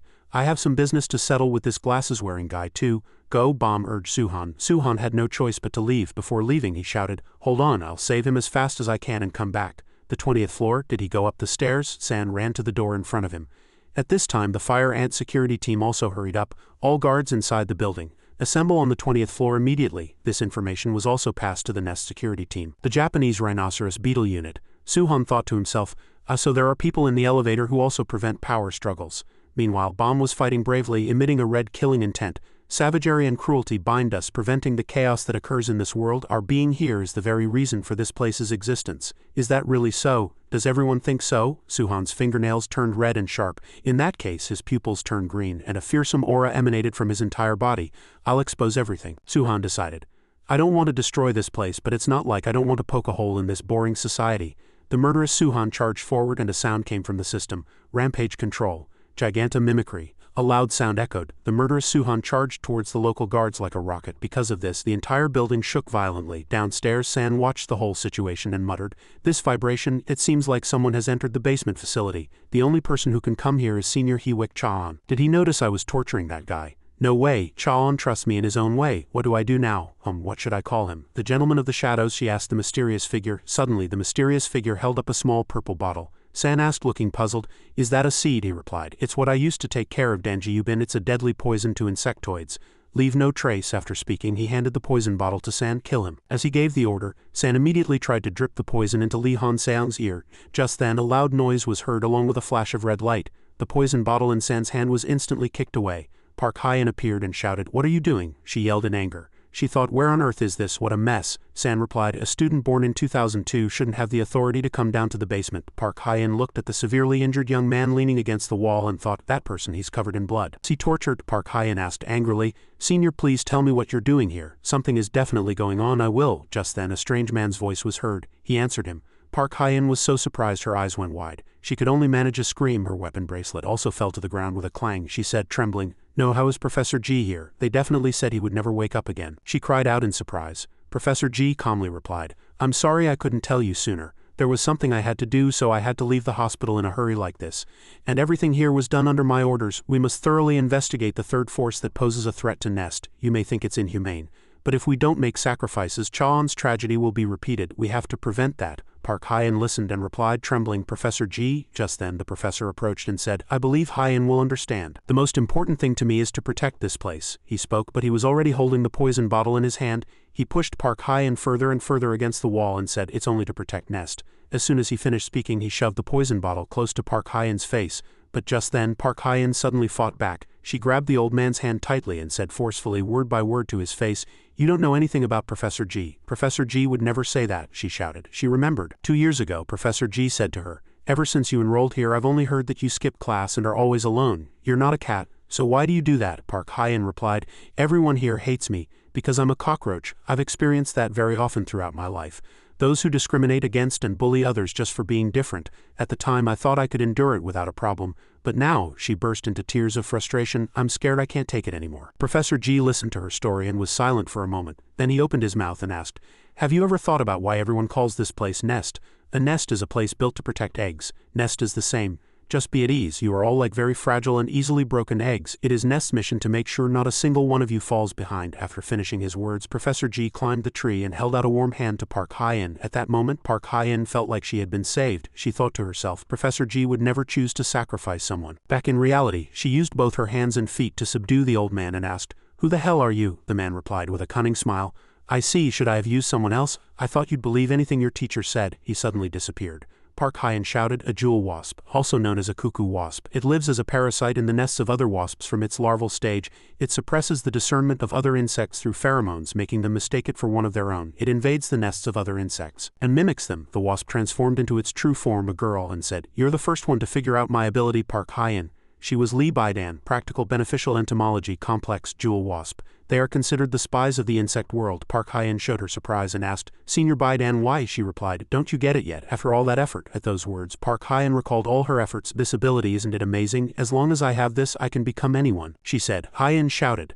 No way, Baidan continued. Yes, do you get it now? As expected, Hyen is a smart girl. Yes, it was also me who led in Shin Ga-ion and the food-trained individuals. She got right up in Hyen's face and said, it was me who used Dan Ji-Yubin to plant the poison seed I made myself and remotely detonated it to kill him. She said it without a hint of regret. Park Hyen couldn't believe her ears even after hearing it. Hyen bit her lip in anger. She rushed to attack San, but for some reason San transformed into the person she had been longing for a long time. He asked, are you going to attack me? Park Hyen stopped in her tracks, surprised. San said, my pheromones interfere with a target's discernment, so I can easily transform into anyone. Forging a complex and disguising myself as someone else, it's a piece of cake for me. Killing you and destroying the evidence is also very simple. She trembled and braced herself. Don't be swayed, Park Hyen, that's just an illusion. It's all fake, she spoke and quickly threw a punch forward. San was hit by the punch but still said, the moment you hesitated it was all over. Kill her, Baidan ordered. Since when? San said to Park Hyen.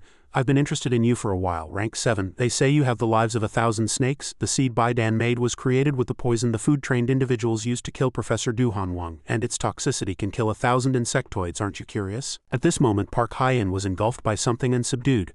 I can't move. A confrontation between one with 1,000 lives and a poison that can kill 1,000 people. It's time to begin the experiment. As soon as he finished speaking, he rushed at someone and was hit square in the face. Park Hyen quickly escaped from San's grasp. Then, with a series of quick movements, she threw him far away. The person's hand grabbed Park Hyen's shoulder tightly. San clutched his bloody face and was surprised. How'd he pass through all my poison bubbles? Hyen finally looked back. She cried out in surprise. You're pretty cool too, she praised Suchan. Suchan. Park Hyen couldn't believe her eyes. She asked again, is it really you? Suchan replied solemnly, I'm sorry Hyen, you must have a lot of questions for me. Then he took off his coat and gave it to her, saying, wear this. Then he looked at San and said, but first I have to take care of this. San was not the least bit scared and lifted his face asking, are you the Kong Suchan who's been so rumored about lately? For a wanted man to dare to come back on his own feet, it's only natural for me to take care of him. Isn't that right, Lady Baidan? Baidan also put on a fake smile at this moment. It's been a while, Suchan. Suchan thought to himself, why is Senior Baidan? Baidan held the poison bottle close to Li Hanseong's cheek and asked, you came because of this guy, right? Li Hanseong, Suchan shouted. Hanseong, Baidan, why? Park Hyen stopped him. Listen to me, Suchan, the culprit who killed Dan Ji-Yubin and framed you is that woman. She's been deceiving us all this time. She's a subordinate of the breeder. Scene change. Another location. On a desolate night, a person swiped through an iPad screen and said, the breeder's hounds, they're the ones who took care of the masked guys. Why are you interested in them? They're just nameless nobodies. They won't be a threat to us, Shin Ga-ion said, twisting his body. The man walked towards the door and replied, according to the information Baidan sent, they can overcome the effects of flesh eating. It's usually impossible, but it seems they've used some method to control the craving for flesh and the loss of reason. He picked up something from the floor and asked Shin Ga-ion, do you know what that means? He threw it out the window, causing the monsters to tear each other apart, then continued, it means they know a way to counter our weapon, flesh eating. Redip turned around and said, we have to find out that method before Nest does. Shin Ga-ion asked, so you sent Baidan to investigate Li Hanseong? You even made me use my trump card. But isn't that too obvious? What if they find out there's a spy on the inside? Redip replied, Don't worry, I have a plan for that situation too. It's going to be very interesting, so sit back and look forward to it. At this time, back to Su Chan's side, Lee Han-seong was slowly regaining consciousness. Watching the fight in front of him, he thought faintly, "What's going on, Kong Su Chan? Why did you come to save me?" Bai Dan sat next to him and asked. "Oh, you're awake?" She pressed the poison syringe tightly against Han-seong's neck and said, "Be quiet. You're a hostage now." Lee Han-seong thought anxiously, "Damn it, I don't have any strength to move, I'm sorry. Kong Su Chan, you came to save me, but now I'm just a burden to you." On this side, San had already landed a critical blow on Park Hyen. He said arrogantly, "Park Hyen, you're skilled, but you're no match for me," he shouted and continued to blow bubbles of poison gas towards Su Chan. "As long as you have skin and lungs, you'll have no way to deal with my poison bubbles. You went through a lot of trouble to get past the surveillance team and come here. But you won't be able to save anyone." Su Chan shouted and activated his technique, rampage control. "These damn bubbles. I'll just burn them all." As soon as he finished speaking, he countered towards the bubbles. San coughed up blood and was surprised. "What is this power? All my bubbles are—" Then he looked towards Bai Dan and was horrified.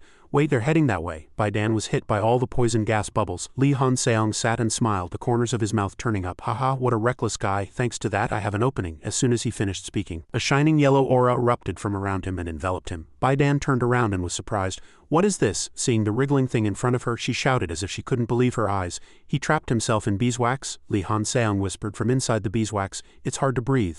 I can't get out of here on my own, so this is what it feels like to be trapped in beeswax, but at least I'm not a burden anymore." He smiled in satisfaction. "I'll leave the rest to you, Kong Su Chan." Bai Dan also turned her head back casually at this moment. "Since when?" Before she could finish her words, Su Chan immediately attacked. Fortunately, San suddenly jumped in and blocked the attack for her. San said, "Kong Su Chan, you're a really interesting guy." Then he immediately transformed into a cicada and shed his skin. Something spewed out from his entire body. It was a bubble sauna. Su Chan covered his face and shouted, "Ah, why are there so many bubbles?" In the thick pink smoke, Bai Dan's figure was running away. Su Chan muttered, "Bai Dan is escaping. I have to catch her, but I can't move because there are too many bubbles." Practical technique. Small insectoid, the beauty of nature. Park Hyen launched an aggressive barrage of attacks. She said to Su Chan, "Leave this place to me and hurry up and chase Bai Dan. If you let her get away, she'll transform into someone else and continue to control Nest. We can only end this fight by catching Bai Dan." Scene change, Nest's underground prison. A guard trembled and shouted, "Well, what is this? How did all the monsters that were locked up in prison get released?" "Meat, meat," the monsters cried out. And blood splattered. Bai Dan stood there. She said, as expected of the breeder, "I didn't think he'd use the food-trained individuals who were imprisoned at Nest. The situation is getting very interesting, isn't it? It's not enough. I need to find more prey." The monster flicked its long tongue and rushed forward. But just then a sound from behind surprised Bai Dan. Su Chan was subduing the monster. "No, how many more people do you have to sacrifice to be satisfied, Bai Dan?" Su Chan asked with blue eyes. A terrifying, killing intent emanated from his entire body. Bai Dan stood there and said calmly, "Oh my, you followed me, you left your girlfriend there and chased me all the way here? You shouldn't do that, but what can I do? It seems like there's someone behind you who wants to talk to you." A voice was heard. "It's been a while." It was none other than prisoner 218, Kong Mi Young-hun. Complex, Antlion. He rushed towards the protagonist in the blink of an eye. Elsewhere, thick dust and dirt covered the surroundings. Lee Han-seong said in surprise, "Park Bomb, you? Why make a face like that with such a pretty appearance? It's like you're looking at a monster." Bomb's appearance had now changed. Rampage control, dragon millipede mimicry. Bomb quickly rushed at Hewick Chaon, swung her leg and immediately kicked him. Hewick Chaon looked at the burn mark and muttered, "This almond-like smell, is it hydrocyanic acid?" The dragon millipede is an arthropod with an appearance similar to a dragon. It secretes a poison that can kill any living creature through its red horns. It is considered a legendary creature. "What are you doing now, Bomb?" Chaon rushed in angrily. "How can an earthworm like you use the power of a poisonous insect? It's absurd." He punched her hard in the stomach. "Like Suhan, I was also captured by Pet Shop and forced to eat flesh. Doesn't Bomb seem like that senior, the one who was our friend?" she shouted loudly. 4 years ago, Nest Outdoor Training Ground, first year Hewick Chaon. Department of Practical Beneficial Entomology Complex, Ghost Stag Beetle, he said wounded.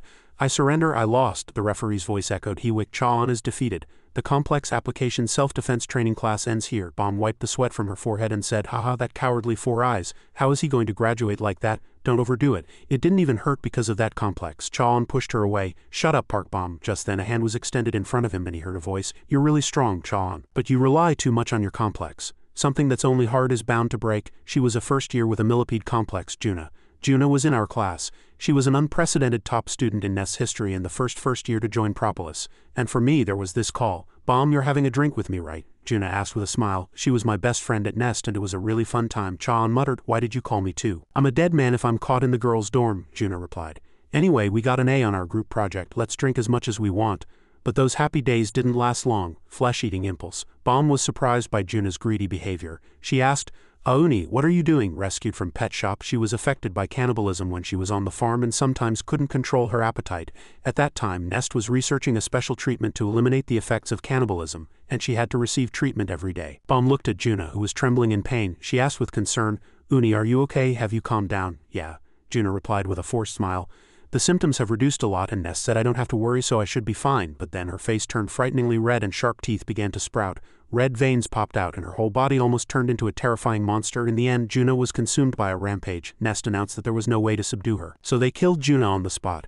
After that accident, Bomb left Nest and was captured by Pet Shop, forced to eat other insectoids. That person said to her, "You'd better cooperate obediently, if you don't want to end up like Go Juna." Or what? Bomb shouted in extreme anger. She landed a powerful blow right in Chalan's face. Her attacks are getting sharper. The color of those horns is also much redder than before. Could that red color be affecting her power as well? Awoke, Chalan thought to himself. He tried to step back but was blocked by a wall in front of him. Bomb shouted loudly, while thinking that Kong Suhan's reason is still intact. Why do you look at us like we're monsters? Bomb rushed in with a terrifying appearance with red horns. It's not just me who thinks that, Chalan replied when Bomb got very close. Everyone at Nest thinks so. Now the security team appeared behind them. They shouted loudly, "Target found this way," the security team leader said to Chalan. "You were here.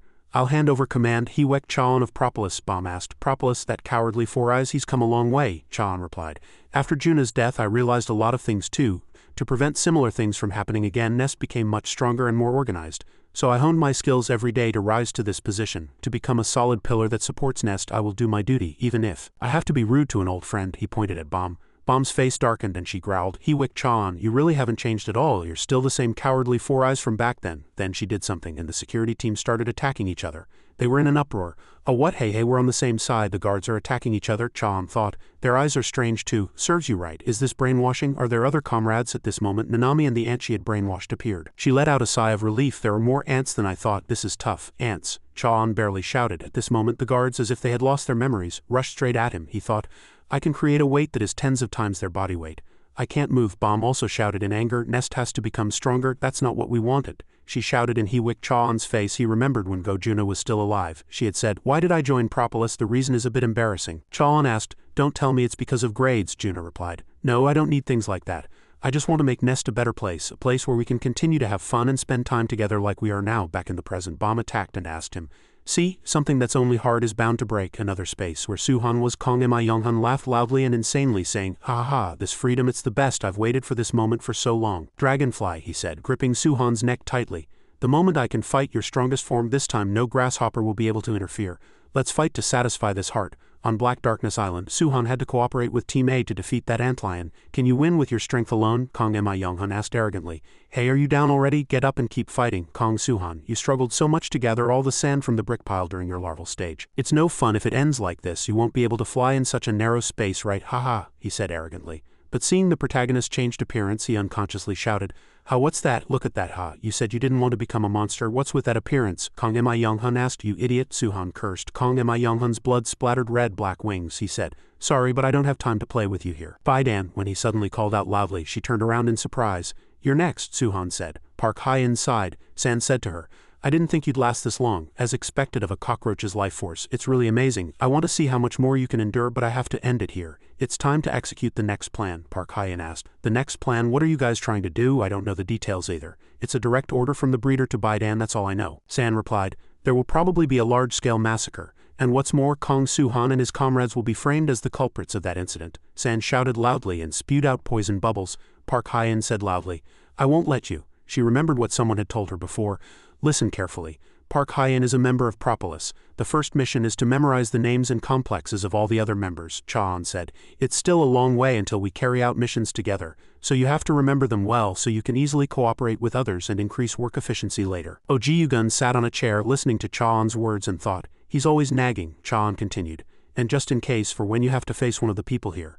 Park Hyen looked at San and thought to herself, "Here it comes. Bubbles are not the only characteristic of froghoppers. They often hide the leg strength that can jump 10 times their own height. I have to watch his legs while fighting," as she said. She jumped high and landed a painful kick on San. San muttered, "You predicted my attack." "Do you know my fighting style?" Park Hyen quickly replied and attacked him. "Yes, Senior San, I know very well about your abilities. Senior Hyong Chaon told me a lot about you." And she recalled what Chaon had said again. "Lastly, I have one more thing to say to you. The third-ranked San is a very strange guy. He's always cooped up in the lab, pretends to have no interest in those around him, and doesn't hesitate to use rude words and actions, so no one likes him, Park Hyen asked back. So are you telling me this so I'll be more careful of Senior San? Hyuk Chan was silent for a moment, then replied, No, San is not a bad person, so I mean you shouldn't hate him too much. Hyen fought and said to San, Senior Hyuk Chan trusts you very much. He also said you're not a bad person, but San brushed it off. Don't be ridiculous. Trust is the path to betrayal. As soon as he finished speaking, he spewed a series of poison gases towards her. Park Hyen was now engulfed in a thick gas. San continued, Didn't that guy tell you this, that only those who have honed their complex to its limits can reach the next stage? Park Hyen thought to herself, there are too many bubbles. Froghopper stance enhancement. San revealed the cicada's original form inside the bubble pouch. Bubble golem, bubble bath.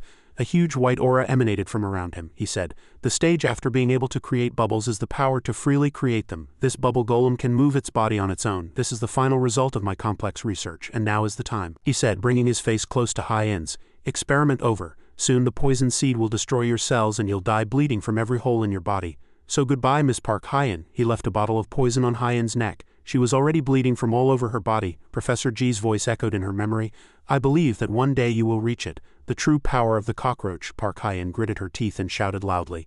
A huge aura erupted, surprising even the evil San. He exclaimed, You can still move? The cockroach is the most adaptable insect. Some species have even evolved to the point of having resistance to pesticides. They will continue to evolve for survival. Park Hyen had now evolved with cockroach stance enhancement, gaining a body that could adapt to all kinds of poisons. Special ability, poison resistance. Park Hyen rushed in front of San and said, Senior San, it's because of people like you who are always worried and scared, unable to trust anyone. Park Hyen used the half-insectoid practical technique and rushed in as she spoke. Hyen, she came down from above and smashed San's head into the ground. Suchan sighed. Baidan was still shouting pretentiously.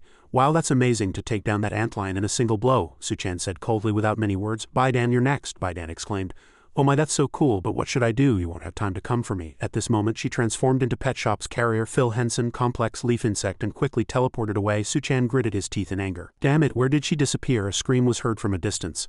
Someone, a boy cried out with tears in his eyes. Help me. In front of him was Pet Shop's giant monster Hercules, complex Hercules beetle. He drooled, bared his teeth, and looked at him with scary red eyes, saying, Delicious meat. He stretched out his huge hand to grab the poor boy, but at this moment Suchan quickly rushed over and saved him, attacking Hercules' hand directly. He held the boy and thought, the food-trained individuals have been released? When did they escape from prison? Then he seemed to have discovered something. At this moment a cell phone fell to the floor with a thud. Professor Ma trembled and stuttered.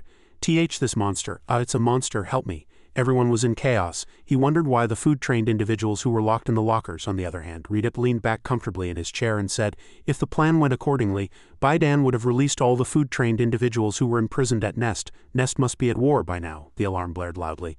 The food-trained individuals have escaped. They're heading out of the building. Damn it, stop them. Emergency alert. All Nest residents, please remain indoors and do not go outside. I repeat, all Nest residents, please remain indoors. Professor Ma urgently made a call. Summon the guards here. Call all the guards from the other sectors too. Everyone gathered in the center of the research wing. They were all hugging each other and trembling. They were in danger. Bomb also realized what was happening. She said, Are those the Pet Shop guys who were locked in the basement? Run. A loud scream was heard. Hyuk Chan flew forward quickly. A monster that seemed to have lost its reason charged towards the people. Boom, smoke rose. Hyuk Chan appeared from the smoke and said, I will not make the same mistake twice. This time I won't let a single one of them get out of here alive. Were those guys here too? Damn it, just how many of them escaped? As the monsters approached, a guard hurriedly shouted, Get back, shotgun. Hong Su-chan attacked the monsters with all his might. He turned back to check. Are you alright? You're a mon, the two guards said, trembling.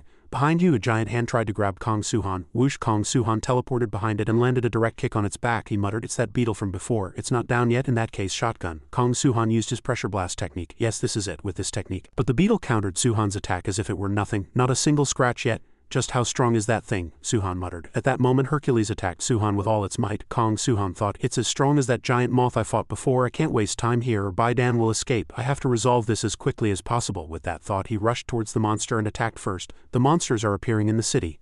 Swish, one of the monsters was hit by an attack.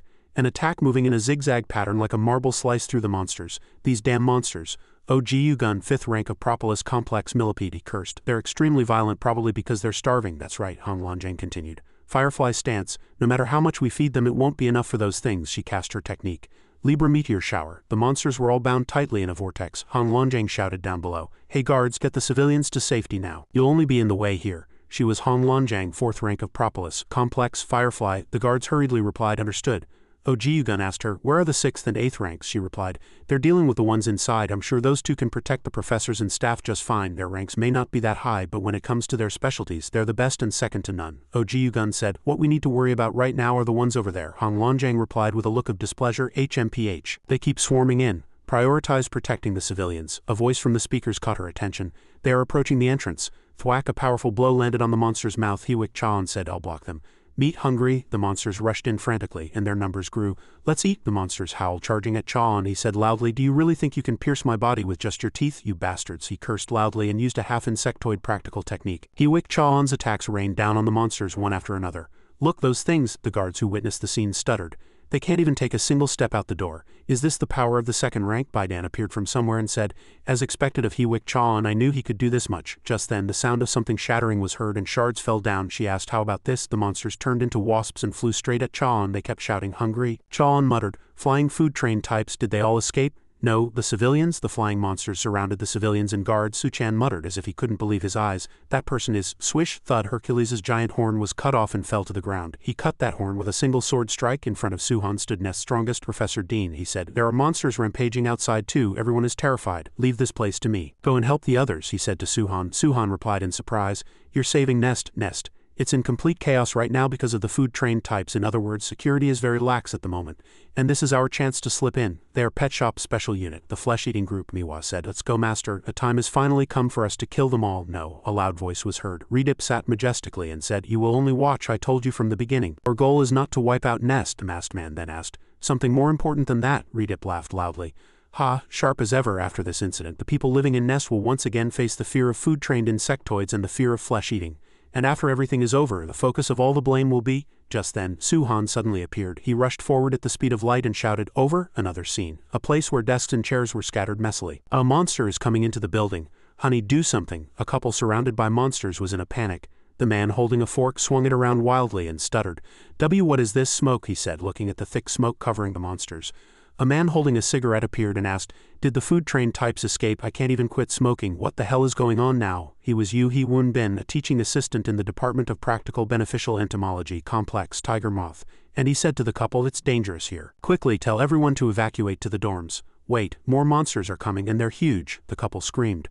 Horrible monsters leaped towards them, roaring, "Meat, this much smoke isn't enough to take them all down. I need to charge up more nicotine. Protecting the civilians comes first, even if my lungs get ruined," Yu Hee-woon Bin muttered. Just then a loud voice was heard. "Stop it, Assistant Yu. You should quit smoking." Cha Hee-sung appeared from somewhere and kicked a monster in the face. Judu-hwa joined in. She cursed at the monsters. "It's late. Why do you keep crying for meat? Emperor Scorpion stance, all of you go to sleep," Judu-hwa shouted, killing the monsters with 40 of her technique's power. Cha Hee-sung asked her, "Is that all you've got?" Du-hwa smiled and replied, "I'm just getting warmed up." Yu Hee-woon Bin called out, "Hee-sung, Du-hwa, shouldn't you be in the dorms at this hour?" Du-hwa replied, "We just escaped from prison." Hee-sung quickly covered her mouth and shouted, "Are you crazy? Why would you explain it like that?" It's fine. This isn't the time to follow the rules, to protect people." A flying monster was snatching 2 children.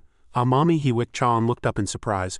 "We all have to work together." From a distance, Bomb ran and kicked the monster. The monster fell on the spot and blood splattered everywhere. She quickly caught the 2 children in her arms. Hyuk Chan asked in surprise, "Park Bomb, why are you helping us?" Bomb finished off a fly monster with her sharp tail and replied, "You don't even know something this simple? This isn't the time to distinguish between friend and foe. We have to prioritize human lives." At that moment the voices of civilians were heard from a distance.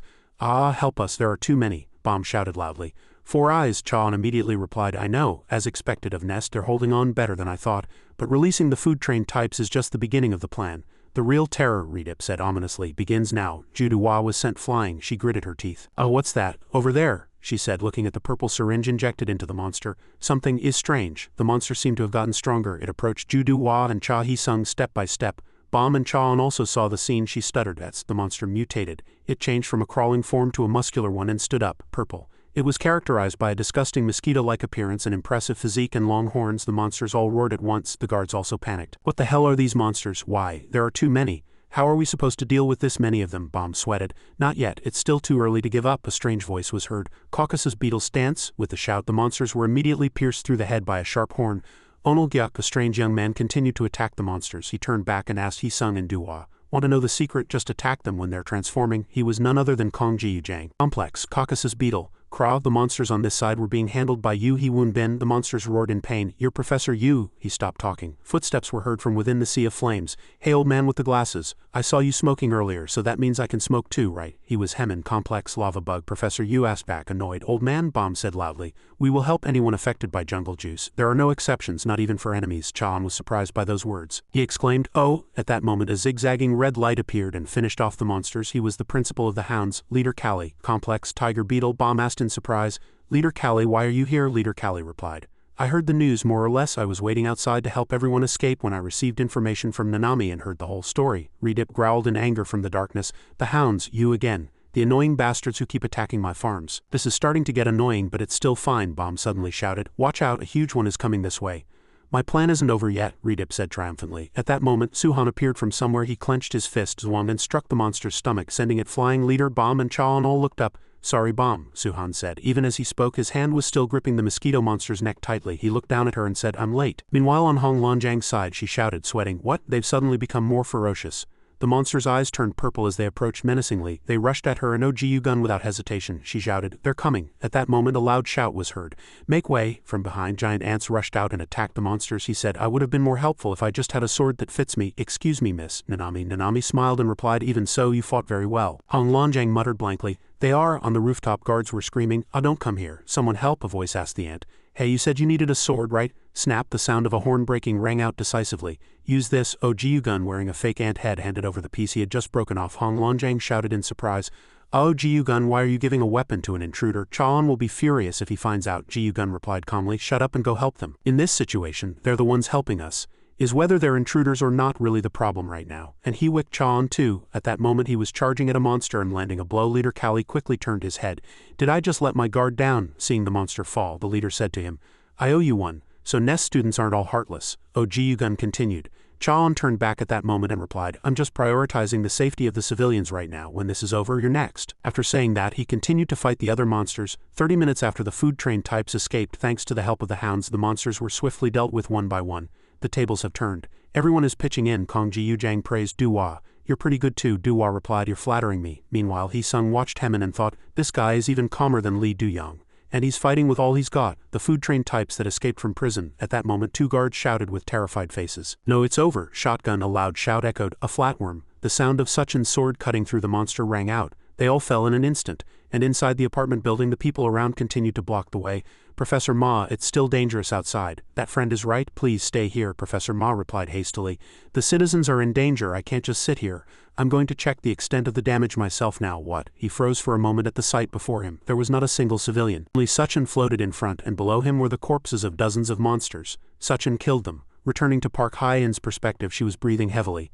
Looking at San lying motionless, she thought, I defeated him. He was really strong. If it weren't for the cockroach's life force, I would have died a long time ago. My whole body aches. Is this a side effect of the new power? The kidnapped boy. Although it was painful, Hyen did not forget to look around the room. Han Seon was now completely covered in beeswax, so much so that it was overflowing. The boy trembled. Thank goodness he's still okay. He has serious injuries, but at least he's alive. Are you okay? Let's get out of here first. Park Hyen hurriedly supported him. But she did not notice something crawling out of San's mouth. It crawled out of her mouth long like an earthworm. After walking a few more steps, Park Hyen shouted in surprise, What is this? Why are the food train ones here? The team leader called her. Lee Hee-won, he asked her, did you find the evidence? Park Hyen answered, I found out who the real culprit is. But before that, this child Hee-won cut her off. That's not the problem right now. Kong Suchin is in danger. Park Hyen felt as if she had been struck by lightning when she heard that. Over here, Suchin was surrounded by the security team. They were so ungrateful that they couldn't even think about the fact that Suchin had just saved them from the brink of death. Bomb and Leader Callie were also surrounded. She cursed. We've taken care of all those guys and now it's our turn, you damn bastards. A security guard stuttered and asked Professor Ma. PR Professor, do we really have to arrest them? They helped us. Of course, shouted the fat professor. I just received a report from Ibian. They have all cannibalized other insectoids. Look, due to the effects of cannibalism, their appearance is no different from that of monsters. They may be maintaining their reason now, but what if they lose their reason and attack the citizens? Not to mention Suchin, who has a criminal record of killing Dan Ji-Yu-bin. This is all for the safety of the citizens. Arrest them all, he ordered. No, a small hand grabbed his clothes and said, the girl continued. Those people are not monsters. They saved my mom, Bomb thought. It's that child from before. The girl continued to shout, Fat uncle, you can't hurt those people. He shouted in embarrassment, let go, you rude little kid. As he spoke, he raised his hand to hit the girl, but at this moment a hand stopped his cruel act. Hyok Chaon said to him, "Stop it, Professor. The citizens are scared." The fat professor was so angry he couldn't speak. This bastard Hyok Chaon, are you defying a professor's order now? Are you going to protect that murderous monster? Suchin is not a murderer. Upon hearing this, Suchin himself was surprised and looked back. What, who dares? Asked the fat professor. Park Hyen quickly ran up and punched the fat professor right in the face, knocking him down. Professor Ma and the others shouted in horror. What are you doing now? Park Hyen answered. Please listen to me. It wasn't Suchin who killed Dan Ji-Yubin. She recalled the moment when she and Hyong entered a room and saw the real fat professor lying motionless. She continued. The real culprit has the ability to transform into a professor, a student, or anyone, and is a spy for Paseo. It's this woman, Ibian. As she spoke, Ibian immediately revealed her true form. The scene at Nest was now extremely chaotic, with monsters, civilians, professors, and students all mixed together. Everyone whispered. She changed her appearance. A spy from Pet Shop, then that professor from before. Chaon found the teacher. Hong Lonjang hurriedly called and reported. Hyen was right, we only found the professor's body. There were signs of drug injection next to it. Park Hyen pressed down on her head and said, "It's over, Ibian. Thanks to everyone working together, we've defeated all the food-trained individuals without any casualties." At this moment, Hyong also came out, supporting the injured boy. Bom called out loudly, "Lee Han Seong, and with the evidence in the basement, Suchin will soon be proven innocent. Your plan has failed." Park Hyen shouted in Ibian's face, but she smiled instead and asked, "Really? You really think so? Although it's a bit of a loss of face, especially after Nest helped to wipe out the food-trained individuals, but please cooperate with the arrest." Professor Ma opened his mouth. "Our plan failed?" Park Hyen said hastily. Wait a minute, Professor. Suchin is innocent. It was all PSO's plan," but he replied, "Even if that child is really innocent, the fact that he is an intruder does not change. They infiltrated Nest before the incident occurred. Not to mention actions such as brainwashing or attacking staff, it is clearly an act of terrorism. Moreover, they are all those who have cannibalized other insectoids. They are maintaining their reason now, but prevention is better than cure. They are still like time bombs," Leader Kali retorted. "We have completely overcome the effects of cannibalism. We have no craving for flesh and we are always rational. We have no intention of fighting you, we just came to save our comrade." The professor with 2 mustaches suddenly got angry and shouted, "How can you say that after you've knocked down all our people? Do you even realize what you're saying? Professor Ma, you shouldn't trust monsters who have eaten other people. Throw them all in prison." Hyok Chaon stood there and thought, "The professors are extremely on edge. They're very sensitive right now because of the food-trained individual's escape incident." The professors had already witnessed numerous tragedies, so they knew the consequences of cannibalism all too well. It was understandable for them to make such a choice as people responsible for the safety of thousands. The professor commanded in a loud voice, "Arrest them all. Move quickly if you don't want to be punished." Leader Kali said in anger, "Then we have no reason to be here anymore. If they're deliberately turning a blind eye and a deaf ear, why should we bother explaining? If they want war, we'll give them what they want." Suchin thought in a panic. "No. If this continues, there will be the biggest fight in history," he shouted hastily. "Everyone, thwack." A stream of blood splattered on his face. Both sides rushed at each other and fought in a tangled mess, but at this moment everyone suddenly stopped and looked to one side. Bom muttered worriedly, Lee Han Seong." At this moment he looked terribly hideous. A purple light emanated from his 2 eyes and his whole body. The poison wound on his neck was spreading. Inside Han Seong's subconscious he was hanging upside down in a golden space. "Where am I? I can't remember anything. What am I doing?" "Hung," a calling voice was heard from the dimness. "Hung, what are you doing here? Where have you been?" Han Seong unconsciously looked back, Han Byul looking at the tattered body. Han Seong was flustered. "Your body," Han Byul replied with a terrible expression. "I was eaten by a mantis, it hurt so much," Han Seong asked hastily. "Which bastard?" Han Byul replied. "It's all Nest's fault. Nest let me die like that," the boy replied with resentment. Tears streamed down. The boy's 2 eyes turned a frightening purple. He shouted, "Avenge me, Hung." Han Seong replied, "All right, don't worry, Han Byul. Those damn bastards who let you die." Davidson and Bom's faces were also filled with worry and tension. Han Seong instantly transformed into a giant monster. He gnashed his teeth in resentment and red blood flowed from his purple eye sockets.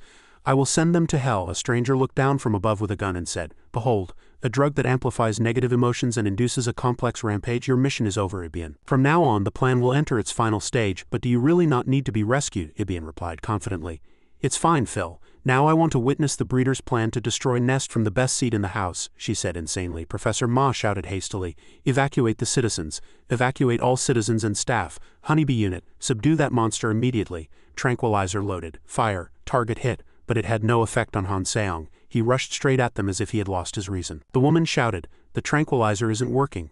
Whoosh! Han Seong continued to attack the people around him. Suchin flew like an arrow and quickly saved the woman. He asked inwardly, is he really going to kill people? What the hell is going on? Lee Han Seong, get a grip, you idiot." Bom tried to rush in, but a hand quickly pulled her back.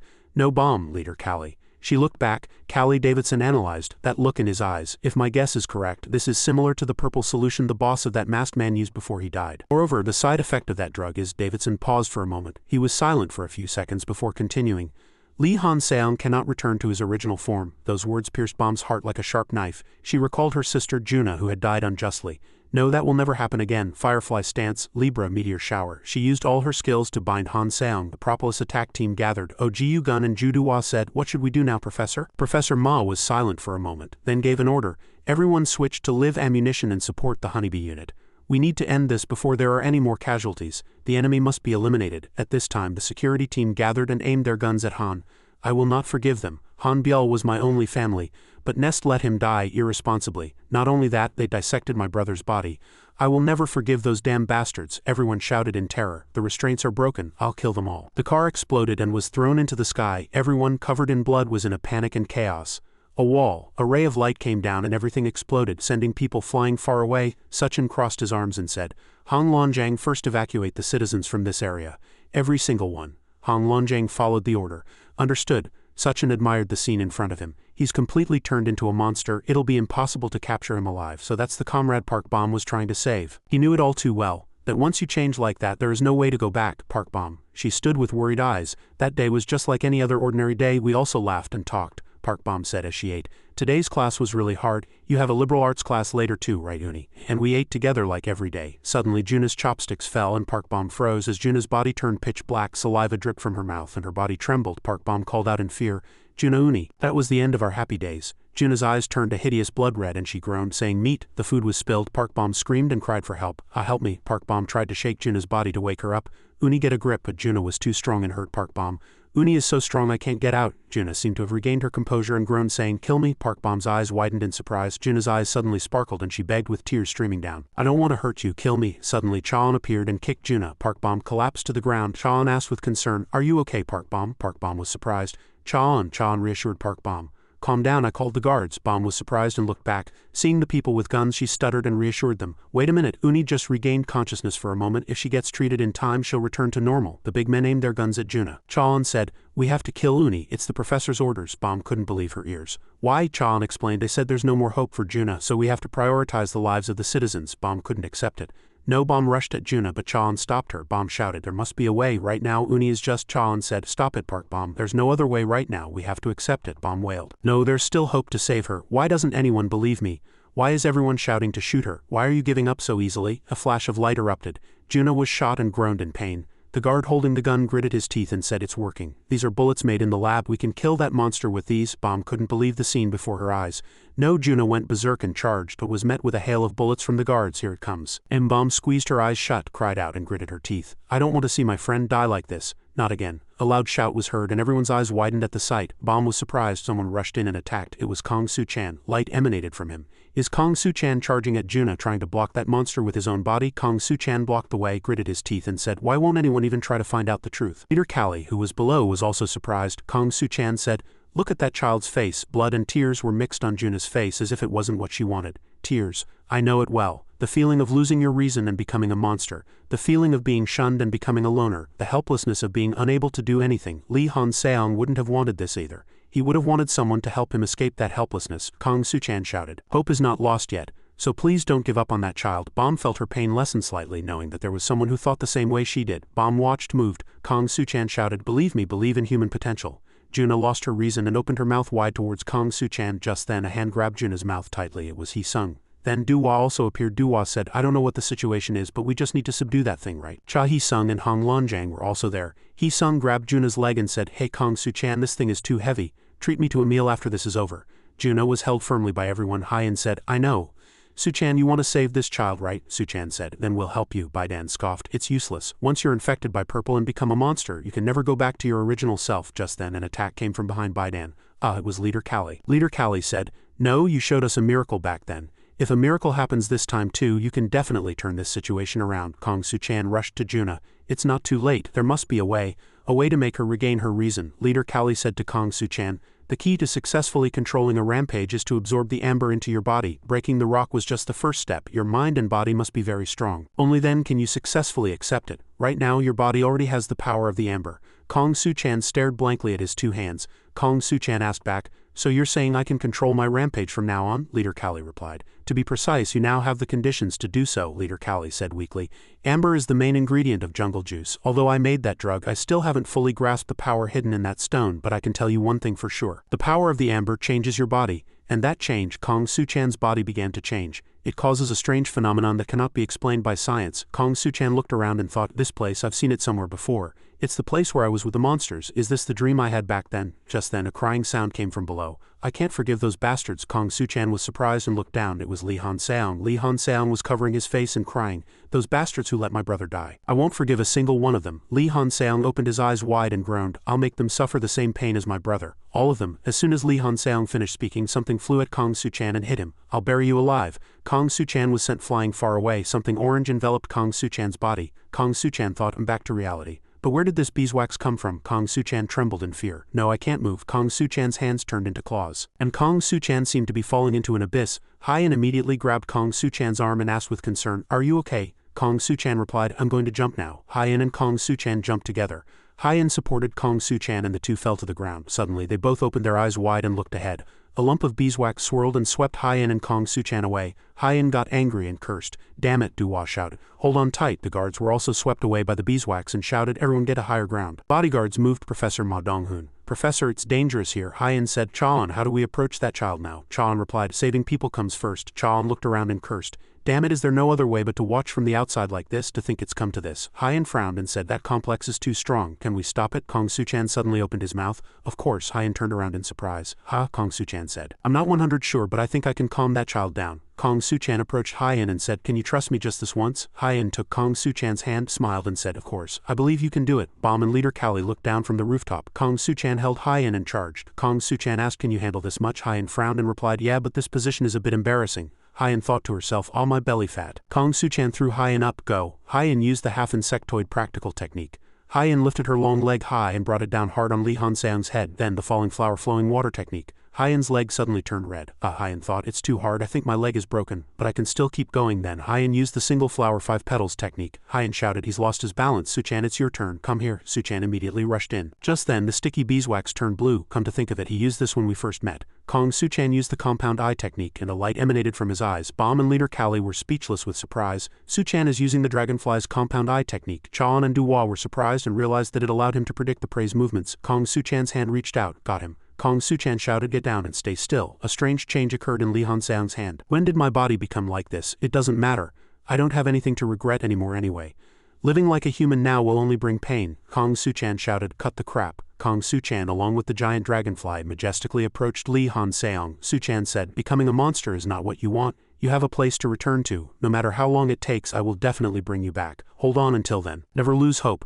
Li Hanseong shed tears of emotion. The guard shouted, "He's down, now's our chance, fire." The bullets were fired. Just then the department head appeared. They called out in confusion, "Department head." The department head opened his mouth. "How is that child? Is his condition stable? You saw it too." Kong Suchan was surprised and stared at him without answering. Suddenly Li Hanseong's body grew larger. Hyen shouted loudly, "Watch out, Suchan." The department head drew his sword. And he struck Li Hanseong hard. The teacher reassured them. "Don't worry, I just hit him with the back of the sword to knock him out. If there wasn't a single shred of hope for that child, I would have cut off his head without hesitation. But if you saw even a sliver of hope that he could regain his consciousness, I will believe in that possibility. So prove it, right here at Nest." Kong Suchan was surprised by the department head's words. Kong Suchan turned to Hyen and stuttered, "Does that mean?" Hyen's eyes sparkled. The department head said, "Kong Suchan, welcome back to Nest." The professor said to Suchan, "Welcome back to Nest." Hearing those words, Kong Suchan felt an inexplicable surge of emotion, and he felt the strength drain from his body. Suchan collapsed weakly into Hyen's arms. 3 months later. "After 3 months I finally returned home. Everything was over. Nest had uncovered the truth. The poison that killed Dan Jiubin and even the evidence that Li Hanseong had been brutally tortured. It was all the work of Pet Shop's spy. The culprit, Li Baidan, was immediately arrested. She was very calm even then. Was it because her plan had failed? Li Hanseong had turned into a monster. The department head ordered not to kill him. He is currently in the lab in a coma. Now that Baidan's crimes have been revealed, my murder charge will soon be cleared." But there was still sadness in Suchan's eyes. "But we still have one more mission to complete," Ma Donghoon said seriously. "Now it's your turn to explain. Hounds, tell us your organization's identity and purpose." Department head Dean said in surprise. "What is all this?" Leader Kali replied. The children I took in were all forced to eat flesh by pet shop. I couldn't just watch them turn into monsters. So I taught them how to resist the effects of flesh eating. As a result, we were all able to maintain our reason and control that power. Professor Bae Junman, the head of the medical department, asked in surprise, resist the effects of flesh eating? That's impossible. We've been researching a method for years, but we failed to prevent the rampage. Leader Callie closed his eyes weakly. Of course, not everyone succeeds. Some of us failed and became monsters, but with the amber it's not impossible. The main ingredient of jungle juice. Ma Donghoon rested his chin on his hand and said coldly, amber, we know of its existence, but the power of that stone is still unknown and we judged it too dangerous to play with such an unknown existence. So only a select few knew about it. So how do you know how to use the amber? Leader Callie replied, because I am the sole survivor of the lab that created jungle juice. Hearing that, everyone froze and a long silence followed. Bomb looked at Leader Callie.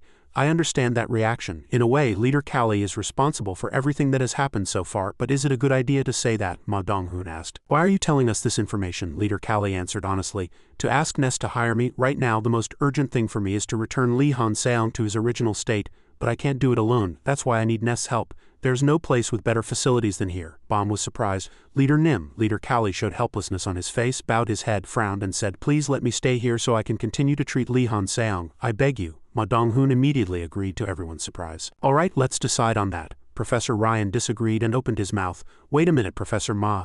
Are you sure it's okay to let them stay at Nest? They are intruders after all. Ma Donghoon explained. Professor Ryan, who do you think is responsible for this incident? It's us. Our mistake of letting a spy slip through put the citizens in danger. Until now, I believed that a strict legal system guaranteed the safety of the citizens, but the ones who actually protected our citizens were them. The ones we attacked, thinking they were on the same side as Paseo, are the ones who truly protected Nest. The department head also said he wanted to trust Suchan. Ma Donghoon closed his eyes and continued. Perhaps we also need to take some time to reflect on ourselves. What is truly the path for Nest? Scene change. Chaon visited Baidan. Baidan was surprised to see Chaon and asked, Oh Hiwik Chaon Sunday, what's with that expression? Can't you believe that your junior was a traitor? Baidan's body was covered in bruises. Chaon said, I heard everything from Park Hyen, that you secretly helped Pet Shop and brutally tortured the hostages. Is that what you really wanted? Baidan smiled and said, whether I wanted it or not, does it really matter? The fact that I'm a criminal won't change anyway. Chaon sat down coolly and asked Baidan, are those wounds being treated properly? I'll call a doctor to treat you. Baidan was suddenly surprised. Why are you suddenly acting so kind? Do you have some other motive? Baidan trembled as if overcome with emotion and said, the person sitting in front of you is a criminal who joined hands with Pet Shop and tried to take the lives of citizens. I tried to destroy Nest, the organization you've always protected. That's right. I chose to become one of the pillars that protect Nest, but I realized that with absolute power alone I would one day be defeated. In the end I couldn't protect anyone. But there is someone who protected everyone just by asking them to believe in him. Chaon stood up from his seat and said as he left, I don't believe you truly wanted to betray us. I'll find proof of that. No matter what, I will hold firmly to that belief, even if no one else believes it, because the San I know is not a bad person. Baidan sat sadly, lost in thought before opening her mouth. What a foolish person. Chaon quickly turned around. Baidan said sadly, in that case I'll tell you this. One critical mistake that Lee Baidan overlooked. The scene shifts to the dorm. Kong Suchan was excited. My dorm room, how long has it been since I've been back here? Suchan's eyes welled up. I'm really back. Suchan took off his clothes. This is no time to be sentimental. The others will be here soon. He hadn't forgotten what Cha Hee-sung said about washing up and getting ready to welcome them when he was discharged, and Suchan jumped into the bathroom. I have to wash up first. Suddenly he saw Bomb showering. Suchan froze. Suchan shouted, Bomb, why are you? Bomb was also surprised and asked, what? Why are you here? Bomb ran out of the bathroom and explained, I thought you were being discharged today, so I was just going to wash up while waiting. Suddenly a loud noise surprised Suchan's friends. Everyone stood in front of the door surprised. That sound just now sounded like someone falling in Suchan's room. Don't tell me he's wrestling with someone in there. Bomb had fallen on top of Suchan's body. Hyen opened the door and entered Suchan's room. Hyen called out to Suchan, what are you doing in there? Bomb and Suchan panicked when they heard Hyen's voice. Bomb hurriedly wrapped a towel around herself and ran away. Suchan stammered, I am showering. I'm almost done. Just give me 5 minutes. Hyen stood quietly outside the door. Hyen mustered her courage and opened her mouth. I'm so glad to see you here. I always believed that you would come back to us someday. Suchan, who was inside the room, was surprised. Suchan said happily, yeah, I'm back. Everyone came into Suchan's room and saw Hyen. Look at that emotional state. Kong Suchan, that bastard is in the bathroom with someone. The sky grew dark. Bomb hurriedly put on her dress and said, it's a good thing I brought my clothes in here. Don't turn this way. Suchan replied, all right, but why did you come to my room all of a sudden? Bomb replied, to thank you. Suchan turned around in surprise. Bomb said, I lost a very close friend a long time ago. She became a monster due to the effects of flesh eating and was killed right in front of my eyes, so when Lee Han Seong became like that I squeezed my eyes shut. I thought there was no hope of saving him, so I was just scared and couldn't open my eyes, but you didn't give up until the end. At that moment Suchan shouted, please don't give up so easily. If it weren't for you I would have lost another friend, so Suchan cut her off. Not yet, Bomb turned around in surprise. Suchan said, I haven't completely saved Lee Han-seong yet, he's still under the influence of purple. I will definitely turn Lee Han-seong back to normal, just you watch. I'll accept your thanks after I succeed. Bomb's eyes turned red as if she was moved. Bomb reached out and pushed the vent on the bathroom ceiling, saying, So you're that kind of guy, huh? There's something I haven't told you yet, Bomb said as she climbed up. If we want to stay here to treat Lee Han-seong, we have to become nest students according to the rules. That's the only way we can freely enter and leave the lab where he is. I may be older than you, but I'll need your help this time. Senior, Suchan was surprised to hear that. 10 minutes later, Suchan came out of the bathroom and was surprised. What is this? Nanami, Hemin and Kong Jiu Jang were standing at the door with Bomb. We finished all the paperwork, so we have nothing to do right now. They said we're free to go anywhere. So we decided to have a party in your room. Suchan asked, Where is Leader Callie? Nanami replied, He still has things to talk about with the nest professors, about Lee Han-seong's treatment and the jungle experiment. Suchan said, That's perfect, I have people to introduce you to as well. Suchan's friends looked outside, puzzled. It's the people we saw last time. Suchan said, Is it okay if we hang out with you? Hyen looked at Bomb and thought, So that's the woman from back then. The scene changes and the mask said, You're here. You seem to have had quite a hard time getting out of there. Phil the carrier sighed and said, Nest security is no joke. They even installed thermal cameras so it would have been difficult to infiltrate without the mask. The mask put his hand in his pocket and took something out, and Phil the carrier said, So what's up? You didn't just come to say hello. The mask said, There's something for you to do. The breeder has finally found what he's been looking for a long time. I heard your main job is to transport people or things, but from now on what you'll be transporting is a new era. The scene shifts to the dorm and Suchan held a can of beer and said with a smile, Since when did you all get so close? Cha Hee-sung smiled and said, They helped out while you were away, right? Then they must be good people. Besides, we fought together when the food-trained individuals escaped. Our teamwork was perfect. Cha Hee-sung put his arm around Suchan's shoulder and continued excitedly, Anyway, welcome back, Kong Suchan, let's drink to our heart's content tonight. Suchan asked shyly, Is that okay? Suddenly, Bomb, drunk, fell onto Suchan's lap. Bomb is a pretty weak drinker. Suchan was surprised and flustered. Suchan stuttered, Bomb. Bomb was lying long on Suchan's lap and Hyen looked as if she had been struck by lightning. Nanami explained, A bomb passes out after just one drink. Suchan said at a loss, You should have told me sooner. Hyen growled Suchan. Suchan, terrified, shook his head and explained, Hyen, I swear Bomb is just. Hyen leaned on Suchan, hugged his leg and said, I think I'm drunk too. Was Hyen a bad drinker too? Suchan's face turned red and he became nervous. Hyen said quietly with moist eyes, Can you take me to my room? Suchan replied, Of course. Ju Duhua whispered in Suchan's ear, Don't do anything weird in our bathroom, you pervert. Suchan's face turned bright red. Hyen asked Sniff, What about the bathroom? Suchan hurriedly explained, It means you should wash up before bed. Haha. In the end, Suchan was too embarrassed to take Hyen to her room.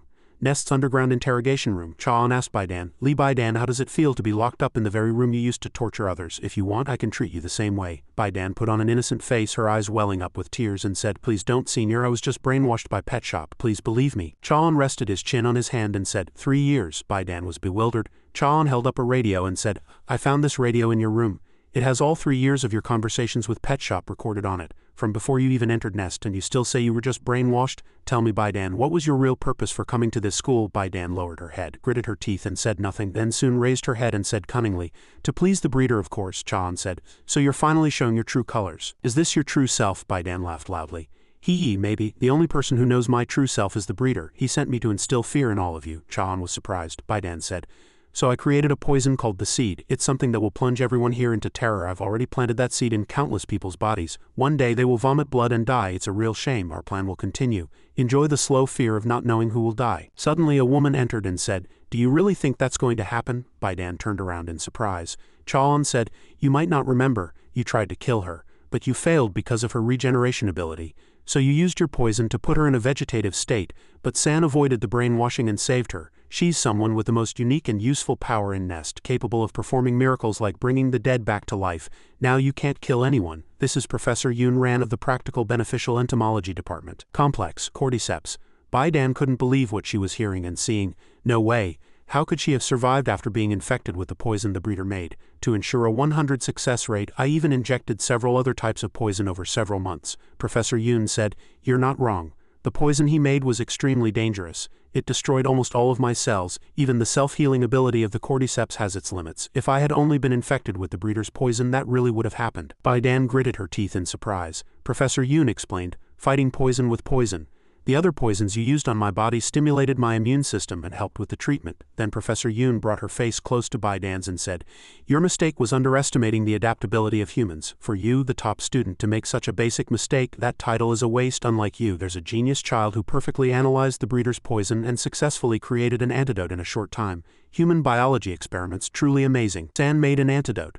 Does that mean Shin Ga-Ion's brainwashing has been broken? The professor turned her body to leave and didn't forget to say, you just said you planted a poison called the seed in people's bodies, right?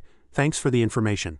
Propolis will use instructor authority to inform all students at Nest of this fact. The students had to get a health checkup.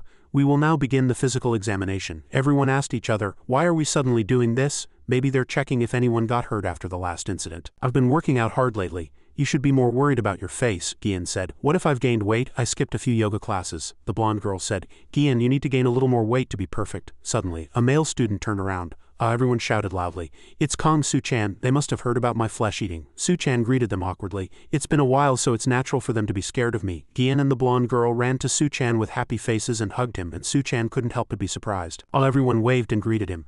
Oh my god, it's been so long. HMPH, you came in later than me. From now on, call me senior. In your dreams, are you eating well? Gian asked. Are you still working out? Be careful. You seem to have gotten even more handsome than before, don't you think? Hyen turned to Su-chan and said, see, I told you were worrying for nothing. Su-chan smiled with satisfaction. Yeah? Suddenly a loud shout was heard from outside the door. Damn it, who do you think you are? A burly young man growled at Bomb. I'm the senior. What's wrong with cutting in line a little? What's with that expression? Got a problem? Bomb was still arguing with the burly young man. I'm fine with it. But isn't cutting in line and lording over your juniors a violation of school rules? You're the ones breaking the law. Do you think it's acceptable to wear a logo like that on your clothes? The burly young man's colleagues teased him. Hey, don't push her too hard. It'll be a big problem if she turns into a monster. Ha ha ha, alright, let's let it slide. The burly young man laughed with contempt. I really don't get it. Why do the professors let monsters like them? Suddenly Su-chan appeared, grabbed the burly young man's finger and said, it's rude to point at others. The burly young man's face turned red with pain and he shouted. Su-chan turned to Bomb and said, I'm fine, stop it. Kong Su-chan, Su-chan said. But these guys are deliberately picking a fight with you, knowing full well you can't fight back. Bomb waved her hand and said, you'll get in trouble too if you help me. Su-chan flinched. Su-chan let go of his hand and the burly young man shouted, alright you bastard. Damn it, that's killing me. Look what you did to my hand. This is a one-sided assault. I'm reporting you to Propolis, his colleague said in fear. Are you okay? I can't even look. Suddenly a hand slapped the burly young man across the face. How dare you? It was Chaon pushed the young man hard and said, trying to use us? He screamed as he was suddenly shoved and his colleagues helped him up. Just get in line quietly. Yeah, who started this in the first place? Bomb looked at Chaon and asked, Hiwek Chaon, what are you doing here? Chaon handed Bomb some student ID cards. Take these. Bomb held the 2 ID cards in her hand, surprised, and said, these are my student ID and Juna's. I thought they were lost. Chaon turned and said, I was keeping them. Now that you have the authority, you can visit your friend whenever you want. Think of it as a reward for saving the citizens. Back then I thought stopping Go Juna was the right thing to do, the best way to protect the citizens. Perhaps you were right that there was a better way. Bomb said sadly. Hiwek Chaon. Chaon turned his body and called out to Su-chan. You were truly framed. It's not your fault that the spy wasn't found. You fought to protect everyone. Why did you do that? Back then you should have deeply resented Nest. Su-chan opened his mouth. I don't care about grudges. The people here are very precious to me, so naturally I wanted to protect them. The blonde girl ran to Hee-sung, hugged him and said, wow, your build has completely changed. Gian also wrapped her arms around his waist and said, Hee-sung, did you gain weight too? Hee-sung asked in surprise. What are you doing? Chaon looked at everyone and thought, why did I join Propolis? It was because I wanted to make Nest a better place, a place where we could laugh, talk and spend time together like now. Chaon said, I see, I guess I misjudged you. As Su-chan looked at Chaon in surprise, he quickly turned away. I've wasted my time. I'm leaving. You all continue with your checkups. Inside the meeting room, Professor Yoon reported that the physical examinations were proceeding smoothly. Everyone who was poisoned by Lee Bai-dan has also been fully treated. Everyone said in surprise, Oh, Professor Yoon, you haven't been awake for long, yet you're working so hard. Without answering, Professor Yoon continued, however, there is one strange thing. The genetic data of the new students from the Hound side perfectly matched that of Pet Shop's food-trained subjects, the masked person said. Does that mean they are the same as those monsters? Another person asked. Is it really okay to let them live at Nest like this? What if they lose control and attack the citizens? Department head Dean spoke up. Let's trust them. I will take full responsibility. Look at them. They are just young people enjoying their vibrant youth. The young people who saved Nest. Everyone was standing and talking with Su-chan. What, are you curious about my measurements? How were your test results, you pervert? Department head Dean continued. I know everyone is doing their best for Nest. I will try not to interfere, but with Pet Shop continuing to mock us, I'm afraid we might lose our composure. Professor Yoon was lost in thought. Nest has become much more unstable while we were away. Even the student you cared for most went through all sorts of hardships. Everyone here truly needs you. Hyen watched Suchan playing with his other friends and thought, lately Suchan has only been hanging out with the new kids, what should I do? Hyen and the blonde girl whispered. At this rate another girl is going to snatch him away. Hyen turned around, startled, and said, I wasn't thinking that. I can't really say anything, can I? They're the ones who helped Suchan. I just wish we had more time to talk among ourselves. A nurse passed by Hyen's friends and sighed. Phew, there's so much to do. Next are the antidote shots. When will I ever finish? Hyen said slyly. Hyen, I have a great idea. Scene changed to the injection room. Suchan sat on the bed and thought, is it the shot next? There are more tests than I thought. Someone said, I'm coming in. Suchan replied, ah yes. Suchan stammered in surprise. Nurse. Hyen, why are you here? Hyen answered shyly. The nurse said she was too busy, so I decided to help out a bit. She said I just need to administer this antidote. Hyen looked at Suchan and thought, damn it, Hyen, why did you make me do something so embarrassing? Hyen said to Suchan, I'll disinfect the area first. Take off your shirt. Suchan said shyly, ah okay, but inside the box instead of cotton swabs there were condoms. Suchan was surprised. Ha Hyen, it turned out that Hyen and the blonde girl had switched the cotton swabs with condoms. Suchan said, this isn't an alcohol swab. Suchan said embarrassedly, Hyen, that's not an alcohol swab. Hyen's eyes widened in surprise. She covered her face embarrassed and turned her head away to explain, it's a misunderstanding, I didn't bring this. Suchan also blushed and said, ah right, the nurse must have put it in by mistake. Ha ha ha, Hyen thought. Kong Hyen, just you wait. Hyen peeked at Suchan and stammered, I have something to ask. Have you ever done something like that? Suchan shook his head in denial. What kind of nonsense is that? I haven't, of course not. I don't even know what it feels like to hold hands. Hyen said, I heard from Duhua. When we went to your room you were in the bathroom with Bomb. Hyen asked with a growl, what were you two doing in there? Suchan's face turned purple as he sweated profusely, thinking, that bastard Ju Duhua. The second injection room. Hyen prepared to give Suchan the shot and said, ah, so she just came to thank you. I misunderstood, I'm sorry. Suchan said, yeah, that's it. There's nothing between me and Bomb. Suchan thought to himself, I bet your feelings were a bit mixed into that injection just now, huh? Duhua always teases me like that even though she knows. Hyen asked, those people enrolled at Nest to bring back Lee Han Seong, right? They must really trust each other. Suchan replied, they've been together for a long time. They're basically like family. On the other hand, I haven't known them for long, but they've helped me a lot. It's thanks to them that I was able to come back to you all. When we stopped Lee Han Seong, I saw him crying. At that moment I saw myself in him. The me before I came to Nest and met you all. That's why this time I want to save him with my own two hands. I don't know how to do it or if it's even possible, but if I say I'm going to do it, I'll definitely see it through. Suddenly, Hyen smiled as if lost in thought and said, actually I came here today because I have something for you. Hyen handed Suchan a badge. Here, it's your Propolis badge, Suchan. Propolis members must operate as a team. But I don't have a team yet. Suchan, will you be my partner? Suchan asked in surprise. Are you inviting me to join Propolis? Hyen replied, yes, Hyuk Cha and Sunbae approved it too. Propolis knows a lot of secrets and often operates outside of Nest. We'll definitely be able to find clues to save Lee Han Seong. You promised to bring him back, didn't you? Hyen's eyes sparkled, but she continued in a determined voice, as your partner I'll help you keep that promise. Suchan's eyes began to water. Hyen. Suddenly Suchan hugged Hyen tightly, and Hyen was surprised. Ah, Suchan held Hyen gently. Hyen was embarrassed but couldn't hide her joy. Suchan thought, I knew it. Coming back to Nest was really the right decision. In the lab, Leader Callie and Professor Yoon were standing and talking. Leader Callie said, the side effects of purple are slowly appearing. It's gradually destroying the cells in his body. That boy must be in a lot of pain. Professor Yoon said, I've used my healing ability to slow down his decomposition. But that's just buying a little time. To cure him completely, we need to restore the DNA that purple destroyed, and that's impossible. It will take at least a few years to find another treatment, but during that time that boy, before Professor Yoon could finish, Leader Callie interrupted. No, it might not take that long. Scene change, an insecticide factory in the Baltic Sea region. It was a hideout for a drug cartel. They were talking amongst themselves. This batch seems pretty good. It's going to be a big deal with that mafia guy. Suddenly a voice asked, who's there? A woman. No. She looks like just a kid. It was Mihua. A man in a mask asked, I don't know how you got in, but now that you've seen this you have to die. I'll kill you. Suddenly a red beam flashed by and blew off the masked man's head. They shouted, Arg, we're under attack, it's an enemy. And they started firing at Mihua. Is she an assassin from the mafia? Doesn't matter, kill her. Mihua was unharmed even after being shot, and they fell into a panic. What? Why isn't she dying? Suddenly a man's arm was cut off by Mihua's red beam and he screamed.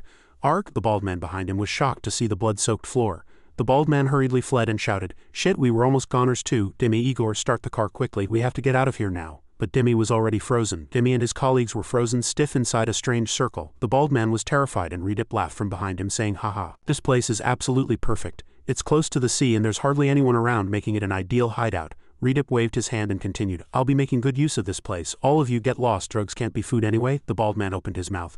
Please spare me just a moment, please spare my life. Money, drugs, I'll give you anything you need. I'll become your subordinate if you want. Redip laughed and said, become my subordinate? Haha, that's a good idea, but pet shop is no place for weaklings. The bald man pleaded in fear. My organs are filling with water, stop it. Redip clenched his fist and their body parts fell to the floor with blood. Redip suddenly raised his voice.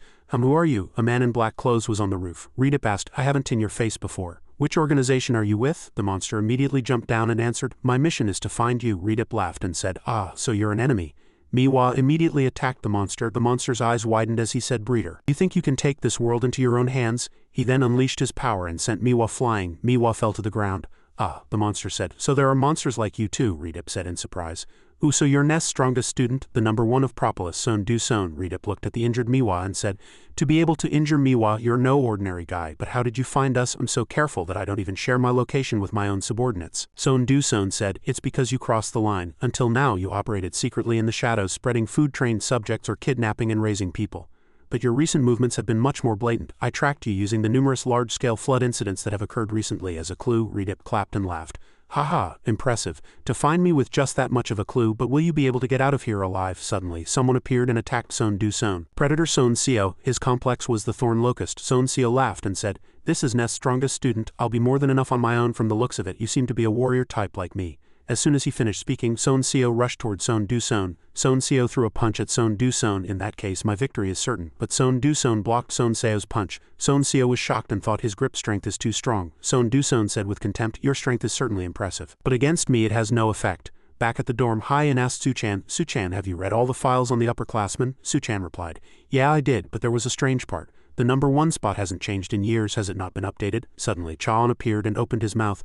No, it will never change. Suchan was startled and thought, how long has he been here? Chaon explained, Du-son Sunbae, the strongest student, has been delaying his graduation ever since Propolis was founded. Suchan asked in bewilderment, he's the top student, but he's deferred his graduation for that long? Chaon replied, he said it was for the future of Nest. He promised not to graduate until someone stronger than him appears. Suchan asked blankly, Hewick Chaon Sunbae, can't even you replace him? Chaon replied, that's right, no one in this school can handle their complex as well as he can. Meanwhile, Son Du-son was blocking Son Seo's attack. Chaon continued, if I'm called the pillar of Nest, then that Sunbae is. He is the pride of Nest. As Son Seo was defeated by Son Du-son, Redip was lost in thought. He's strong, but he doesn't seem to have noticed yet. Just then another person appeared and attacked Son Du-son, the predator Noonbo complex. As Noonbo charged, he smiled slyly, got why. Before he could finish, he was sent flying by Son Du-son. Nice try. Noonbo crashed hard against a rock. Son Du-son said coldly, but unfortunately I can sense vibrations. Mihei used a technique, Orchid Mantis stance. With determined eyes, Mihei aimed a gun at Son Du-son. Son Du-son said, Predator, so it was you who attacked Nest. Son Du-son kicked Mihei, shattering her.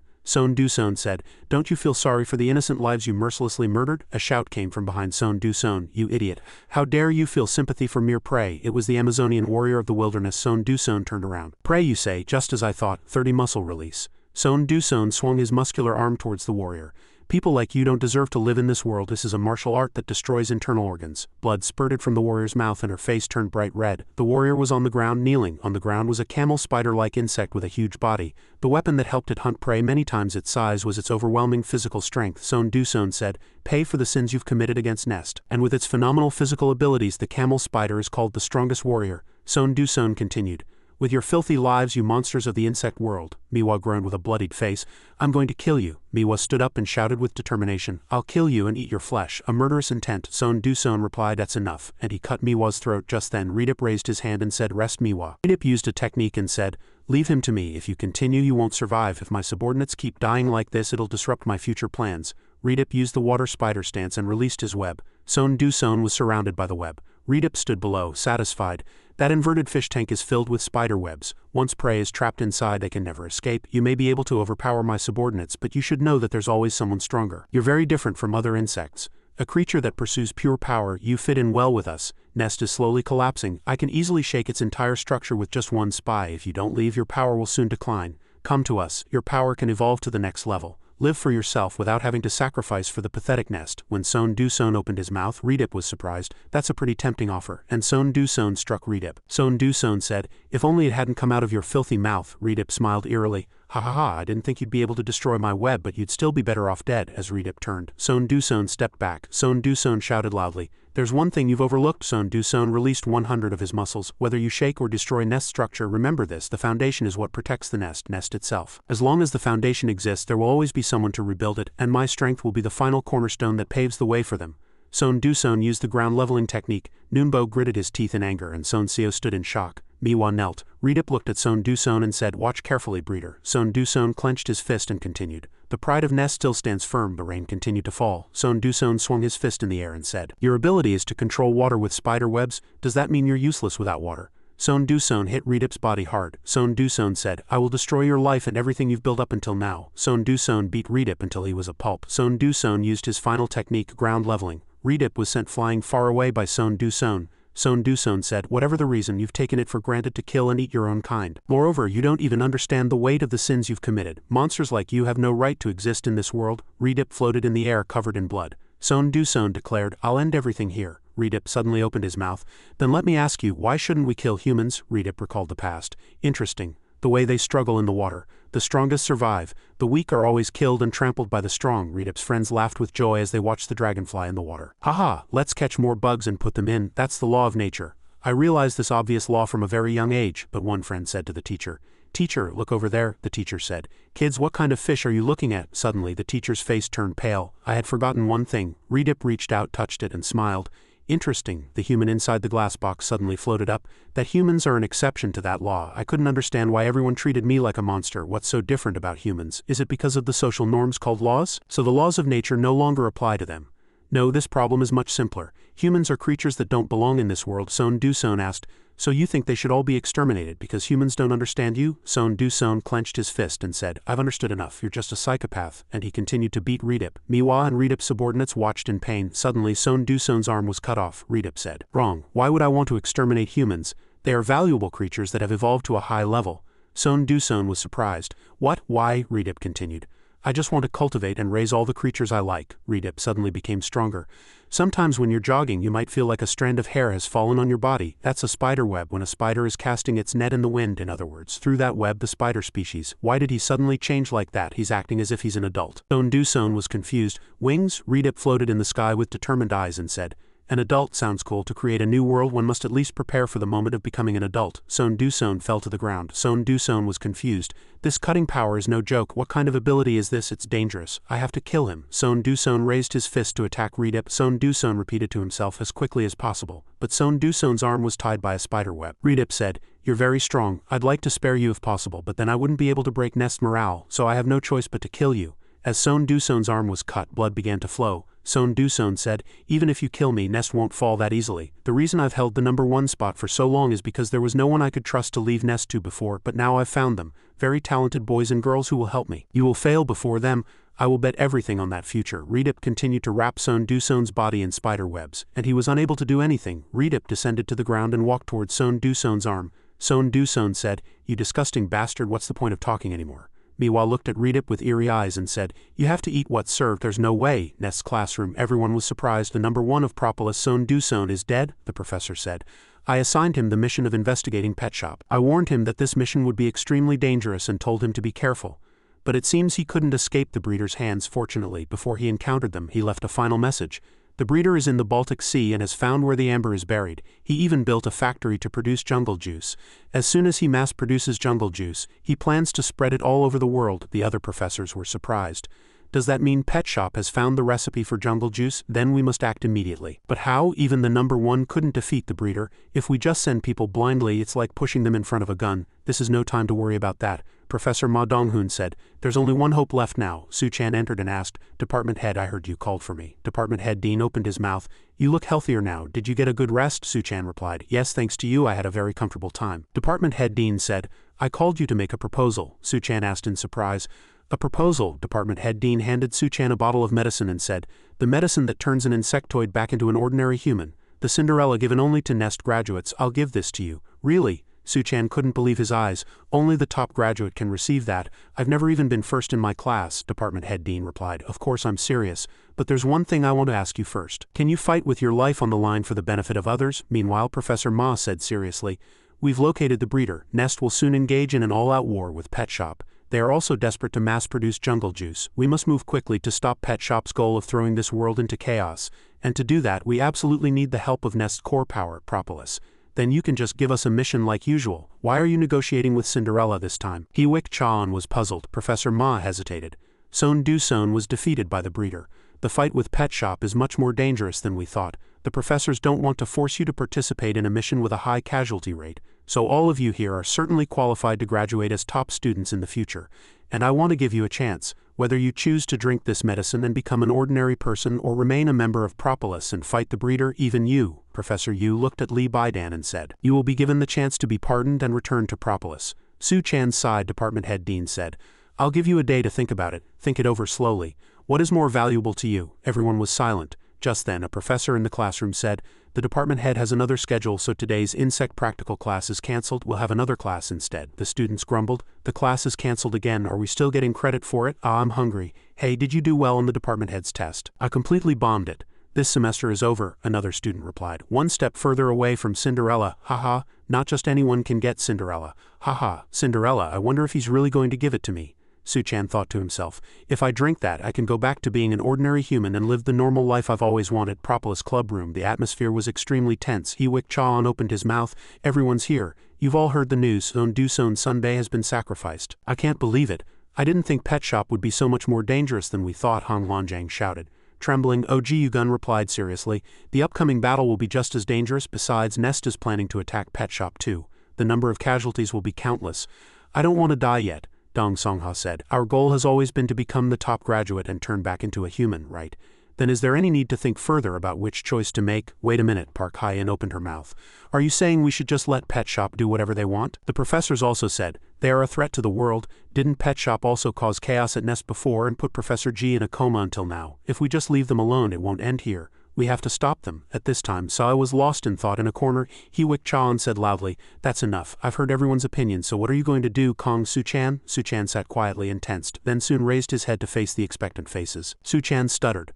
Oh, the next day at the Nest building, Professor Ma frowned and said, it seems you've all made your choices. The professor looked at the Propolis Club and asked, so what's your decision? Will you stay and fight Paseo, or will you return to being ordinary humans? Su Chan hesitated, but then replied with a resolute gaze, we want to return to being ordinary humans. Please give us Cinderella. Professor Ma frowned slightly but handed over the Cinderella vials anyway. All right, a promise is a promise. Consider this your early graduation gift. But a voice spoke up, that's not what we meant. We meant that we want everyone at this school to receive Cinderella, Su Chan said, stuttering. He recalled the moment he had spoken with everyone. He had said he wanted to go back to being an ordinary human. But he clenched his fist. I don't just want it for myself. I want everyone to be able to go back to being human. My friend Lee Han Seong and the members of the Hounds too, that is my goal. And to achieve that goal I will fight the breeder. Professor Ma replied with a grim expression. Give Cinderella to every student, that's impossible. Su Chan cut him off. It is possible, Chaon added. The breeder is mass-producing jungle juice, isn't he? If we can get our hands on that, we won't have to worry about a shortage of ingredients to make Cinderella. This must have been Son Du-son's objective as well. He sacrificed himself to buy us time and inflict some damage on the enemy so that we could finish the job. We of Propolis will carry on his will and gladly join the fight. For ourselves, for Nest, and for humanity. To abandon their humanity to become human. This generation of children is truly impressive. Another scene. Nanami Bom and Kong Jiu Jang stood before something glowing blue. Lee Han Seong, just wait a little longer. If we find that place we can save him, right? Bom asked. After a moment of silence, Leader Kali replied. Yes, but this is just a plan with a higher probability of success. I can't make any guarantees. It is hidden somewhere in the Baltic Sea, the main base of jungle juice research and its production site. Scene change. The next afternoon the setting sun shone on a large school. Kim Mihei rang the doorbell. Ha, she muttered. Is Su Chan not home? She was Kim Mihei, Su Chan's college classmate. He suddenly sent me a message, so I came to see what was going on. Ah, what am I doing here? It's too late to apologize now. I called him a monster and avoided him. I'd better just go back. As she turned to walk away, the door suddenly creaked open. A black bizarre hand grabbed her arm and in an instant yanked her inside the room. Ah, the door slammed shut, leaving only Kim Mihei's bag outside. Nice to meet you, Shin Ga-eon said. He then turned to his colleague and said, you really managed to lure her here. Impressive, befitting of your name. Dung Beetle. Well then, shall we begin? He held out a spray bottle and said to Kim Mihei, what kind of insect should we turn this young lady into? And with that he sprayed her once. Nest, the school where insectoids gather, was swept by a huge storm. After engaging in flesh-eating, Kong Su Chan was framed as a murderer by Paseo. With the help of a new faction known as the Hounds, he overcame the effects of flesh-eating and continued to push forward. He successfully controlled that power and even thwarted a bombing by MC. However, the breeder did not stop there. Devising a scheme to drive a wedge between the two factions, he planted a spy in Nest. The ringleader was none other than Lee Baidan. She used every means possible to sow seeds of discord and fear between the two factions, but the breeder's plan did not go as intended. Professor Ma said, "This is truly surprising. Are you all saying you wish to fight as well?" The students gritted their teeth, their voices filled with anger. "We will save Han Seong no matter what. We can't let the breeder continue to wreak havoc on the world. We can't just stand by and watch. We'll go with you to the breeder's base in the Baltic Sea. As you all know, the breeder is on the verge of mass-producing jungle juice. His goal is to spread it across the entire world. We must stop him, no matter the cost," Chahan said. "Nest's greatest strength is Propolis," he continued. "The operation will last for a month at most. Within that time, we will go to the Baltic Sea and foil their plans. Propolis rank 2, he wicked Chahan." Then Chahan slammed his hand on a photo of Redip and said, "And we will assassinate the breeder. However, his current power likely transcends anything we can imagine. Not even Son Du-son could defeat him.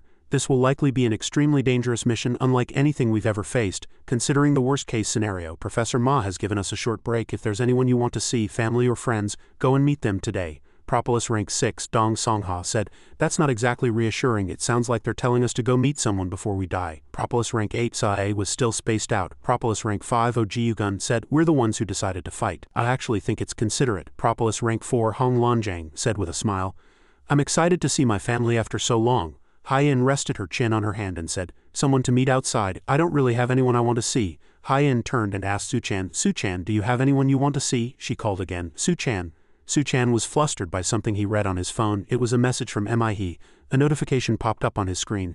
New message from Mihei. At school, everyone started whispering about a student walking towards them. "Hey, isn't that Mihei? Wow, it's been so long. I heard she took a leave of absence after that commotion at the movie theater. Is she better now? But she didn't seem like that before, did she?" Suddenly an arm rested on Mihei's shoulder.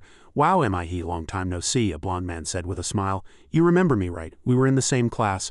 I was so worried when you disappeared." The blonde man put his arm around Mihei's waist and asked, "You missed a lot of classes, didn't you? How about I help you catch up?" Her classmates whispered among themselves, "Wow, that guy's known for being a scumbag with girls. Mihei's barely back and she's already attracting pests. She'll definitely shoot him down." Mihei smiled. "All right." She linked her arm with the blonde man's and whispered, "Let's go inside, just us." Their classmates were baffled. "Are they really getting together?" A female student with long hair holding a cup looked down from the floor above and smiled. The bus was moving. "Go out and have fun," Suchan said. "They tell me to meet someone, but I don't have any family. The only person I was close to at my old school was Mihei." Suchan recalled the past. "Why does a person have insect wings? Don't come near me, you monster." Mihei sat trembling in fear. Suchan suddenly sighed. "I guess this won't work." Suddenly, Hyen appeared.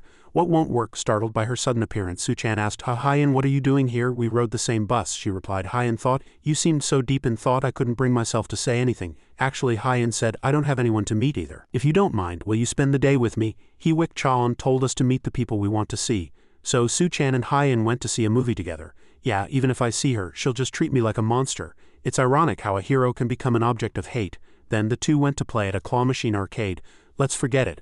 Mihei must have sent that message by mistake. Today I'll just enjoy my time with Hyen." Their hands accidentally brushed against each other. "That's the right thing to do." Embarrassed, Suchan quickly pulled his hand back. "Where should we go next?" he asked. Hyen thought, There's a place I have in mind." The sun was setting. Suchan was surprised. "This is the school I used to go to, isn't it?" He quickly asked Hyen, "Why did we come here?" Hyen replied, "That girl Mihei contacted you, right? You told me before, Suchan, that she was the reason you wanted to become human again. This might be your last chance to have a proper talk with her." "I wish it were that simple. I remember telling him once that some people end up with regrets." Hyen smiled and advised Suchan, "Go and talk to her so you don't have any regrets later." Hyen, Suchan thought, gripping his phone tightly. "All right, I don't care what Mihei thinks of me. I'm going to go and say what I wanted to say." Suchan walked off with determination. Suddenly he gritted his teeth. "No way!" Suchan's wings sprouted. He shot into the air, leaving Hyen confused. "Suchan, what's going on? Why does the school have this smell?" Suchan's eyes widened in disbelief. Suddenly something fell from the sky. Pet Shop's carrier, Phil Henson. "Is this the best Nest top fighter can do?" Henson asked. "You're hurt this badly again?" PSO's leader, Redip, covered from head to toe in bandages and wounds, replied, I'm fine. Wounds like these are nothing. The production facility is safe, so that's all that matters. The first shipment was a success, right?" Henson nodded. "Of course." Redip said, "Shin Ga-ion will handle it right." She was pleased with the designated location. Hyen ran down the hallway thinking, what is this college that looks so much like Nest? She was confused. Where did Suchan go, sprouting wings and just flying off like that? Suddenly, something inside a room startled Hyen and she became terrified. "Oh, where on earth am I?" "A pile of bodies." A guard said, "All right, let's begin." Hyen trembled in fear. Her friends tried calling Hyen, but she didn't pick up. All their phones were turned off. "What's that beeping sound?" Ju Du-hwa said, "Park Hyen is not the type to turn off her phone. Something must have happened." A guard reported over a radio, "Broadcasting station neutralized. All external communication is completely cut off." On-campus security and surveillance systems have been completely disabled. All entrances and exits to the school are sealed. With this, all preparations for the experiment are now complete. Suchan flew through the sky. This place has become. Tears streamed down his face. Suchan saw Mihei drinking raw blood. Mihei froze, wiped her mouth and looked up. Well, long time no see, Suchan. This is a war zone, the survival of the fittest. Outside, staff were desperately trying to open a locked door, but it wouldn't budge. What the? Who locked the door? Not just the staff, but all the customers inside the restaurant were buzzing restlessly after the power went out. The power is out and the door is locked. Damn it, I have my next appointment in 10 minutes. Can someone call the super? Hearing that, a student picked up his phone to call, only to find he had no signal. The phone isn't working either. Is it broken? The battery was full just a second ago. A beautiful woman, seeing the commotion, spoke up. Everyone calm down. We need to find a way out of here first. However, she was unaware that her face was being devoured by maggots. People saw it and screamed in horror. Ah, Professor, your face. It wasn't just the professor. Everyone in the restaurant was now undergoing a complete mutation. What's happening? My body is changing. No, I can't become this hideous. What in the world is going on? Purple aura surrounded the swarm of insects. This seemed to be what was causing everyone to mutate. Terrified, the people pounded on the door, desperate to get out, but there was no way to open it. Is anybody out there? Please, let us out of here. Suddenly, a loud bang came from outside. Two unfamiliar men had appeared out of nowhere. What are you talking about? Telling us to eat human flesh? Why would we do something so disgusting? Stop talking nonsense and let us out of here. The man in black watched their panic and smiled sinisterly. Struggling is useless. If you don't eat instantly, an electronic screen in front of them lit up, showing a horde of cannibals approaching. You will be eaten. Everyone's faces turned pale with terror, drained of all color, giving them no chance to escape. The monsters rushed in to devour them. A man running too slowly was caught by a giant insect which opened its massive jaws as if to swallow him whole. Help me. Before he could even struggle, he was sucked into its mouth.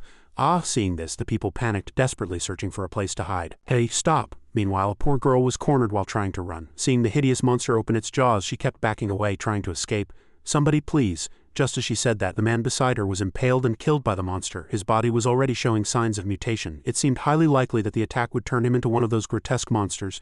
Help me. Seeing this, the poor girl trembled uncontrollably with fear. Tears streamed endlessly from her eyes. Suddenly a tall man appeared behind her. Now only one thought remained in her mind. If you want to live, use it and eat. To survive, she approached the man who had just been attacked by the monster and lifted his body. Before she began in earnest, she apologized to him, trembling.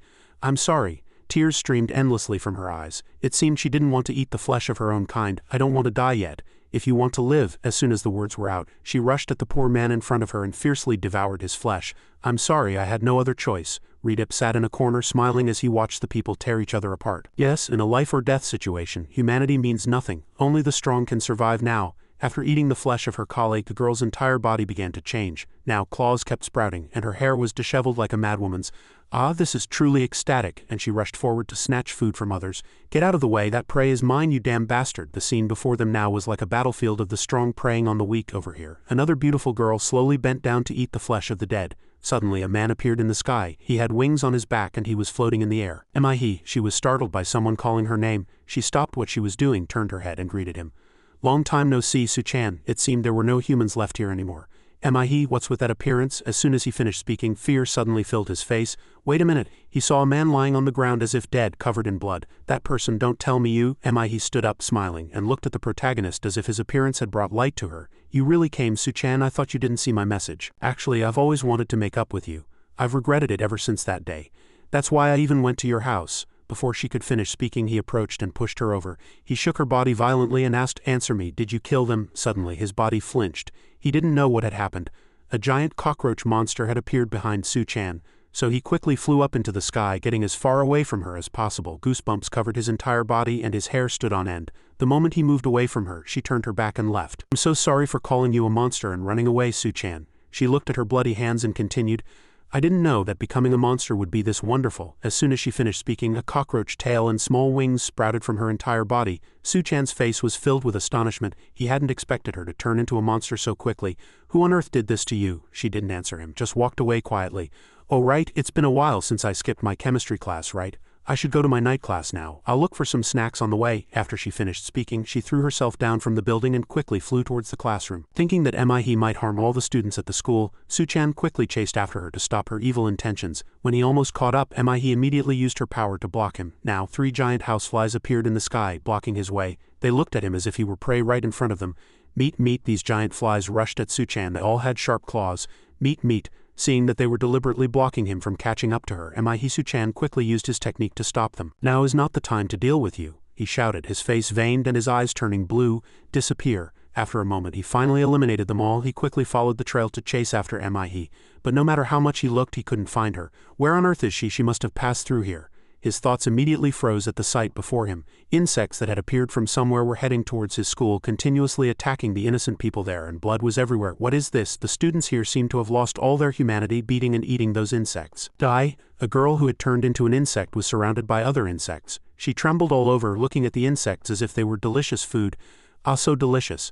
The scene before them was like them swallowing each other. What on earth is this? Suchan quickly descended to the ground, and voices continued to be heard from all around. So delicious. Who should we use next? The insects were discussing what their next target would be. How about we go to the dorms? After observing for a moment, Suchan finally realized that the insectoid group were the people he had studied with in the first semester. But now they were no longer ordinary people. They had all turned into disgusting insects. Is that by any chance Kim Mihei? She was approaching them with an elegant and beautiful appearance. "Oh my, what are you all doing here? Aren't you going to class?" The red-haired male student immediately had a perverted look on his face and licked his lips as he saw her approach. "Hey, damn it, I've decided." Their next target was none other than the beautiful girl in front of them, and they rushed at Mihei like hungry tigers. Seeing the urgent situation, Suchan rushed over to save her. "Mihei, it's dangerous." But before Suchan could get close, she dodged them and quickly used her magic to fight back. They were attacked by her one by one and no one could escape. They were in so much pain they couldn't move, as if their entire bodies were frozen. The grasshopper in front couldn't believe how the elegant and beautiful girl in front of him could defeat them all so quickly. It trembled in fear and backed away. "While what?" Not giving him a chance to escape, Mihei approached him and kissed him on the neck. The kissing bug is an insect belonging to the assassin bug family, which sits on its host and sucks blood as if it were kissing them. Anyone kissed by this bug will be infected with a deadly disease called Chagas disease. When infected with this disease, the patient suffers extreme pain and their body swells up. If the symptoms become severe, they eventually die. The insects she kissed all had their heads swell up and then explode, killing them. She licked the blood remaining on her lips ecstatically after sucking their blood. "This tastes really good, it's like a rain of chocolate." Suchan stood there dumbfounded. The sight before him made him so scared and surprised that he couldn't move. Seeing him standing there, she quickly turned her face and feigned innocence. "Oh my, Suchan, were you watching? How embarrassing." "Don't worry, Suchan, that was just a light kiss." Seeing her continuing to approach him, he kept backing away in fear. "Phew, I have to get out of here." But before he could leave, she quickly came over and placed her hands on his face. "Suchan, my lips are still empty for you," she said, bringing her lips close to his. At this moment, Suchan didn't know what to do and could only close his eyes and endure. Just as he thought he was about to die, a hand suddenly appeared from nowhere, blocking her way.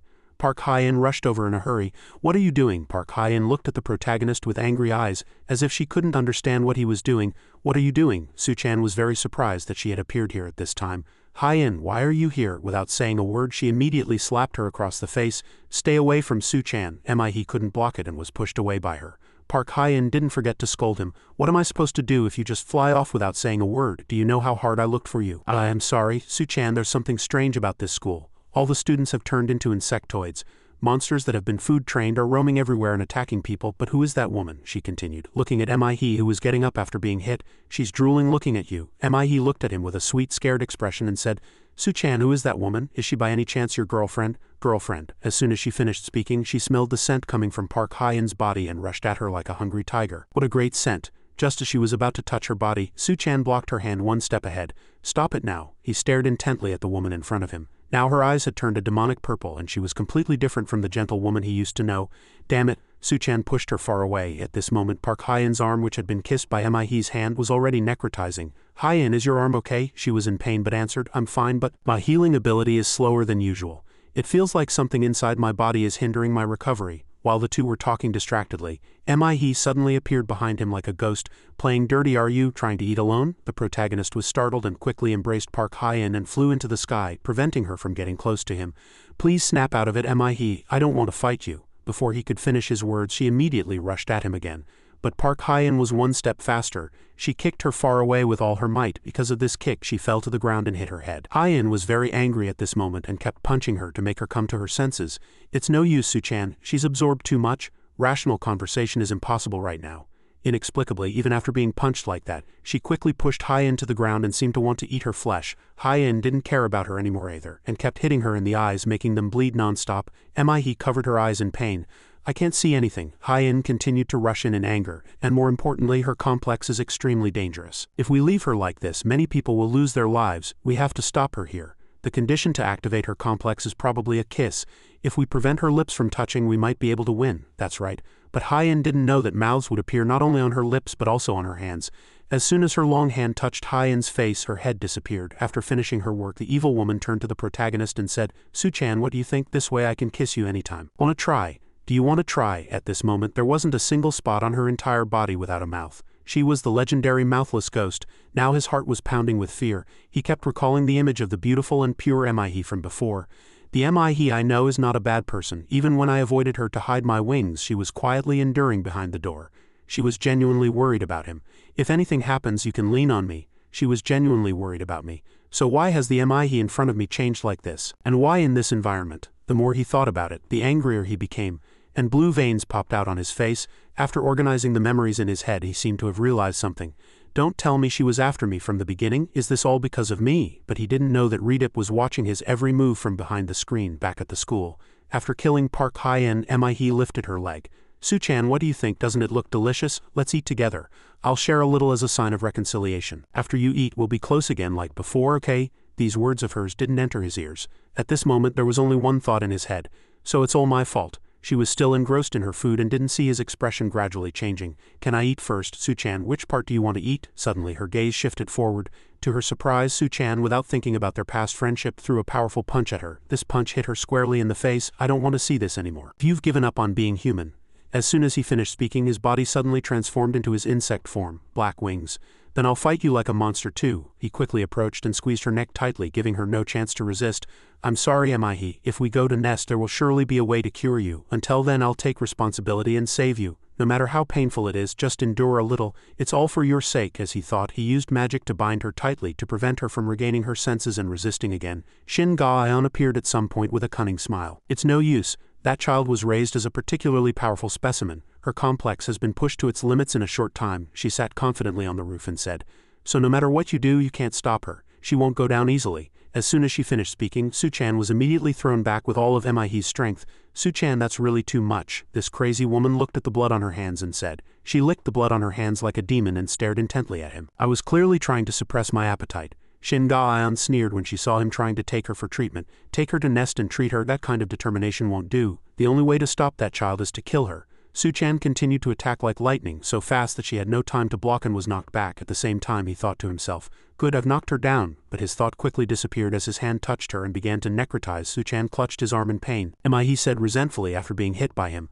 "I told you, Suchan, you shouldn't use violence for things like this." Now mouths sprouted all over her body. His arm was injured and he couldn't move and he was trembling in pain. "If I attack, my hand will explode. How do I deal with this guy?" While he was still lost in thought, she had already approached him. Her face was pitch black and terrifying. "Got you." Suchan spread his wings in fear and retreated, but he didn't realize that she had quickly grabbed his leg. He couldn't think of a way to win anymore. The horrifying Mihei kept bringing her tongue towards Suchan's body. Terrified, Suchan jumped into the sky, and she gritted her teeth in anger. Now he could only think about how to escape this evil woman. Shin Ga-eon watched the two chase each other with great interest. "He's really cornered," she thought, letting her hair blow gently in the wind.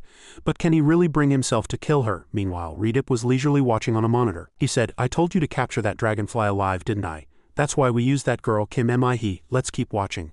Let's see how the fate of those two ultimately turns out." Back to the two of them. Suchan's arm was being continuously kissed by her. His arm was now blackened and burnt. There was no way he could win with his arms. Isn't there another way? At that moment the thought of flying down first crossed his mind, but he remembered how Hyen had used all her strength to save him. "I can't leave her here alone. No, Hyen is here too, but my wings are broken. What do I do now? At this rate, I'm really going to die." In his confused state, he suddenly had the thought that he had to kill her to save himself. His eyes blazed as he stared straight at her. With a whoosh, he pierced through Mihei's body. When she suddenly called his name, he finally snapped out of his thoughts. Suchan, blood now flowed endlessly from her body. She clutched her stomach in pain. Did I just try to kill Mihei?" Mihei dragged her pained body and slowly approached him one step at a time. "It hurts so much, Suchan." Her now blood-soaked hand slowly reached his face. "This is too much. I just sincerely wanted to make up." Redip smiled as he watched everything. HMPH, how ridiculous. Didn't he boast before? He recalled what the protagonist had said in the past. "No matter what, I'm going to become human again. I'll prove you wrong. Watch closely. I'll prove that I'm not a monster, that you're wrong." "What is this? A true human, you say?" Suchan stared blankly at the Mihei he had killed. Thoughts constantly clashed in his head. A human wouldn't kill someone precious with their own hands, right? As soon as the thought finished, Mihei painfully collapsed to the ground. His body trembled as if he couldn't believe what he had done. What have I done? Filled with pain and anguish, he knelt before her body. Oh no, but it seemed it was already too late to regret. She now seemed dead and blood flumed endlessly from her body. Redip was overjoyed to see him kill the person he cared for. He was now filled with ecstasy. In the end, this world is just a cruel forest of the survival of the fittest. To kill or be killed, that is the essence of a living being. Your wild instincts are always ready to abandon your humanity for survival. He continuously injected poison into Suchan's mind, urging him to execute and kill her. Only by doing that will you break free from the shackles of humanity and be reborn as a true monster. Just before he lost all his humanity, fortunately, Hyen recovered and struggled to resist. Suchan snapped out of it. But before she could finish speaking, her head was pressed down by a hand. The most important scene starts now. He continuously applied electric shocks to Hyen's fragile body. Don't interfere. Seeing her unable to resist due to the electric shock, he laughed in ecstasy. Ha ha ha, how refreshing. Cockroaches are scared of electricity anyway, right big bro? The hornet now looked at his glasses-wearing brother and said, any living creature will die if electrocuted by high-voltage current, little brother. Brio, mission complete. Now we just have to take that dragonfly and our mission is over. The beautiful Shin Ga-eon slowly approached Suchan from behind. You must feel so empty, huh? You broke down over just that? You don't even seem to have the energy to answer. How pitiful, but don't worry. That feeling will disappear soon. As she spoke, she took out a stinger from behind her and prepared to stab Suchan's neck. But for some reason, the two hornets were startled and turned to look at them. In front of her, a necrotic, blackened, withered hand was terrifyingly outstretched towards the air. Behind it, the people and insects that had been devoured and turned necrotic continuously rose and attacked them. What is this? In the previous chapter, it seemed like Shin Ga-eon could kill the protagonist right away, but it seems not. Now in front of her was a horde of revived corpses. What is this? The corpses are moving. She couldn't believe that the horde of corpses in front of her could stand up. Is someone controlling them with a complex? Who has the ability to do something like this? After thinking for a moment, she finally remembered someone and her eyes widened in surprise. Ah! A horrifying hand continuously trembled and stretched out in front of her. Mihei painfully approached step by step, getting closer to Suchan. Shin Ga-eon looked at her with surprised eyes. She thought he had killed her, but she didn't expect her to come back to life like this. What? I thought she was dead. She's still alive? On the protagonist's side, hearing Mihei call his name seemed to bring him back to his senses a little. Mihei. At this moment, the demonic appearance also somewhat disappeared from his body. Thank goodness. Suchan stared blankly at Mihei, who was slowly approaching him and stretching out her two hands. Just as her arm was about to touch his body, Hyen rushed in as if flying from a distance and quickly blocked him. No, Suchan, the hornet, seeing that Hyen was still alive, was slightly displeased and angry. Since when did that woman? Suchan also couldn't understand why she pushed him away. Hyen, not knowing how to explain it to him, she just apologized. I'm sorry, but something's strange about that girl right now. At this moment, her gaze began to change strangely. She glanced at the two of them. Shin Ga-eon was displeased to see the corpses revive and Mihei still not dead. Damn it, it's not going according to plan. So she kept injecting poison into Mihei's mind to drive her crazy and make her kill the person in front of her. The picture Lord Redip wants will only be complete if you die at that dragonfly's hands. So attack those two, she commanded forcefully. Mihei was no longer in her right mind. Hearing her command, she raised her two hands, which had lips on them, towards the opponent. But the opponent was not Suchan but the evil Shin Ga-eon herself. She quickly stepped back and dodged the attack. It seems she's broken free from the control. It looks like the plan has gone a bit awry. Shin Ga-eon, seeing everything go off track, swept her hair back and spoke to the person she was connected to on the other side. Are you listening? What do I do now? Hello? No, you want me to give those guys more food now? Then I'll do as I please. As soon as she finished speaking, for some reason the horde of insects continuously approached Suchan and the other one as if to devour them. I've planted poison stingers in the students' shoulders. These guys are all the last survivors of a brutal battle, so they won't go down easily. They're plotting annoying things like breaking trust. She laughed maniacally and continued. We can just wipe them all out, capture the dragonfly alive, and kill all the rest. As soon as they heard the command, the horde of insects rushed at Suchan and the other one. They were terrified and didn't know what to do. It's dangerous, Hyen, and I can't keep fighting in this state. Just then, a beautiful girl with purple wings suddenly appeared from somewhere. She shouted very loudly with all her might. Her voice seemed to make everything around more painful. Hearing this terrible sound, the horde's entire body ached, and they kept covering their ears. Ah, my ears! Shin Ga-eon didn't expect everything to go off track once again. What is it now? The insects collapsed, their bodies trembling painfully, especially their ears. It turned out that the beautiful woman making the painful sound was none other than Mihei. She seemed to have awakened, and she quickly used her lips to continuously kiss the bodies of the horde of insects. And she finished them all off. Suchan himself also heard this sound and painfully kept covering his ears. When he thought he was about to die, he didn't expect someone to save him like this. He opened his eyes in surprise and looked ahead. Mihei's back appeared before his eyes. Mihei, she said gently. Su-chan, I remember everything. When I was attacked by the mantis that day, and the moment I was falling from the building, you saved me. At this moment she faced him and continuously apologized for what she had done. I'm sorry, I should have thanked you sooner. But now it's too late. As she spoke, she shed the shell of another insect from her body. Shin Ga-eun was surprised once again. She couldn't believe her plan had failed so quickly.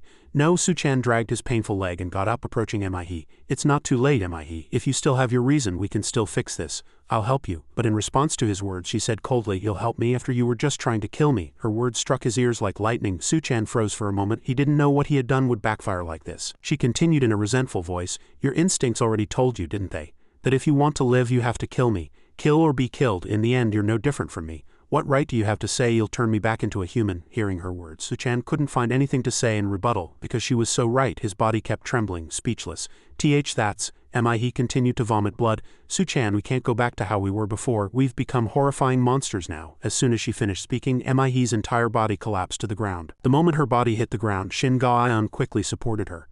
For something so interesting to happen, I didn't think I'd get to witness it myself. All right, let's retreat. As soon as she gave the order, giant flies appeared in the sky. Su-chan looked up at the sky in surprise. What is that? The giant flies were none other than Pet Shop's long-range transporters. At this time, the giant fly was wearing a huge oxygen mask. It held Mihei in its arms, looked at Shin Ga-eun and asked, is she prey? She's a gift for Lord Redip. Hold her tight and don't drop her. Su-chan rushed in. He didn't want them to harm Mihei in the slightest. Stop, where are you taking Mihei? Fearing she would be taken, he picked himself up and chased after them. But his legs didn't seem to be intact anymore. He collapsed to the ground. Hyen looked at him with concern. Su-chan, he could only stand there blankly and watch as Mihei was taken away, unable to do anything. The hornet seemed quite surprised that Shin Ga-eun would capture Mihei instead of the dragonfly. Is it okay? Are you sure it's fine not to capture the dragonfly? It's a bit different from what Lord Redip wanted, but it doesn't have to be the dragonfly, right? And we don't have any more time to waste. The outposts around the school have been taken care of by intruders. They're quicker than I thought. The intruders they were talking about were none other than Nest. Come to think of it, this is a really unexpected prize. I thought she was just bait, but to think that girl would evolve on her own. She looked at Mihei, held tightly by the giant fly, and continued. She might even become a monster superior to Lord Redip. At this moment, on the protagonist's side, as Mihei was taken away, he cried out in pain. No, Mihei. Hyen was worried about his current physical condition. It seemed he needed immediate treatment. Su-chan, your legs, your wings, they need to be treated right away. But at this moment a thought continuously surfaced in his mind. When I meet Mihei again later, I will realize it to my bones. That not being able to hold on to her that day was the biggest mistake of my life. In the previous chapter, Mihei was taken away like that, and Su-chan also had to return to the real world for treatment. At that moment he was leisurely playing with his phone when he was startled by a voice calling from behind him. Su-chan, a beautiful girl was slowly approaching him. You've waited quite a while, haven't you? Sorry, it's still a bit awkward. She pointed to her black hair and asked, how do I look? The beautiful girl in front of him was none other than Park Hyen in her ordinary human form. Su-chan couldn't believe his eyes at her beautiful human appearance. Your antennae are gone? Hyen, seeing him surprised by her human form, chided him in a cute tone. What are you talking about, Su-chan? Did you forget? We've all become ordinary people. As soon as she finished speaking, he suddenly felt for the wings on his back, but no matter how much he felt, he couldn't find them. He still couldn't believe that he had returned to being an ordinary human like this. No wings, and the senses are gone too. Have I really become a human? Seeing his disbelief, Hyen gently placed her hand on his cheek and said, let's go, Su-chan. She then pulled him towards the first gathering they were having after becoming human. Everyone is waiting there, but it seemed to be his hallucination.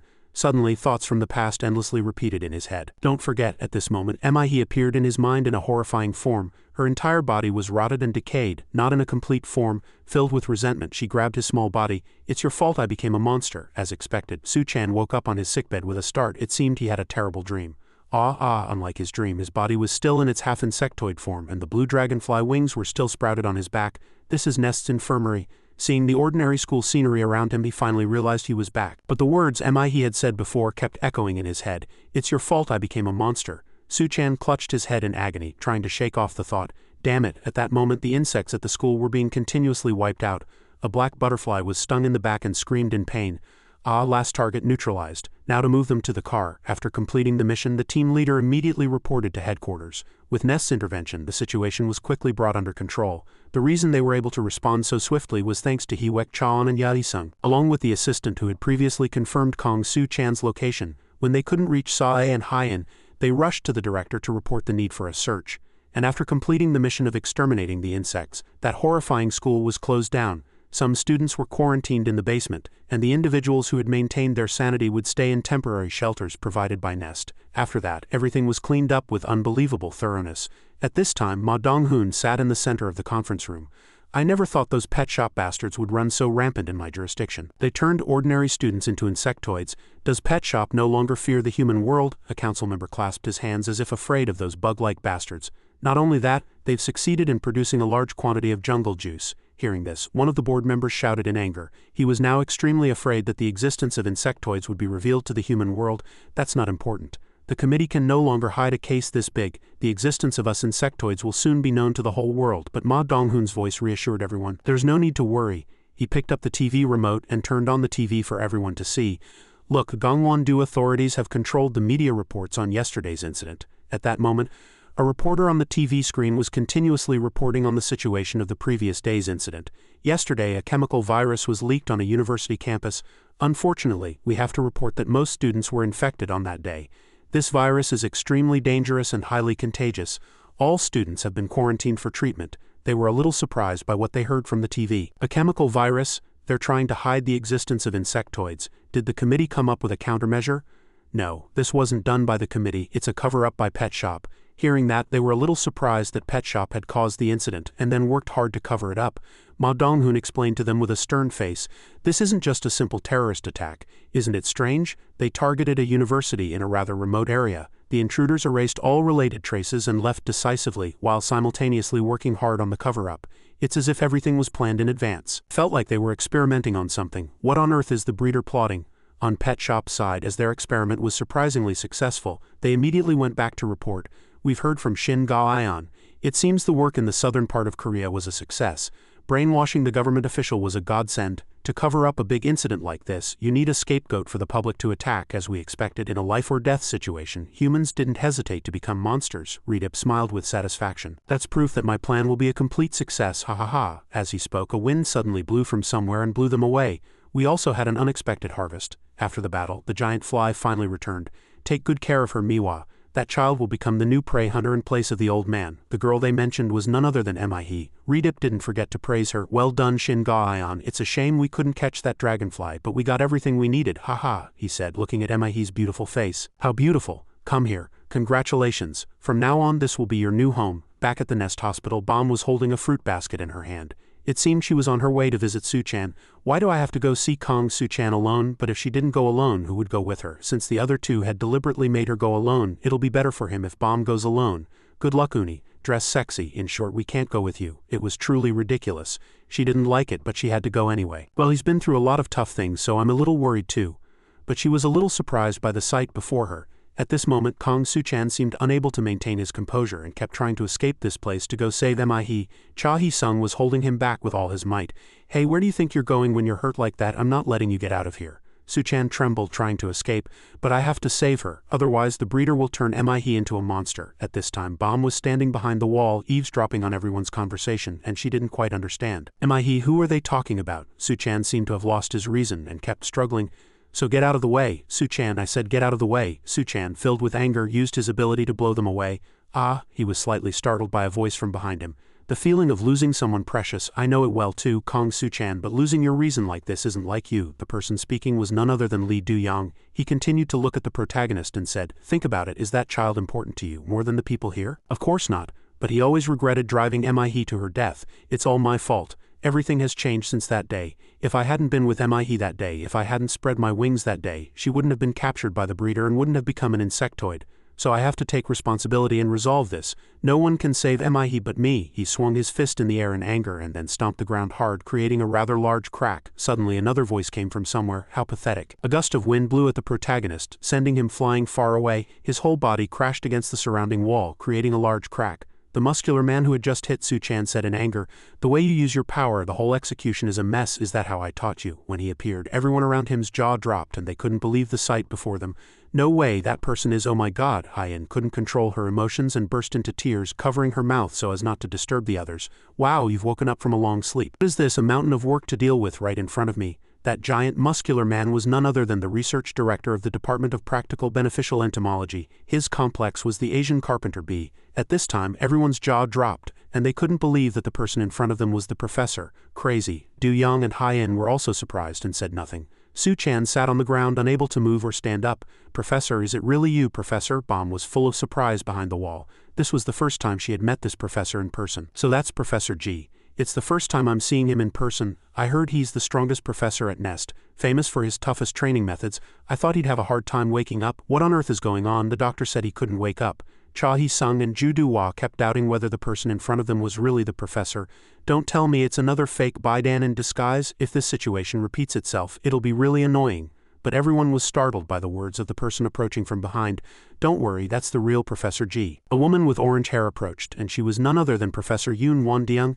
Just a few hours ago he was like a corpse. Su-chan was surprised and got up on his pained body to ask, then what on earth happened? But his legs seemed to be too badly injured to stand or walk for long. He collapsed back to the ground. Cha Hee-sung quickly came over to support him. Hey, don't overdo it. The orange-haired professor quietly approached him and examined the wound on his leg. I'm sorry, but I didn't have time to treat the other patients. She quietly transferred her power to his leg. I had to focus my strength on treating Professor G. The professor's body was severely damaged and completely weakened. So even with my cordyceps ability, I couldn't guarantee his recovery. But she did her best using every ability she knew. Please wake up, Professor. Not just me, but your students need you right now too. A miracle really could happen.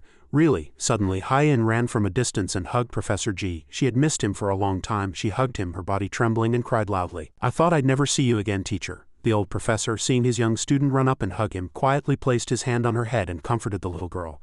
You brat, did you think I'd die that easily? After comforting the little girl, he looked towards the protagonist, Kong Su-chan. I heard everything that happened to you. I heard Pet Shop attacked your alma mater and turned your old friend into a monster. Now I understand why you're like this. Hearing these words, the resentment that had built up in his heart seemed to be comforted. He looked like he wanted to cry. I thought he would be comforted by the old man, but no, the old man landed a blow on his head as if he was going to make a hole in it. The old man's punch was enough to make everyone there feel the pain for him. The old man looked at Su-chan in anger. Have you still not come to your senses? The orange-haired professor, seeing the old man hit him so painfully, immediately blocked him. Stop it. Su-chan clutched his head in pain. What can you do now? You know it in your head too. If you go to save her alone in your current state, you'll just be killed by those guys. He still struggled to get up on his pained body. Then are you saying I should just stand here and give up? That I should just leave Mihei, who became a monster because of her connection to me? The professor saw that he had a good heart and sat down quietly. You have to save her, it's just that now is not the time. I've also turned someone into a monster before, because I lost my cool and didn't handle it properly. The old man recalled that he was once like him now. I lost a lot back then. I can't let my student repeat the same mistake. Look around you. You're better off than I was back then. You have more to lose than I did back then. You don't have to carry everything. There are always people by your side who will help you, believe in you, and rely on you. You're no longer a loner, he said, taking his two hands. Professor Yoon Won-deung was a little surprised to see this gentle side of him for the first time. You've changed a lot too. Since when did you become so kind? HMPH nonsense. Everyone saw that and went over to Su-chan, hugged him and comforted him. Have you calmed down a bit now? You're going to get yourself into big trouble at this rate. Are you okay? I'm sorry for making you worry. Actually, the reason I've changed is because of those friends. I see. At this time, Mihei was lying asleep on the bed, but she was a little surprised to hear that the old professor had woken up. The professor woke up. This scene looks pretty good. Is this what the warm bond between teacher and student is like? Is he pretending to be a good person now? Then why did I become like this suddenly? A very loud voice came from outside the door. Yu Hongbin came running in a hurry and pushed the door open. Professor, have you really woken up? The old professor sighed and replied. Yes, it's true, Professor. His eyes welled up with tears and he couldn't believe his eyes. Oh my God, why are you here? You should be resting in the hospital room. He felt a little uncomfortable as he came over and hugged him. It's been a long time and I'm still hearing this nagging. Not only that, but Hong Longjang also came over. Have you really woken up? As expected, you don't follow reason. He Wek Chaon came over and informed everyone, Headmaster, I'm sorry, but tomorrow is the strategy execution day, so we have to be ready to leave by 3 o'clock. May I ask the reason for this sudden summons? The old professor slowly spoke. Well, this operation will be commanded by the professor here. Professor Yoon was a little surprised rather than happy. What? Hong Longjang's face brightened. The professor is participating, then the success rate of this operation will definitely go up. Professor Yoon was a little worried that the old man's health was a concern or that he had other intentions. Professor, this matter, in any case, the old professor heard that and quickly retorted. Don't worry, I'll only be in a command role. Most of the fighting will be done by Propolis. This operation was planned by Nest. It's an important operation to attack Pet Shop's base, therefore many people will participate. Propolis, who will carry out the actual combat. You, the hounds, who will disrupt the enemy and provide rear support, and you will protect me, the commander. Suddenly Juduwa and her colleagues kicked the door open from outside, leaving everyone bewildered.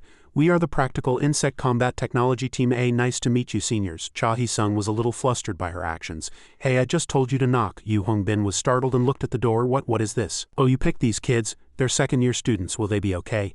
"They're Kong Soo-chan and Park Hyen's classmates. Then it should be fine." The role seemed to be clearly divided. The old professor personally declared that the details of the operation would be announced upon arrival in the Baltic Sea. Then everyone, today is your last night in Korea. Rest and enjoy yourselves. At this time it was evening at the park. Hyen was sitting on a swing looking very excited for tomorrow. "Finally it's tomorrow, we're leaving for the Baltic Sea." She turned to the male protagonist who was lost in thought beside her and asked, "Are you okay, Soo-chan? Even though I can't save Mihei right away." "Yeah, I don't know where Mihei is anyway.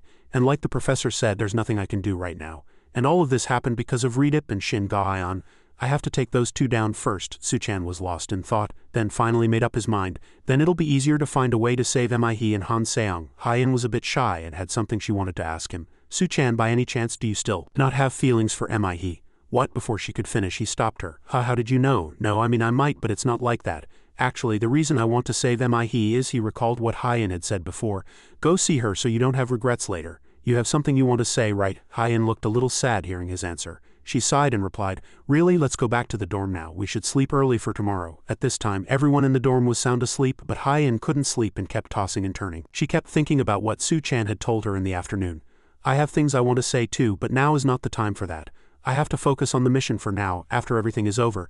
At that moment, when she was in a drowsy state, a long tail suddenly appeared behind her back from some point. A scary person appeared and widened their eyes at her.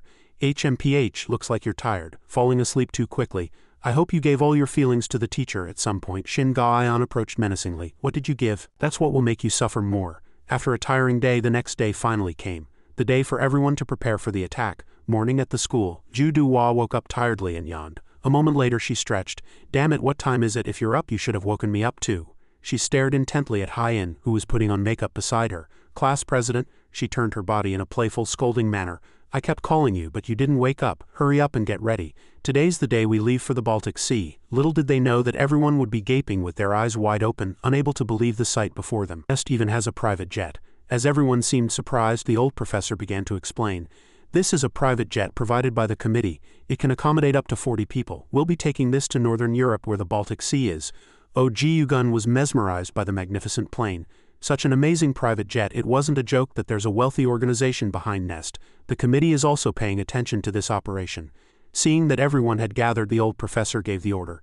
"Everyone's here, Professor." Suddenly, a stranger appeared, greatly surprising Soo-chan. "But why is that guy here?" The person he mentioned was none other than San. He slowly approached everyone. "It's been a while." The female professor introduced him to everyone. "San wants to participate in this mission. The issue of him being brainwashed by Shin Ga-eon has been completely resolved, so you don't need to worry. He even detoxified the unknown poison in my body during the fight with the breeder.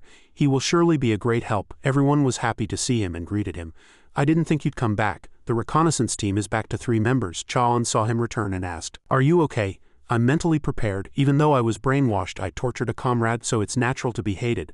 The female professor looked at Professor G with concern. "Are you really going? Your body hasn't fully recovered yet." "Don't worry. I may be old, but I'm not about to collapse.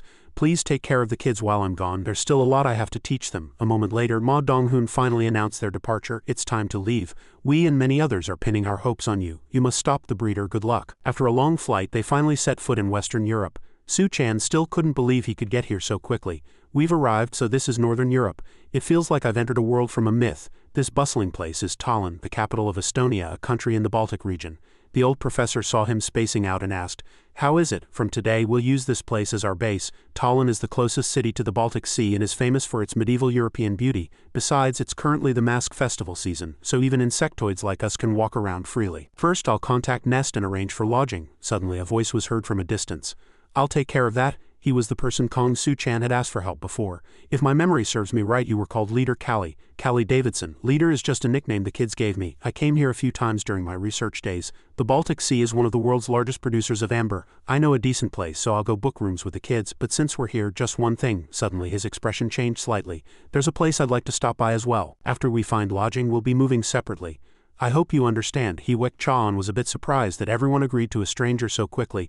"Wait, acting so willfully is." Seeing that he didn't agree, Professor G shot him a glare. "Let it be. We don't need their help anyway. By the way, I'm hungry, so let's go get something to eat first. Everyone looked at the old professor with slight contempt. All he thinks about is eating all day. As soon as we arrive, the first thing he thinks about is where to eat and sleep. A moment later, everyone finally found a restaurant they liked. Now that we've eaten, I'll explain the first mission. So you were looking for a quiet place to hold a meeting.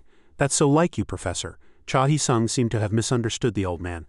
I just thought you were really hungry. The old man didn't let everyone talk nonsense and opened his mouth.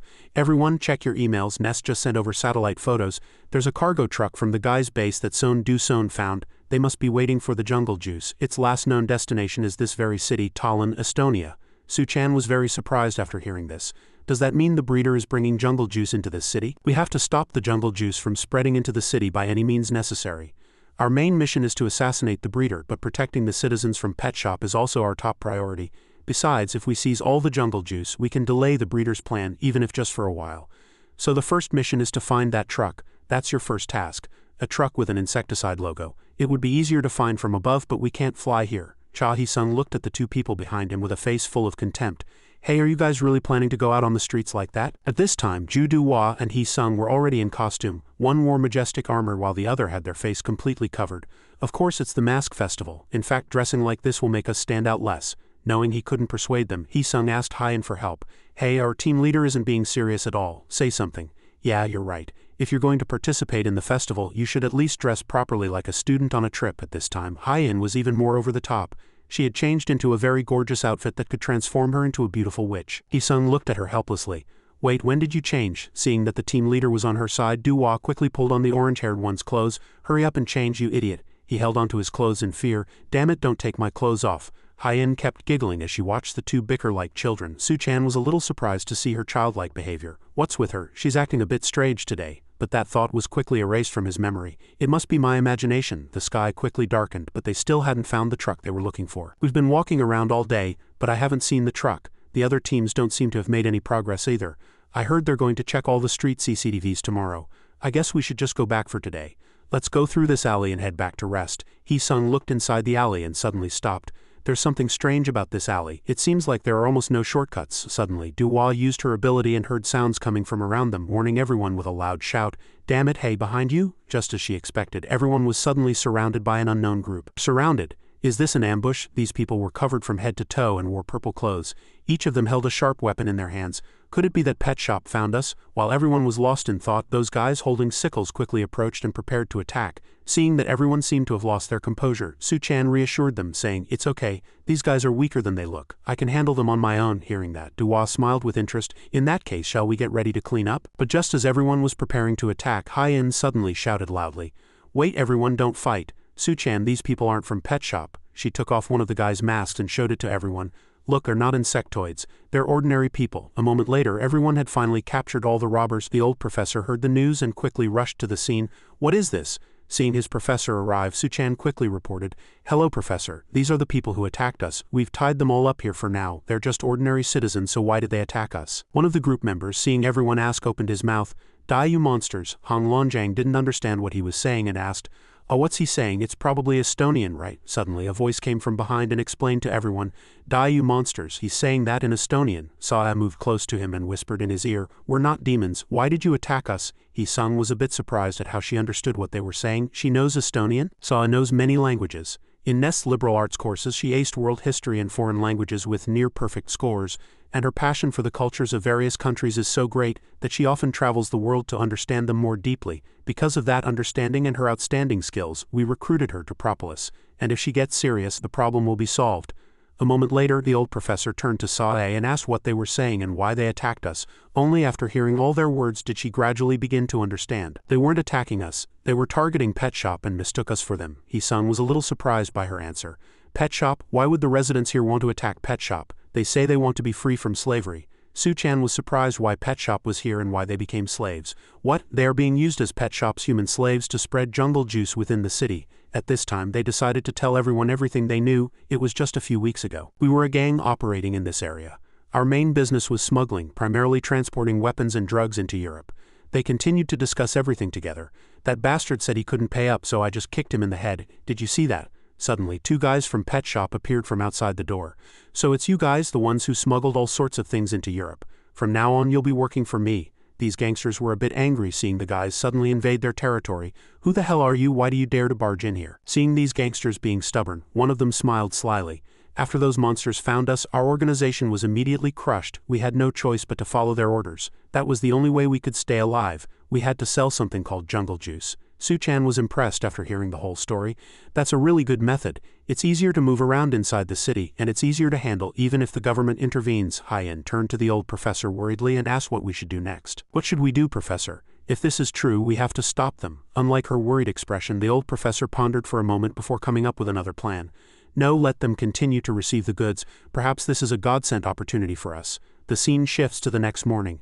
At this time, Baum and the Hound's leader went together to a deserted building in the city to search. After a quick look at the things here, she was a little puzzled. It's just trash. Was there really a lab here? Callie didn't know either. He sat down and picked up a piece of charcoal that looked like it had been burned long ago to examine it. Possibility isn't high, but the MC's boss said so that day. That the creator of Jungle Juice tried to eliminate everything, including the lab and related materials. If that's true, nothing would be left. But he said, looking at the horizon where the morning sun was rising, "The Baltic Sea is where Jungle Juice was born. It's where the study of amber began. It's the only place left where we might find a clue to save Han Seong. We have to find it." Baum opened her mouth as she saw her leader seem to be lost in thought. "Leader." While the two were talking, a farmer who was passing by to go fishing suddenly appeared from behind them. The old man opened his mouth. "Surprising. Korean tourists don't usually come to a place like this." Baum and the leader seemed very surprised to see the old man. The two were slightly wary. "You're a local. You speak Korean quite well." Seeing that the two seemed a little surprised about him, the old man began to explain. "I have an inn here. In the past, Korean tourists often came too. They seem to be researchers or something." Mentioning the two words researcher, the two were a little surprised that they might find a clue here. As it seemed the two had nothing more to say, the old man turned to head home. Time to enjoy this fine scenery. Not wanting to miss this opportunity, Baum called out to the old man. "Are you by any chance the innkeeper?" Leader Callie took out his wallet and showed it to the old man. "We'll buy all the liquor you have. In return, could you tell us more about those people?" Meanwhile, in a small alley in Estonia, night was slowly falling. As night deepened, the pet shop delivery began. The delivery man waited for a long time, but when the gangsters didn't show up to receive the goods, he couldn't stand it any longer and trembled all over with rage. "Damn it, it's time for the contraband deal. The appointed time has passed, so why aren't they here yet?" Just then, a voice from within the alley startled everyone. "Is there a problem?" The delivery man trembled as he saw the person before him and replied, "Ah, no, sir. It's just that the guys coming to pick up the goods are a little late." The old man cursed the gangsters inwardly. "If those guys don't come soon, it's obvious I'll be the scapegoat." Just as he finished his thought, one of the leaders of the gangster group arrived. "You're here. Hey, what took you so long?" The leader spoke with anger as if he couldn't just let their tardiness slide. "You shouldn't scold them like that. Laziness is unacceptable for those who work for the breeder. I'll have to kill a few of you as an example." As soon as he finished speaking, he extended a hand with long sharp nails toward the white-haired gangster who dodged in fear. The old man looked him straight in the face and said, "Starting with you," and with that momentum, this insectoid lifted the blue-clothed masked boss into the air. "Take this, you'll only shatter your fangs." But the moment he touched his body, he was counterattacked by the masked boss. The insectoid was a little surprised to be attacked by the insectoid in front of him. "You are?" Taking advantage of his carelessness, his arm was suddenly bound tightly by blue threads. Hong Longjang, quick as an arrow, seized the opportunity and tied up his arm, giving him no chance to escape. The driver, terrified at this moment, took advantage of everyone's distraction and quickly got in the car to escape. "Arg, it's monsters everywhere. I have to get out of here." But for some reason he couldn't move the car. "What? Why won't the car move?" Jiu Gun lifted the car with all his might, giving him no chance to escape. "Where do you think you're going?" The 8 bodyguards' faces all turned ashen. Another monster were dead. Seeing their worry, Suchan and his colleagues kindly handed him a blue flower. "Don't worry, we won't hurt you. The flowers and jewels of this country are truly beautiful." Saya handed them a flower and continued, "We just want to wipe out Pet Shop and protect the culture here." After a brief search, Hong Longjang informed everyone, "I found the truck. As expected, it's all jungle juice inside." "All right, is everyone ready?" The bodyguards were stripped of all their clothes and the nest members disguised themselves as them. "If we wear their clothes, our scent won't be detected. Listen up, from now on we're going to pretend to be ordinary people. Now let's go." As soon as he finished speaking, they all got into the truck together and headed for the Paseo base. After arriving at the Paseo base and disguising themselves as delivery men, everyone finally set off for the insectoid's base. "Listen up, everyone. The place we're heading to is Redip's main headquarters and most important facility. Compared to other bases, security here is much tighter. But fortunately, they use a lot of ordinary people to transport jungle juice, so they won't remember every single face. We'll use this to infiltrate without shedding a single drop of blood." The guards, hearing the sound of a car outside the gate, suddenly turned around. Halt, which team are you with? We're the transport team that just completed the delivery mission in Estonia. Is there a problem? Of course there's a problem. Every transport team is assigned one artificial insectoid supervisor so that no one escapes or messes around. Guard growled in anger and asked, "Where is your supervisor?" Hyen's group grew a little anxious as he continued to block them. "I don't know what you're talking about." Professor G looked at him and answered slowly, "You mean my supervisor, he's standing right behind you." Suddenly, from some point, a blue-haired man had appeared behind him. He opened his mouth. "What kind of games are you playing? Are you going to waste my precious time because of your pathetic life?" He was a little scared by his appearance and kept backing away. Lord Redip, no, my apologies, you may pass." A few mushrooms had already grown on his head. It turned out that San had cleverly used his hallucinogenic mushroom magic to transform into Redip. Leafcutter ants are strange insects that grow mushrooms using leaves, and my hallucinogenic mushrooms can show the audience a realistic illusion. The more I stimulate the target's inner fear, the deeper they fall into the hallucination, their will paralyzed by their own terror, using the audience's psychology. That is magic. At this moment, everyone's plan seemed to be proceeding smoothly. Saya was watching everything from a distance. It seems they got in safely. Jiugun saw it and said, "Now that we're this far, it's as good as a success. At this rate, we might be able to complete the mission within today." But Saw didn't seem to think so. It would be nice if it were this smooth, but, finally, their truck was able to enter the insectoid's warehouse. They slowly opened the truck door. Su-chan and his colleagues quickly got out from the back of the truck. They looked around the warehouse. "Is this the jungle juice production facility? But why is there no one here? The security outside was so tight, but it's empty inside." He sung after searching for a moment, seemed to have found something interesting and called everyone over. "Hey, look over here." In front of them was a large manhole cover with a strange pattern carved on it. "What is this? It looks like a giant manhole cover." Suddenly, a call came from the people waiting outside. "We have a big problem." Duhua had a bad feeling and quickly warned them before things got worse. "I couldn't feel any movement inside the factory, so I tried to detect vibrations from underground. But surprisingly, I found countless vibrations down there. It's like an anthill. It seems there's another base underground." After hearing this, Su-chan finally realized something. "Then is this the entrance to the underground bunker?" Just as everyone discovered this surprising fact, a giant spider wriggled out of the manhole cover. It was a trapdoor spider, a spider with the habit of blocking the entrance to its burrow with its own body to protect its nest. Everyone was flustered, afraid of being discovered and having their plan foiled. Just then, the spider suddenly opened its mouth. "Are those the clothes of a drug carrier?" The six-eyed spider stared intently at Su-chan. "Strange. A disgusting human smell mixed with a slightly delicious scent, but it doesn't matter. Humans don't taste good anyway," and it stepped aside to let everyone in. "Enter." San watched the whole scene from outside with some concern. "The situation is not good. My poison mushrooms will be useless against a monster like that. Besides, if everyone goes underground, the external support team won't be able to respond in time.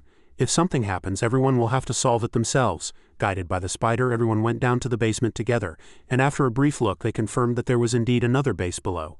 But why would Redip need to build a facility like this right under the main base? Was it to divert the attention of intruders? Or while everyone was deep in discussion, a fat man suddenly appeared from a distance and blocked their path. "Wait, has the next transport team already arrived? The supervisor didn't come with you, but whatever," he thought to himself. "That guy probably went off to find another prey." As he spoke, he dragged a white-haired spider. Seeing this spider, Su-chan seemed to recognize it. "That's one of the masked members Bomb defeated. Don't tell me he escaped back then and has now joined Pet Shop." While he was lost in thought, the man with the scar narrowed his eyes and commanded, "Nothing is ready yet." He pointed a finger at Suchan and Hyen. "Hey, you two, the next cargo is ready, so follow me and get the goods." Suchan was a little scared by those words. He turned his head and gestured to the professor with his eyes. He nodded to reassure him. "It will be fine. The most important thing right now is to avoid suspicion." And he turned his head to look at Hyen. Her face was slightly red, but he didn't know why. "Did I see that wrong?" And the two of them followed him into the cargo transport area. Su-chan felt something was strange and asked the man with the scar, "Is this where you experiment with and produce jungle juice inside the base?" He turned on a switch and continued speaking. "This place only produces according to the recipe provided by Redip, but sometimes defective products come out." The sight before them was extremely shocking to the two. They desperately covered their mouths to avoid making a sound so as not to arouse suspicion. In front of them, innocent people were dragged here and hung up as test subjects. It was truly cruel. The man with the scar continued to speak. "So quality control is necessary." "Quality control, what does that mean?" As he continued to ask useless questions, the old man got a little angry. "Why are you asking the obvious?" He picked up a bottle of jungle juice. "It's an experiment to turn humans into monsters using jungle juice." As soon as he finished speaking, he extended his long tail and approached an innocent girl. He grabbed the girl's hair.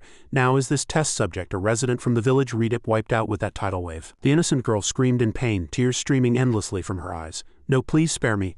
I don't want to become a monster." Even his white-haired spider was terrified by this scene. Her eyes were filled with fear. The girl's desperate screams continued to echo. No, Su-chan stood there witnessing the scene, shocked to his core, never having imagined they could be so wicked. This incident reminded him of Mihei's previous suffering. We can't go back to how we were before, we've both become monsters now. Su-chan's eyes were filled with hatred for that damn old man. It seemed he could no longer maintain his composure, and wanted to run up and beat him to death, but she quickly grabbed his body tightly. She whispered in his ear, "You have to endure it. If you cause a scene now, the mission will fail." She continued to try to calm him down. "We can turn that child back to normal with Cinderella later." So, before she could finish speaking, the man with the scar cut her off. He looked at the two of them with a sinister expression. "TCH, this is going to take a while." Seriously, to bite her own tongue and commit suicide because she didn't want to become a monster. How incredibly stupid, isn't it? As he spoke, he turned his body to look at the two and smiled sinisterly. The poor girl, not wanting to become a monster, bit her own tongue and took her own life. It was truly pitiful. Su-chan's hatred grew, and he became even more enraged. He bit his lip, trying to maintain his composure so as not to fail this mission. Over there, seeing that the girl was dead, he opened his mouth. "Tisk, it can't be helped. I'll have to get rid of this one and find another one to use as a test subject." Just then, the voice of the old professor came through his earpiece. "Su-chan, can you hear me? Thanks to you buying us time, we've infiltrated deep into the base and obtained some important information. Redip is not at the base right now. Therefore, we're switching to Plan B, switch to an all-out assault." As soon as he finished speaking, all the departments, both inside and outside, quickly moved to wipe out all the insectoids. On the protagonist's side, two poor girls were next to become the scarred man's test subjects. He smiled as he looked at his two prey, but he didn't know that danger was approaching him. "Now who shall I turn into a monster this time?" Taking advantage of his carelessness, Su-chan quickly grabbed his head from behind. He was terrified and suddenly couldn't understand why he was being attacked. How what? Wipe out all the pet shop guys inside the base before Redip returns. The insectoids, seeming to have realized someone had infiltrated their base, were all enraged. "Intruders, haha, what fearless bastards daring to set foot in our pet shop's den. We'll tear you to shreds." That one looked ahead in anger. The cave glowworm larva is a mysterious insect that lives in caves. It hangs threads that emit a blue light, shimmering as if the Milky Way has poured down to Earth. This beauty creates a mesmerizing sight, but in reality that thread is a cruel hunting tool to catch prey. At this time, Duwa tried to release her sticky threads to attack those glowworm larvae. "What is this? Why is this thread so sticky?" Those guys were a little surprised, not expecting to be tied up so quickly. "TCH, are you nest bugs? How did you get in here?" Duwa continued to fight and tie them up. "Haha, a bunch of riffraff are perfect for being used as ceiling decorations." Her personality completely changes whenever she fights, but what is she planning to do with that? She didn't expect that giant bug to break the thread she had set up so quickly. That one stretched out its arm to hit her, but Jiu-Gun was one step faster. He quickly ran over and blocked that punch for her. Thanks to his huge body, when the bug hit his body, its own arm shattered instead. "Don't mess around. If you let your guard down in enemy territory, the whole team will die." Seeing that, Duwa continued to apologize. "I am sorry." Jiu-Gun, enraged, punched the monster, sending it flying far away. Suddenly a blonde man appeared from somewhere, knelt down and said, "Predator, why attack when I'm the only one on guard duty? What a pain, but it's strange. Don't tell me the gatekeeper spider opened the entrance on its own?" Hearing his question, Jiu-Gun laughed with contempt. "You mean that giant manhole cover? What about it? If a door is locked, you just force it open." The blonde man adjusted his hat and slowly approached. "I see, it looks like you've prepared for an attack. Can I really take you all on by myself?" Seeing the situation turning against her, Duwa warned the person next to her. "Yae-sung, they're coming. This way." Inside the lab, Su-chan had a tight grip on the fake doctor's head. "You despicable bastards." Trembling in fear, the doctor was held by Su-chan, but he used his tail to grab a gas canister and threw it at Su-chan when he let his guard down. "Who do you think you are, putting your hands on me?" But Su-chan was strong, so he wouldn't be taken down that easily. The doctor was surprised that the seemingly ordinary Su-chan had blocked his attack. "Wait, don't tell me you're that dragonfly who ruined our plan with Callie Davidson last time. You're that dragonfly? Ha ha ha, you've got some nerve coming all the way here in disguise." He held an object in each hand, preparing to attack Su-chan. "I wanted to meet you again. Thanks to you taking down the white spider, my plan to turn the city into a living hell was ruined. Today I'll repay the humiliation of that day." Before the doctor could finish, Su-chan silently punched him in the face, twisting it so he couldn't speak. In that moment, Su-chan kicked him far away, and he screamed in pain without a chance to defend himself. "Ah, wait a minute." Even after being punched in the face, he wasn't scared and kept talking. "Playing dirty, are you? You cut me off mid-sentence. Of course I wouldn't give you a chance to defend yourself." Su-chan then landed another punch on his stomach. Enraged, he threw whatever he could grab at Su-chan. "You bastard!" The gas canister he had just thrown on the ground exploded, blowing everything away. He rejoiced, thinking he had killed Su-chan. "Ha ha, how pathetic." His joy was short-lived. As Su-chan emerged from the explosion and approached him, he trembled in fear. "That day you tried to turn countless people into monsters. You kidnapped and killed so many people, turning them into monsters. Don't you feel the slightest bit of guilt?" Su-chan clenched his fists in anger. His fists seemed to want revenge for all the innocent people who had become monsters because of him. "Is it that fun, turning humans into your toys?" While Su-chan was unable to beat that doctor to death over here, Hyen was using all her strength to untie the innocent people. Everyone was trembling in fear. She reassured them, "Is everyone okay? Hurry and get out while you can." The exit is, while she was distracted, a doctor wrapped his tail around her leg, preventing her from leaving. Hyen was caught and left dangling in the air. "Damn it, you bastard." After taking her hostage, he looked at Suchan triumphantly and said, "What now? You can't attack me, can you? Thanks to my jungle juice research, I've enhanced the power of my tentacles. A human body like yours will be torn apart like paper with just a slight squeeze. Go ahead and move. I'll rip your body to shreds with my tentacles." Just a moment ago he had been triumphant, but he froze as his tentacle was instantly cut off in the blink of an eye. Suchan had brushed past him and sliced off the tentacle, giving him no time to react. Groaning over something like this, the real pain hasn't even begun. Over here, everyone was pouring all their energy into wiping out the insects. "Damn it, die," he sung, was using all his strength to block their attacks. "Phew, it's so exhausting fighting in this armor." It seemed the staff inside had also finished cleaning up. Professor G looked at Suchan and, seeing his constant improvement, didn't forget to praise him. "You've improved a lot. Now leave the rest to Yae-sung. We have to move quickly. Our mission is to find the jungle juice recipe hidden somewhere in this facility. Before they completely erase the data, we have to secure it and transmit it to Nest. If we succeed, we win, even if we can't kill the breeder." The plan was proceeding smoothly, but Professor G felt something behind him. A sense of unease, as if he had missed something. Back to Suchan's side, he continued to attack the fake doctor. "Please spare me, I was wrong. Please just spare my life." Of course, Suchan couldn't forgive this villain. "Scum like you deserve to die. Someone has to step up and get rid of all of you." He once again thought of Mihei, who had become an insect. "But at least for now I don't want to get my hands dirty." After speaking, he threw the doctor to the ground and the doctor writhed in pain. "There's no escape anyway. If you don't want to die, stay quietly in this room." As Suchan turned his back, he gave a wicked smile and grabbed a vial. "How dare this bastard insult me again? I'll kill him for sure." On the professor's side, as he turned away, a voice suddenly came from behind him. "It's been a while. I thought you died on your sickbed." Shin Ga-eun confidently approached Professor G and continued, "I never thought I'd see you again. I'm so happy I could cry. Are you ready?" On Suchan's side, a doctor went berserk, holding a syringe and preparing to stab him in the back, but unfortunately, Hyen was one step faster. She grabbed his head and stopped him from harming Suchan. "No, Suchan, after all, she's a villain who turned countless people into monsters. Today is the day to end everything she loves." She watched in pain as the person she loved was enthralled by that woman. "I have to end this properly. I'll erase everything." Suchan just stood there blankly, watching Hyen brutally kill someone else. The person in front of him didn't seem to be the person he knew. "What on earth is happening? It's true that bastard deserves to die, but the Hyen I know would never kill someone like that." After killing the fake doctor, she glanced at the prisoners. HMPH Hyen approached them with a wicked glint in her eyes and sharp claws. "Too many hostages. They'll just get in the way of the mission." "What?" Suchan was so shocked he couldn't believe his ears. He never thought she would say something like that. "What? No way." While he was bewildered, she had already rushed in to kill the people here. "I need to reduce their numbers." "No, Hyen!" Suchan's scream was heard all the way by Professor G on the other side. He too was a little surprised and immediately contacted Suchan to ask what was happening. "What's going on, Kong?" Suchan, "Answer me." From a distance, Shin Ga-eun, seeming to have guessed what happened to Hyen, laughed loudly.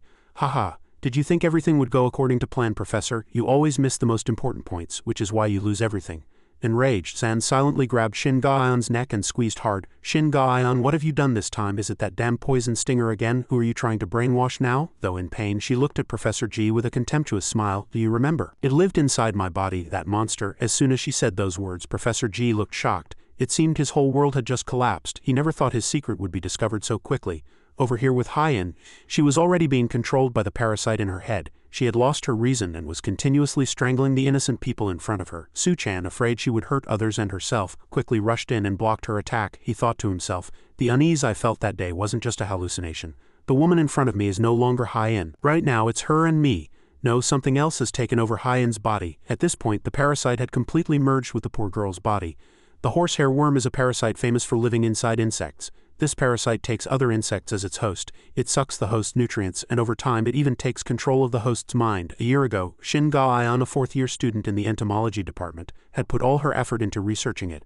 "Because a horsehair worm has existed in my body for a long time, the doctor said that a horsehair worm was parasitizing the bee I absorbed from the jungle juice, and as it mixed with my blood, the horsehair worm entered along with it. Worst of all, it has become a part of my body and can no longer be removed." She didn't hesitate to confess this secret to Professor G. He was a little surprised to hear her story. "I see, so that's why you've had trouble controlling your complex all this time." Shin Ga-eun's whole body trembled. She was worried she would be found out. "What do I do with this horrible thing living inside me? If everyone finds out, they'll treat me even more like a monster. They already looked at me with disgust just because I was brainwashed before. Thought everything would change if I got Cinderella." The looks of contempt, the harsh words, "I gritted my teeth and endured it all." She seemed to have lost her reason and couldn't maintain her composure.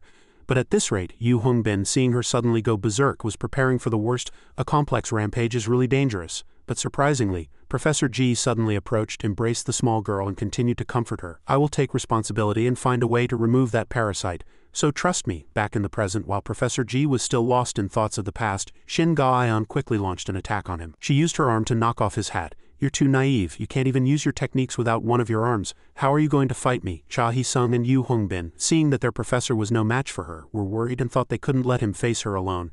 Let's fight together, okay?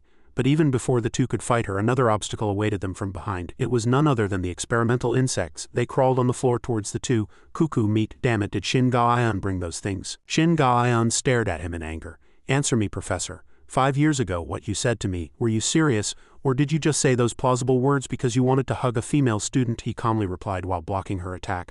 I sincerely wanted to help you. You were an important student to me too. But no matter what he said, Shin Ga-eon couldn't believe a single word he said anymore. Don't lie. If I was really important to you, then when I was seriously injured and fighting everyone alone, why didn't you stand by my side? No, why didn't you even look back at me once? Shin Ga-eon no longer wanted to hear his excuses. She confidently stepped forward. That's enough today. I'm going to settle this long-held grudge. After speaking, she quickly controlled Hyen's mind and gave her an order. Kill him. Hearing her command, Hyen angrily brought her fist down on Su-chan. But fortunately he was agile enough to dodge, and a giant crack formed in the ground. Su-chan couldn't hide his surprise. So she's targeting me now, but if that's the case, it's actually better. To prevent a second victim, he quickly ordered everyone.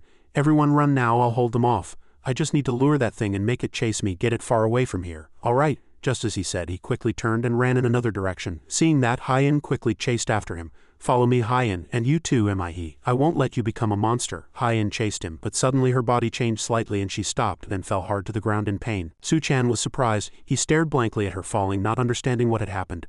Over here, the wicked Shin Ga-eon continued to face Professor G and said, Professor, do you know, the horsehair worm has the ability to absorb the host's life force, and the life of a horsehair worm is not infinite. She stared at him and gave a sinister but slightly pained smile. This damn thing, according to the command I just gave, the horsehair worm in my body will absorb her life force. It will suck it until she's dead. When that cockroach's life is over, she will run out of energy and slowly die. That dragonfly will die. Over here, Hyen, taking advantage of Su-chan's blank and unresponsive state, quickly grabbed his tie and squeezed tightly. Now the fun is about to begin. I wonder which one will get there first, and to be honest, getting hit once is a small price to pay. Because of that thing, our chance to get Cinderella was blown away. The white-haired woman wouldn't let him go and continued to sit on him, pointing at Shin Ga-eon. Tell me honestly, you tried to brainwash the professor to get good grades, right? Or did you seduce him with this? Shin Ga-eon, full of resentment, was insulted by them. Suddenly a sharp scream came from outside. A complaint has been filed. Who's fighting at the school? The professor and other insects went to search and were a little surprised to hear the sound. From that night on, everything started to go off track. Shin Ga-eon seemed unable to bear the insults of those students any longer. She began to inject parasites into their minds to control them. And just like that, they began to tear each other apart. Ha ha ha, fight you idiots. No one had expected it. This hatred had been sprouting in her heart for a very long time. Shin Ga-eon lost her reason and watched them fight from above with a satisfied smile. Ha ha ha, just die all of you. Back in the present. At this moment, Hyen brought her sharp claws down hard on Su-chan. Su-chan was terrified, unable to believe the person in front of him had lost her reason and was attacking him. Hyen, please, snap out of it. He grabbed her hands, hoping she wouldn't get hurt or hurt others, and with all his might he shattered those sharp claws into hundreds of pieces. Su-chan also quickly drew his feet back, and Hyen, not seeing it in time, fell straight to the ground. Just then, the voice of the professor on the other side came through his earpiece. Kong Su-chan, can you hear me? Professor G, you're finally connected. What's Park Hyen's condition? Something's wrong. It looks like she's been brainwashed, but she keeps vomiting blood. Professor G, sensing her dangerous state, immediately said it's because of the worm inside her body. It's another complex of Shin Ga-eon, a parasite that feeds on the host's mind and life force. If it drains all her life force, Park Hyen will die. Hearing that Hyen would die, Su-chan's body froze as if he couldn't believe his ears. What do I do now? Taking advantage of his distraction again, Hyen appeared behind him in an instant. She then wrapped her legs around Su-chan and choked him tightly. The ceiling, when did she get up there? Sharp claws had already grown back on her hands. She launched an indiscriminate attack on Su-chan. Su-chan barely endured her heavy body, blocking with all his might. A parasite in her body. In that case, as he spoke, he quickly used his ability to control darkness to knock her unconscious. He then immediately grabbed Hyen's body tightly and slammed her into the ground with his black arms. If it was the Hyen he knew, there was a very high chance she would survive if he just took out the worm. I'll put my hand in and take it out myself. Hyen's recovery ability is strong enough to regenerate even a shattered skull. If I just take out that parasite, she'll live. Just endure it for a little while. You can curse me out later, but this is the only way to save you. As soon as he finished speaking, he pierced through Hyen's body with his black fist. She just stared blankly at him as he took the worm out of her body. Suchan focused all his attention and continued to search for the parasite. After a difficult search, he finally found the parasite. Found it. Get out of Hyen's body right now, you bastard. Suchan smiled with satisfaction. Got it, but strangely, even after he took out the worm, Hyen lost consciousness again and choked Suchan tightly. Suchan could only be choked by her, dumbfounded. Meanwhile, Shin Ga-eon laughed like a madwoman. Ha, did you think I wouldn't see this coming, that it would be over if you just took out the parasite? There's no way I would have prepared so poorly. Hearing those words, Professor G paused for a moment. It seemed his calculations were slightly off. Just one worm can't kill that child, so I let it breed inside her body. There isn't just one worm in her body but many. The wound on her body did not heal and continued to spread, creating a black bruise. No way. At this time, the controlled Hyen continued to try to put parasites into Suchan's body. Professor G could no longer maintain his composure. He shouted, Shin Ga-eon, and flew towards her like lightning. Stop it right now. If you don't, I will stop you, even if I have to use force, even if I have to kill you. Shin Ga-eon coughed up blood after being hit by his attack. Ha ha ha, as expected of Professor G, even without your complex you're still as strong as you used to be. Doesn't this feeling seem familiar? In the past, under the pretext of saving a student, you tried to kill me. The feeling of being killed by someone you trusted is as painful as your heart burning. At that time I swore I would make you feel the same despair. Professor G ignored her nonsense and clenched his fist in anger. It's no use begging now. If you don't stop right now. Before he could finish speaking, Shin Ga-eon smiled eerily. If I don't stop, are you going to kill me? If I don't stop, if I die, the worms will become uncontrollable and make the host much more dangerous. And she aimed a syringe filled with a purple solution which she had prepared long ago at her own neck. Actually, that was my purpose from the beginning. After injecting some solution into her body, she threw the syringe to the ground. You know this drug, right? It's a poison called the seed that Li Baidan made for insectoids. Within tens of minutes after injection, you become poisoned, bleeding from all over your body, and die. Professor G had no idea she was crazy enough to commit suicide for revenge. What are you doing right now? Now no one can stop the worms, right? A purple crack suddenly appeared on her neck. It seemed the worms were spreading throughout her body, and the poison she had injected had seeped into her system. I told you I would make you taste the same pain of despair. Everything will end here. Not just Suchan but Hyen too. Everything you care about will disappear. Professor G didn't know what to do. Would the people he loved gradually leave him? Kong Suchan, Park Hyen. Now Suchan's body was constantly changing, especially his eyes, which looked like they could disappear at any moment. Just then a long leg approached from a distance. He looked down at Suchan from above. What's with that look, that miserable appearance? You were so majestic before you fought me. To collapse so easily now. The person who approached was none other than San. He looked at Suchan's appearance with satisfaction and said, Aren't you tarnishing my reputation too much? Those arrogant worms are the individuals that Baidan planted in my body to control me after they escaped from me back then. Did they enter your bodies? In that case, he took out a pill and shoved it straight into the protagonist's mouth. I'm not responsible for the side effects. Meanwhile, Hee-sung and Du-young were constantly fighting against the monsters. He quickly threw a lightning-fast punch at the swarm of insects. They screamed in pain. A moment later, the two had finally wiped out that filthy group. All right, these guys are the last of them. I feel like a handyman cleaner. Suddenly a sharp scream was heard and the two turned around in surprise. Why? Professor G was filled with pain at this time. He was holding Shin Ga-eon's body. He couldn't hide his sadness. Did he have to helplessly watch the person he loved die like this? Why did it come to this? If you hated me that much, you should have just killed me. Why did you have to throw away your own life? In the end, did I fail to protect her again? 5 years ago he couldn't protect her. He had sworn that he would definitely save Shin Ga-eon. But no matter how many times he researched, he couldn't find a way to remove the parasite that had already become a part of her body. By the time he realized it, everything was too late. In the end, he couldn't protect her or anyone else. He couldn't protect Shin Ga-eon, and he couldn't save the dozens of lives who died at her hands. And now would his most cherished students, Hyen and Suchan, who had always fought by his side, leave him too? He was filled with pain, blaming and tormenting himself. What a pitiful person he was. He hugged Shin Ga-eon's body tightly and lowered his head in anguish. Why can't I protect anything? Why? While he was out of his mind, Shin Ga-eon's arm began to move. She gently reached out and placed a hand on his cheek. He couldn't help but be surprised. He hadn't expected her to move again. Shin Ga-eon. Surprisingly, she returned to her original form and grabbed his head tightly. On the protagonist's side, after eating the medicine San had shoved into his mouth, he finally woke up. When did I lose consciousness? Now he remembered. Hyen lying collapsed beside him. Right, Hyen, I have to take out that parasite quickly.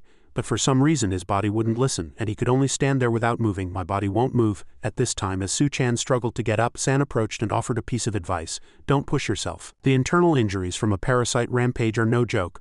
Park Hyen will be fine for a while. I gave her some medicine. Suchan turned his eyes in pain toward the person speaking to him.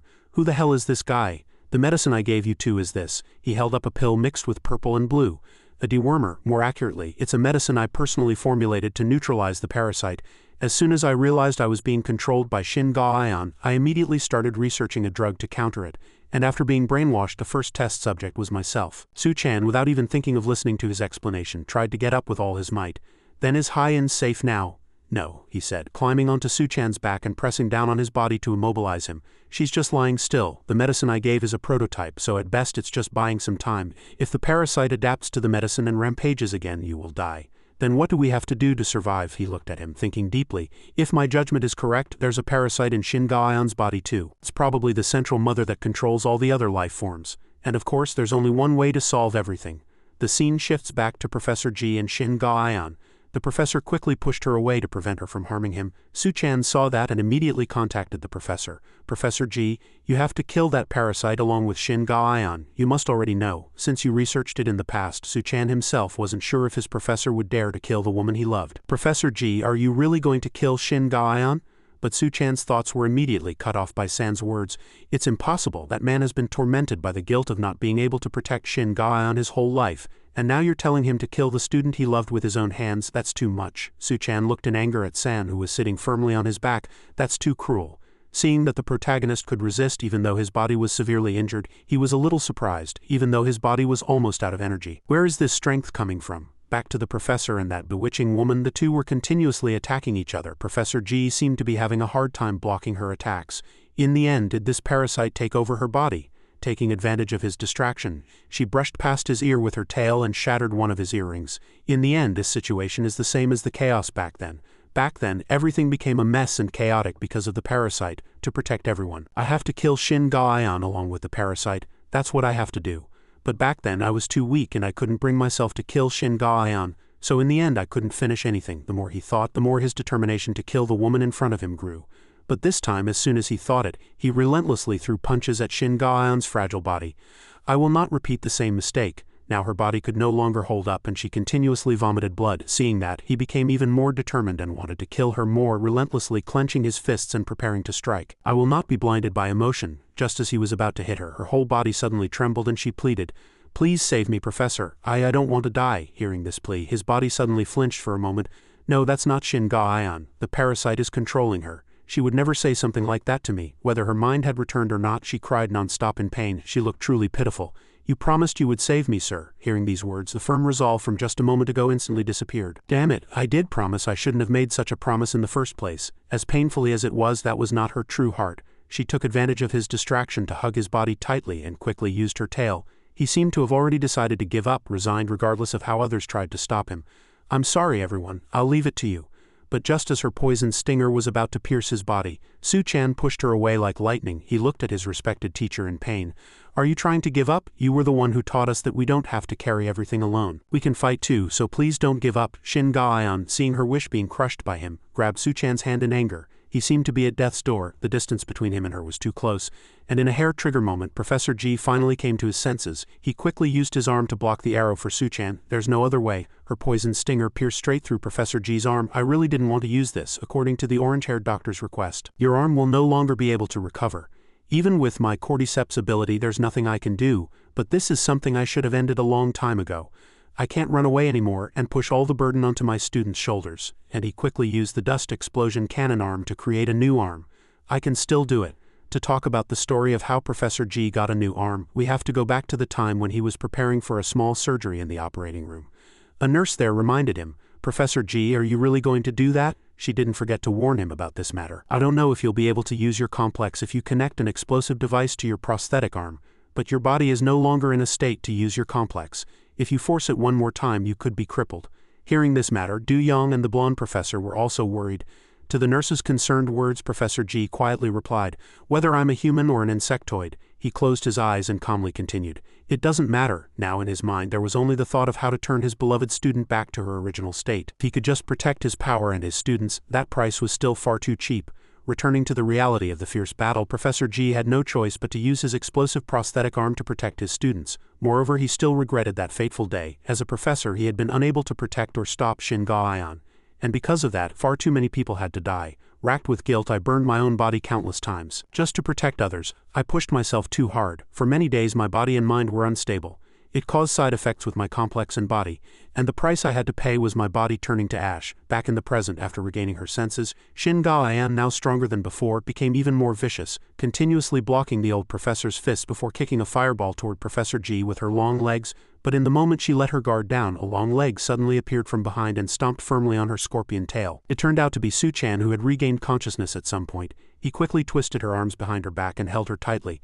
"I'll hold her, Professor." Seeing his professor still standing there in a daze, he quickly shouted, "Hurry up and finish Hyen." Suchan gritted his teeth and held her with all his might. Despite having most of her strength drained by the parasite, she still seemed to possess such immense power. Over here Hyen lay unconscious. Strangely, her wounds were slowly healing and the blood was no longer black as before but had turned purple. "It seems the fading flame within me is slowly reviving." San watched this change closely, judging that her wound, though very small, seemed to be closing. Not only that, but all parts of her body seemed to be slowly recovering and starting to burn again. Seeing his student quickly restrain her, Professor G didn't hesitate and immediately rushed forward. "Well done, Kong Suchan, now step back." As soon as his student backed away, he quickly grabbed Hyen's neck and lifted her high into the air with his burning hand. He continuously scorched her body. "Hyen, do you still remember this heat?" For some reason, a small worm suddenly emerged from her eye and flowed out. Seeing the worm trying to escape, he quickly clenched his steel fist around it, preventing it from getting away. "Where do you think you're going?" At this moment, only one thought crossed his mind. "I don't care if it all burns, I don't care if it turns to ash. If just one small flame remains within me, to save the students I care for and the student I love, please, just one last time. Burn." As soon as the thought finished, he directly used his assault mode and struck Hyen's body with his flaming fist. At that moment, a terminal lucidity phenomenon occurred in the professor's body, and flames began to burn continuously from within him. A brilliant explosion shot across the sky, an explosion that seemed to crack every surface. The old professor's prosthetic arm was also burned away because of it. Witnessing the scene, Duhua and Du Yang were both slack-jawed in disbelief. Hyen's body was now floating in the air, her soul and body both incinerated by the flames. At that moment, Hyen seemed to have returned to her former beautiful and obedient self. She closed her eyes tightly and let everything go. Filled with concern, the old professor quickly approached and held Hyen's small body tightly. Seeing the battle was over, Cha Hee-sung looked at the old professor and said, "Sir, did you kill Hyen?" But Du Yang seemed to have a different thought.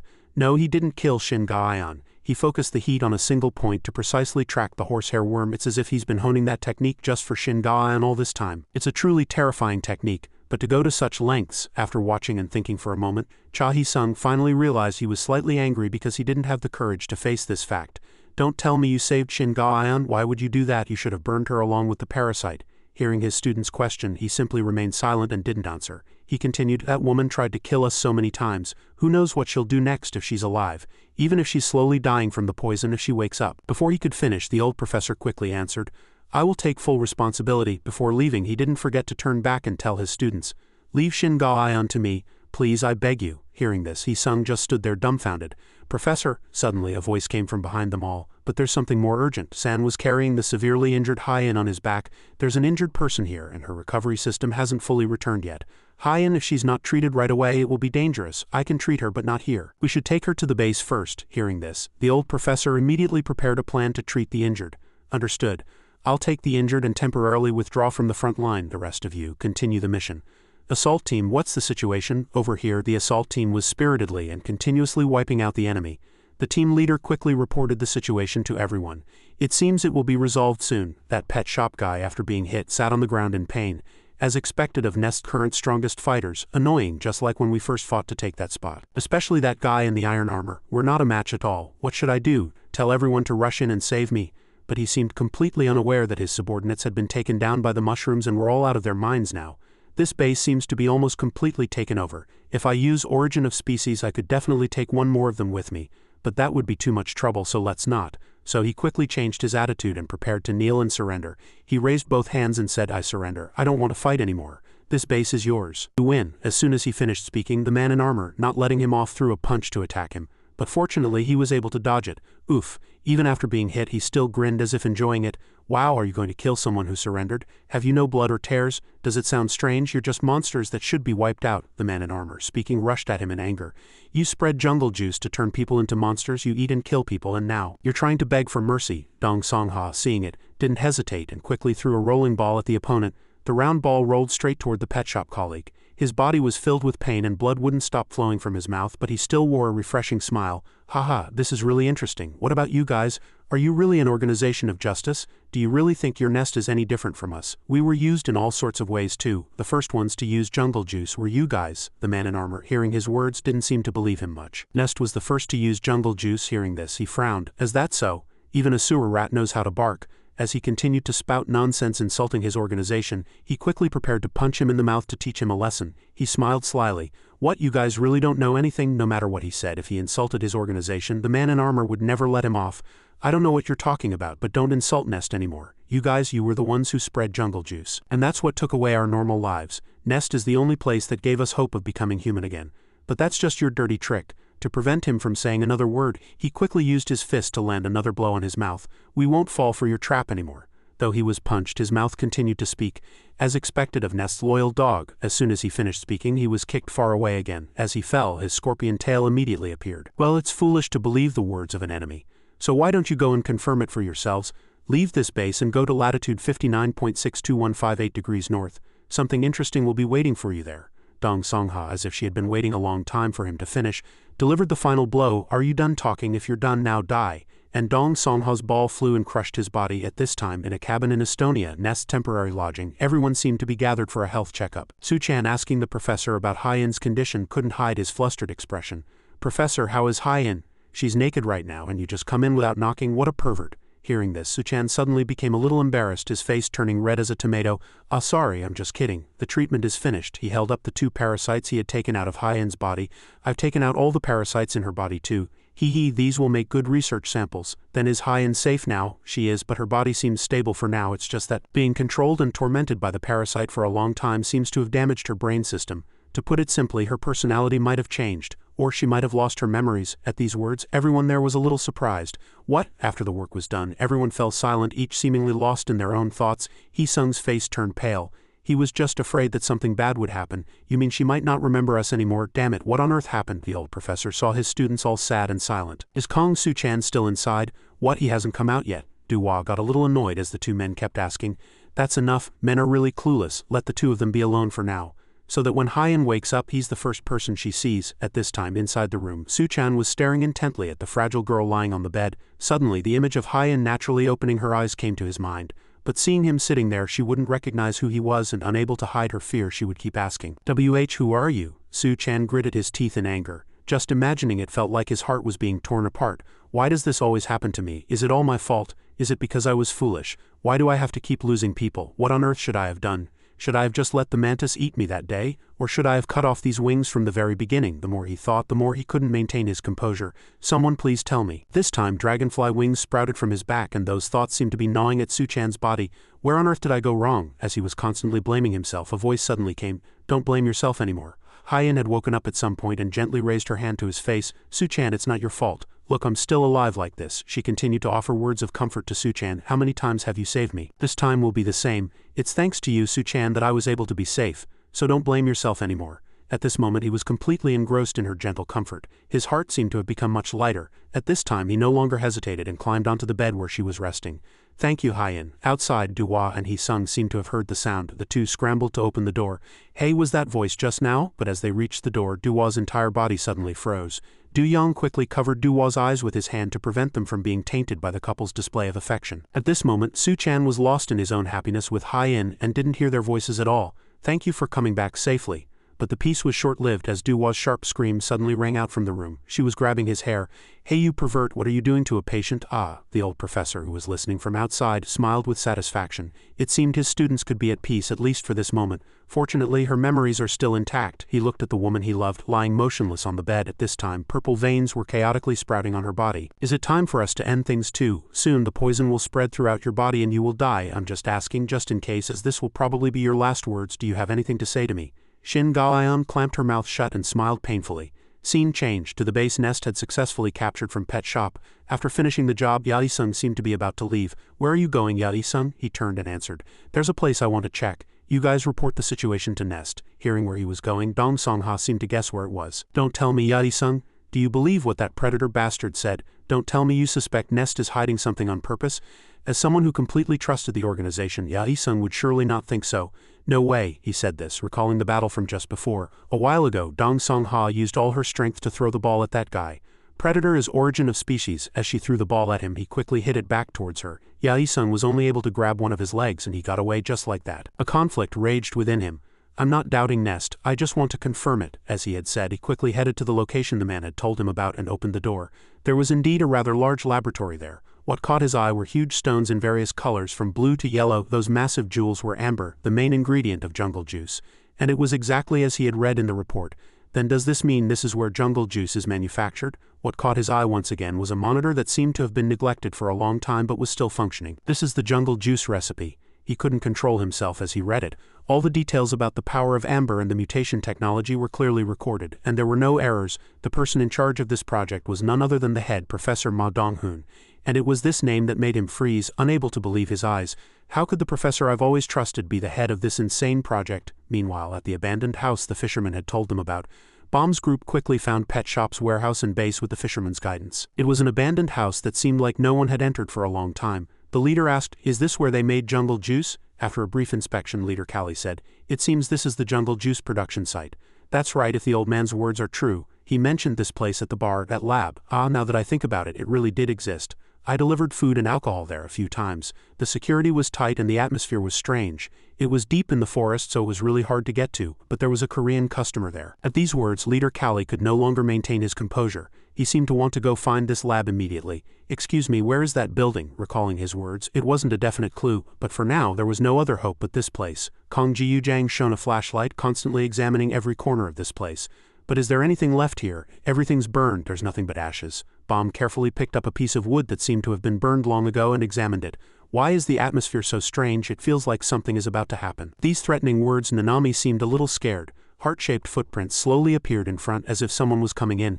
I'll protect you, Nanami, don't worry. As they went deeper, Bomb saw a light shining from inside through a crack in the wall. Where's this light coming from? Unable to contain her curiosity, she went inside and peeked through the crack in the door to see who was there. Inside the room a man suddenly appeared, and he was none other than Hyo Yae-sung. He was lost in thought, unaware that someone had appeared behind him. The monitor still displayed head Professor Ma Dong-hoon, as he was bewildered by the situation before him and muttered, what is all this? Bomb suddenly rushed in from behind him and shouted loudly, Hey Four Eyes, what are you doing here? He turned around, saw her, and was extremely flustered, quickly using his body to cover the monitor so she couldn't see.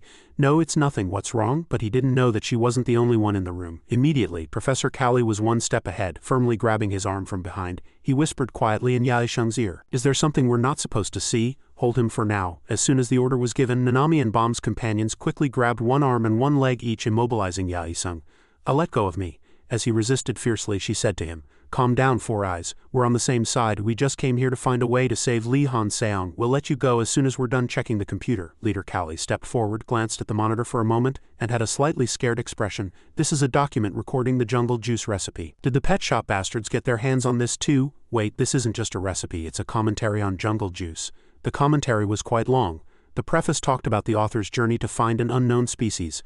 I discovered a mysterious stone, a blue amber containing the DNA of ancient insects. This amber had the ability to mix the DNA of different biological species.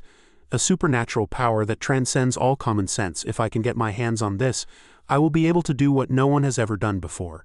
The evolution of mankind, human evolution and biological evolution. I was inspired by mixing all sorts of alcohol in a cocktail. The theory was perfect, but the experiment was extremely difficult. The experimental rats and monkeys all failed to accept the insect DNA and died quickly. It seems this power is affected by brainwaves emitted from the limbic system. In other words, a specimen with a stronger mental fortitude than rats or monkeys is needed. That's right, the simplest solution was to use living humans as test subjects from the beginning. After several experiments, my final conclusion is that I have succeeded in producing jungle juice. But I have not yet reached the evolution I desired. Despite countless sacrifices, the data was still insufficient. To collect more data, I need more test subjects. Now I will plan to mass-produce jungle juice and distribute it to society, all for the sake of creating a new evolved human race. And the author who wrote this crazy project was none other than Dr. Ma Dong-hoon.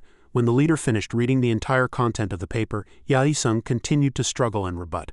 Don't believe it, it's all nonsense. That bastard breeder is definitely trying to shake us with fake information. Professor Ma is not the kind of person who would do such a thing. What the long-haired leader said next was enough to surprise him. Who knows, at least this data isn't fake. I know because I was one of the researchers on this project. There are details that no outsider could possibly know. And if this hypothesis is true, everything makes sense. What if Nest was an organization created to collect data from insectoids? Does that mean we're the test subjects? Bam looked at Yae-sung with eyes full of resentment, this four eyes, seeing his student getting a little impatient. The leader quickly calmed her down. Perhaps we all need some time to think. Let him go, but it's fine anyway. Judging by his reaction, he doesn't seem to know anything. The scene shifts to the temporary base where Nest is staying. Du-hwa stretched as if she had just woken up. I fought for the first time in a while yesterday, and my whole body is sore. Hee-sung also seemed to find it hard to believe that he had been able to defeat those insectoids and asked in a slightly mocking tone, "Come to think of it, how did you win? That manhole cover blocking the entrance looked incredibly strong." Hearing his question, she got a little angry. "I won, that's what matters." Recalling the battle, she had to use all her strength to win, but that guy's endurance was really insane. That huge body wasn't just for show. She gritted her teeth and held on, constantly cursing inwardly. Damn it. Just when she couldn't hold on any longer, a black-haired girl suddenly rushed over and blocked for her. Before leaving, she didn't forget to say a word to Du-hwa. "You can't even gauge the gap between you and your opponent, that's why you lose." That comment had kept her angry since yesterday. At this thought, she angrily turned and walked away. "Forget it, I don't want to talk about it anymore." Hee-sung, suddenly becoming the target of her anger, was punched in the head and clutched it in pain. "Hey, why did you suddenly hit me? What's going on?" At this time inside the room, Hyen seemed to have recovered and was sitting on the sofa bandaging Su-chan's wounds. "You got hurt because of me." While the two were focused on taking care of each other, the sound of the door clicking open suddenly came from outside. After looking around Nest's old base, Yae-sung had finally returned, but his attitude was not very good. "Hyo Yae-sung Sunbae." Yae-sung didn't respond to the greeting and with a stiff expression got straight to the point. "Where is Professor G?"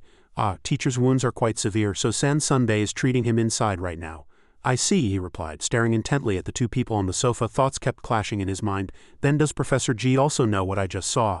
If all the professors are in on it, if Nest, to which I've dedicated everything, is such an organization, what should I do now?" He stared intently at the innocent-looking Su-chan. "Does this person know the answer? Even though he was treated like a monster and abandoned by Nest, if he's still willing to fight for that organization?" At this thought, he immediately refuted it. "No, am I trying to rely on a junior again? Anyway, all the answers are in Professor Ma Dong-hoon's hands. When the operation is over and I return to Nest, I have to confirm it with my own eyes." Suddenly, a sound from his earpiece shattered his thoughts from just a moment ago. "Static what?" Hong Longjang quickly answered as the signal came through. "Ah, I've sorted everything out here and reported it to Nest, but they said they'll come and see for themselves." Hearing this, he sensed that the professor must be coming himself to prevent everyone from finding out the truth. "Could it be as I expected?" A voice came from outside. "I heard you've taken over Pet Shop's base. You all did a great job," and the owner of that voice was none other than Professor Ma Dong-hoon.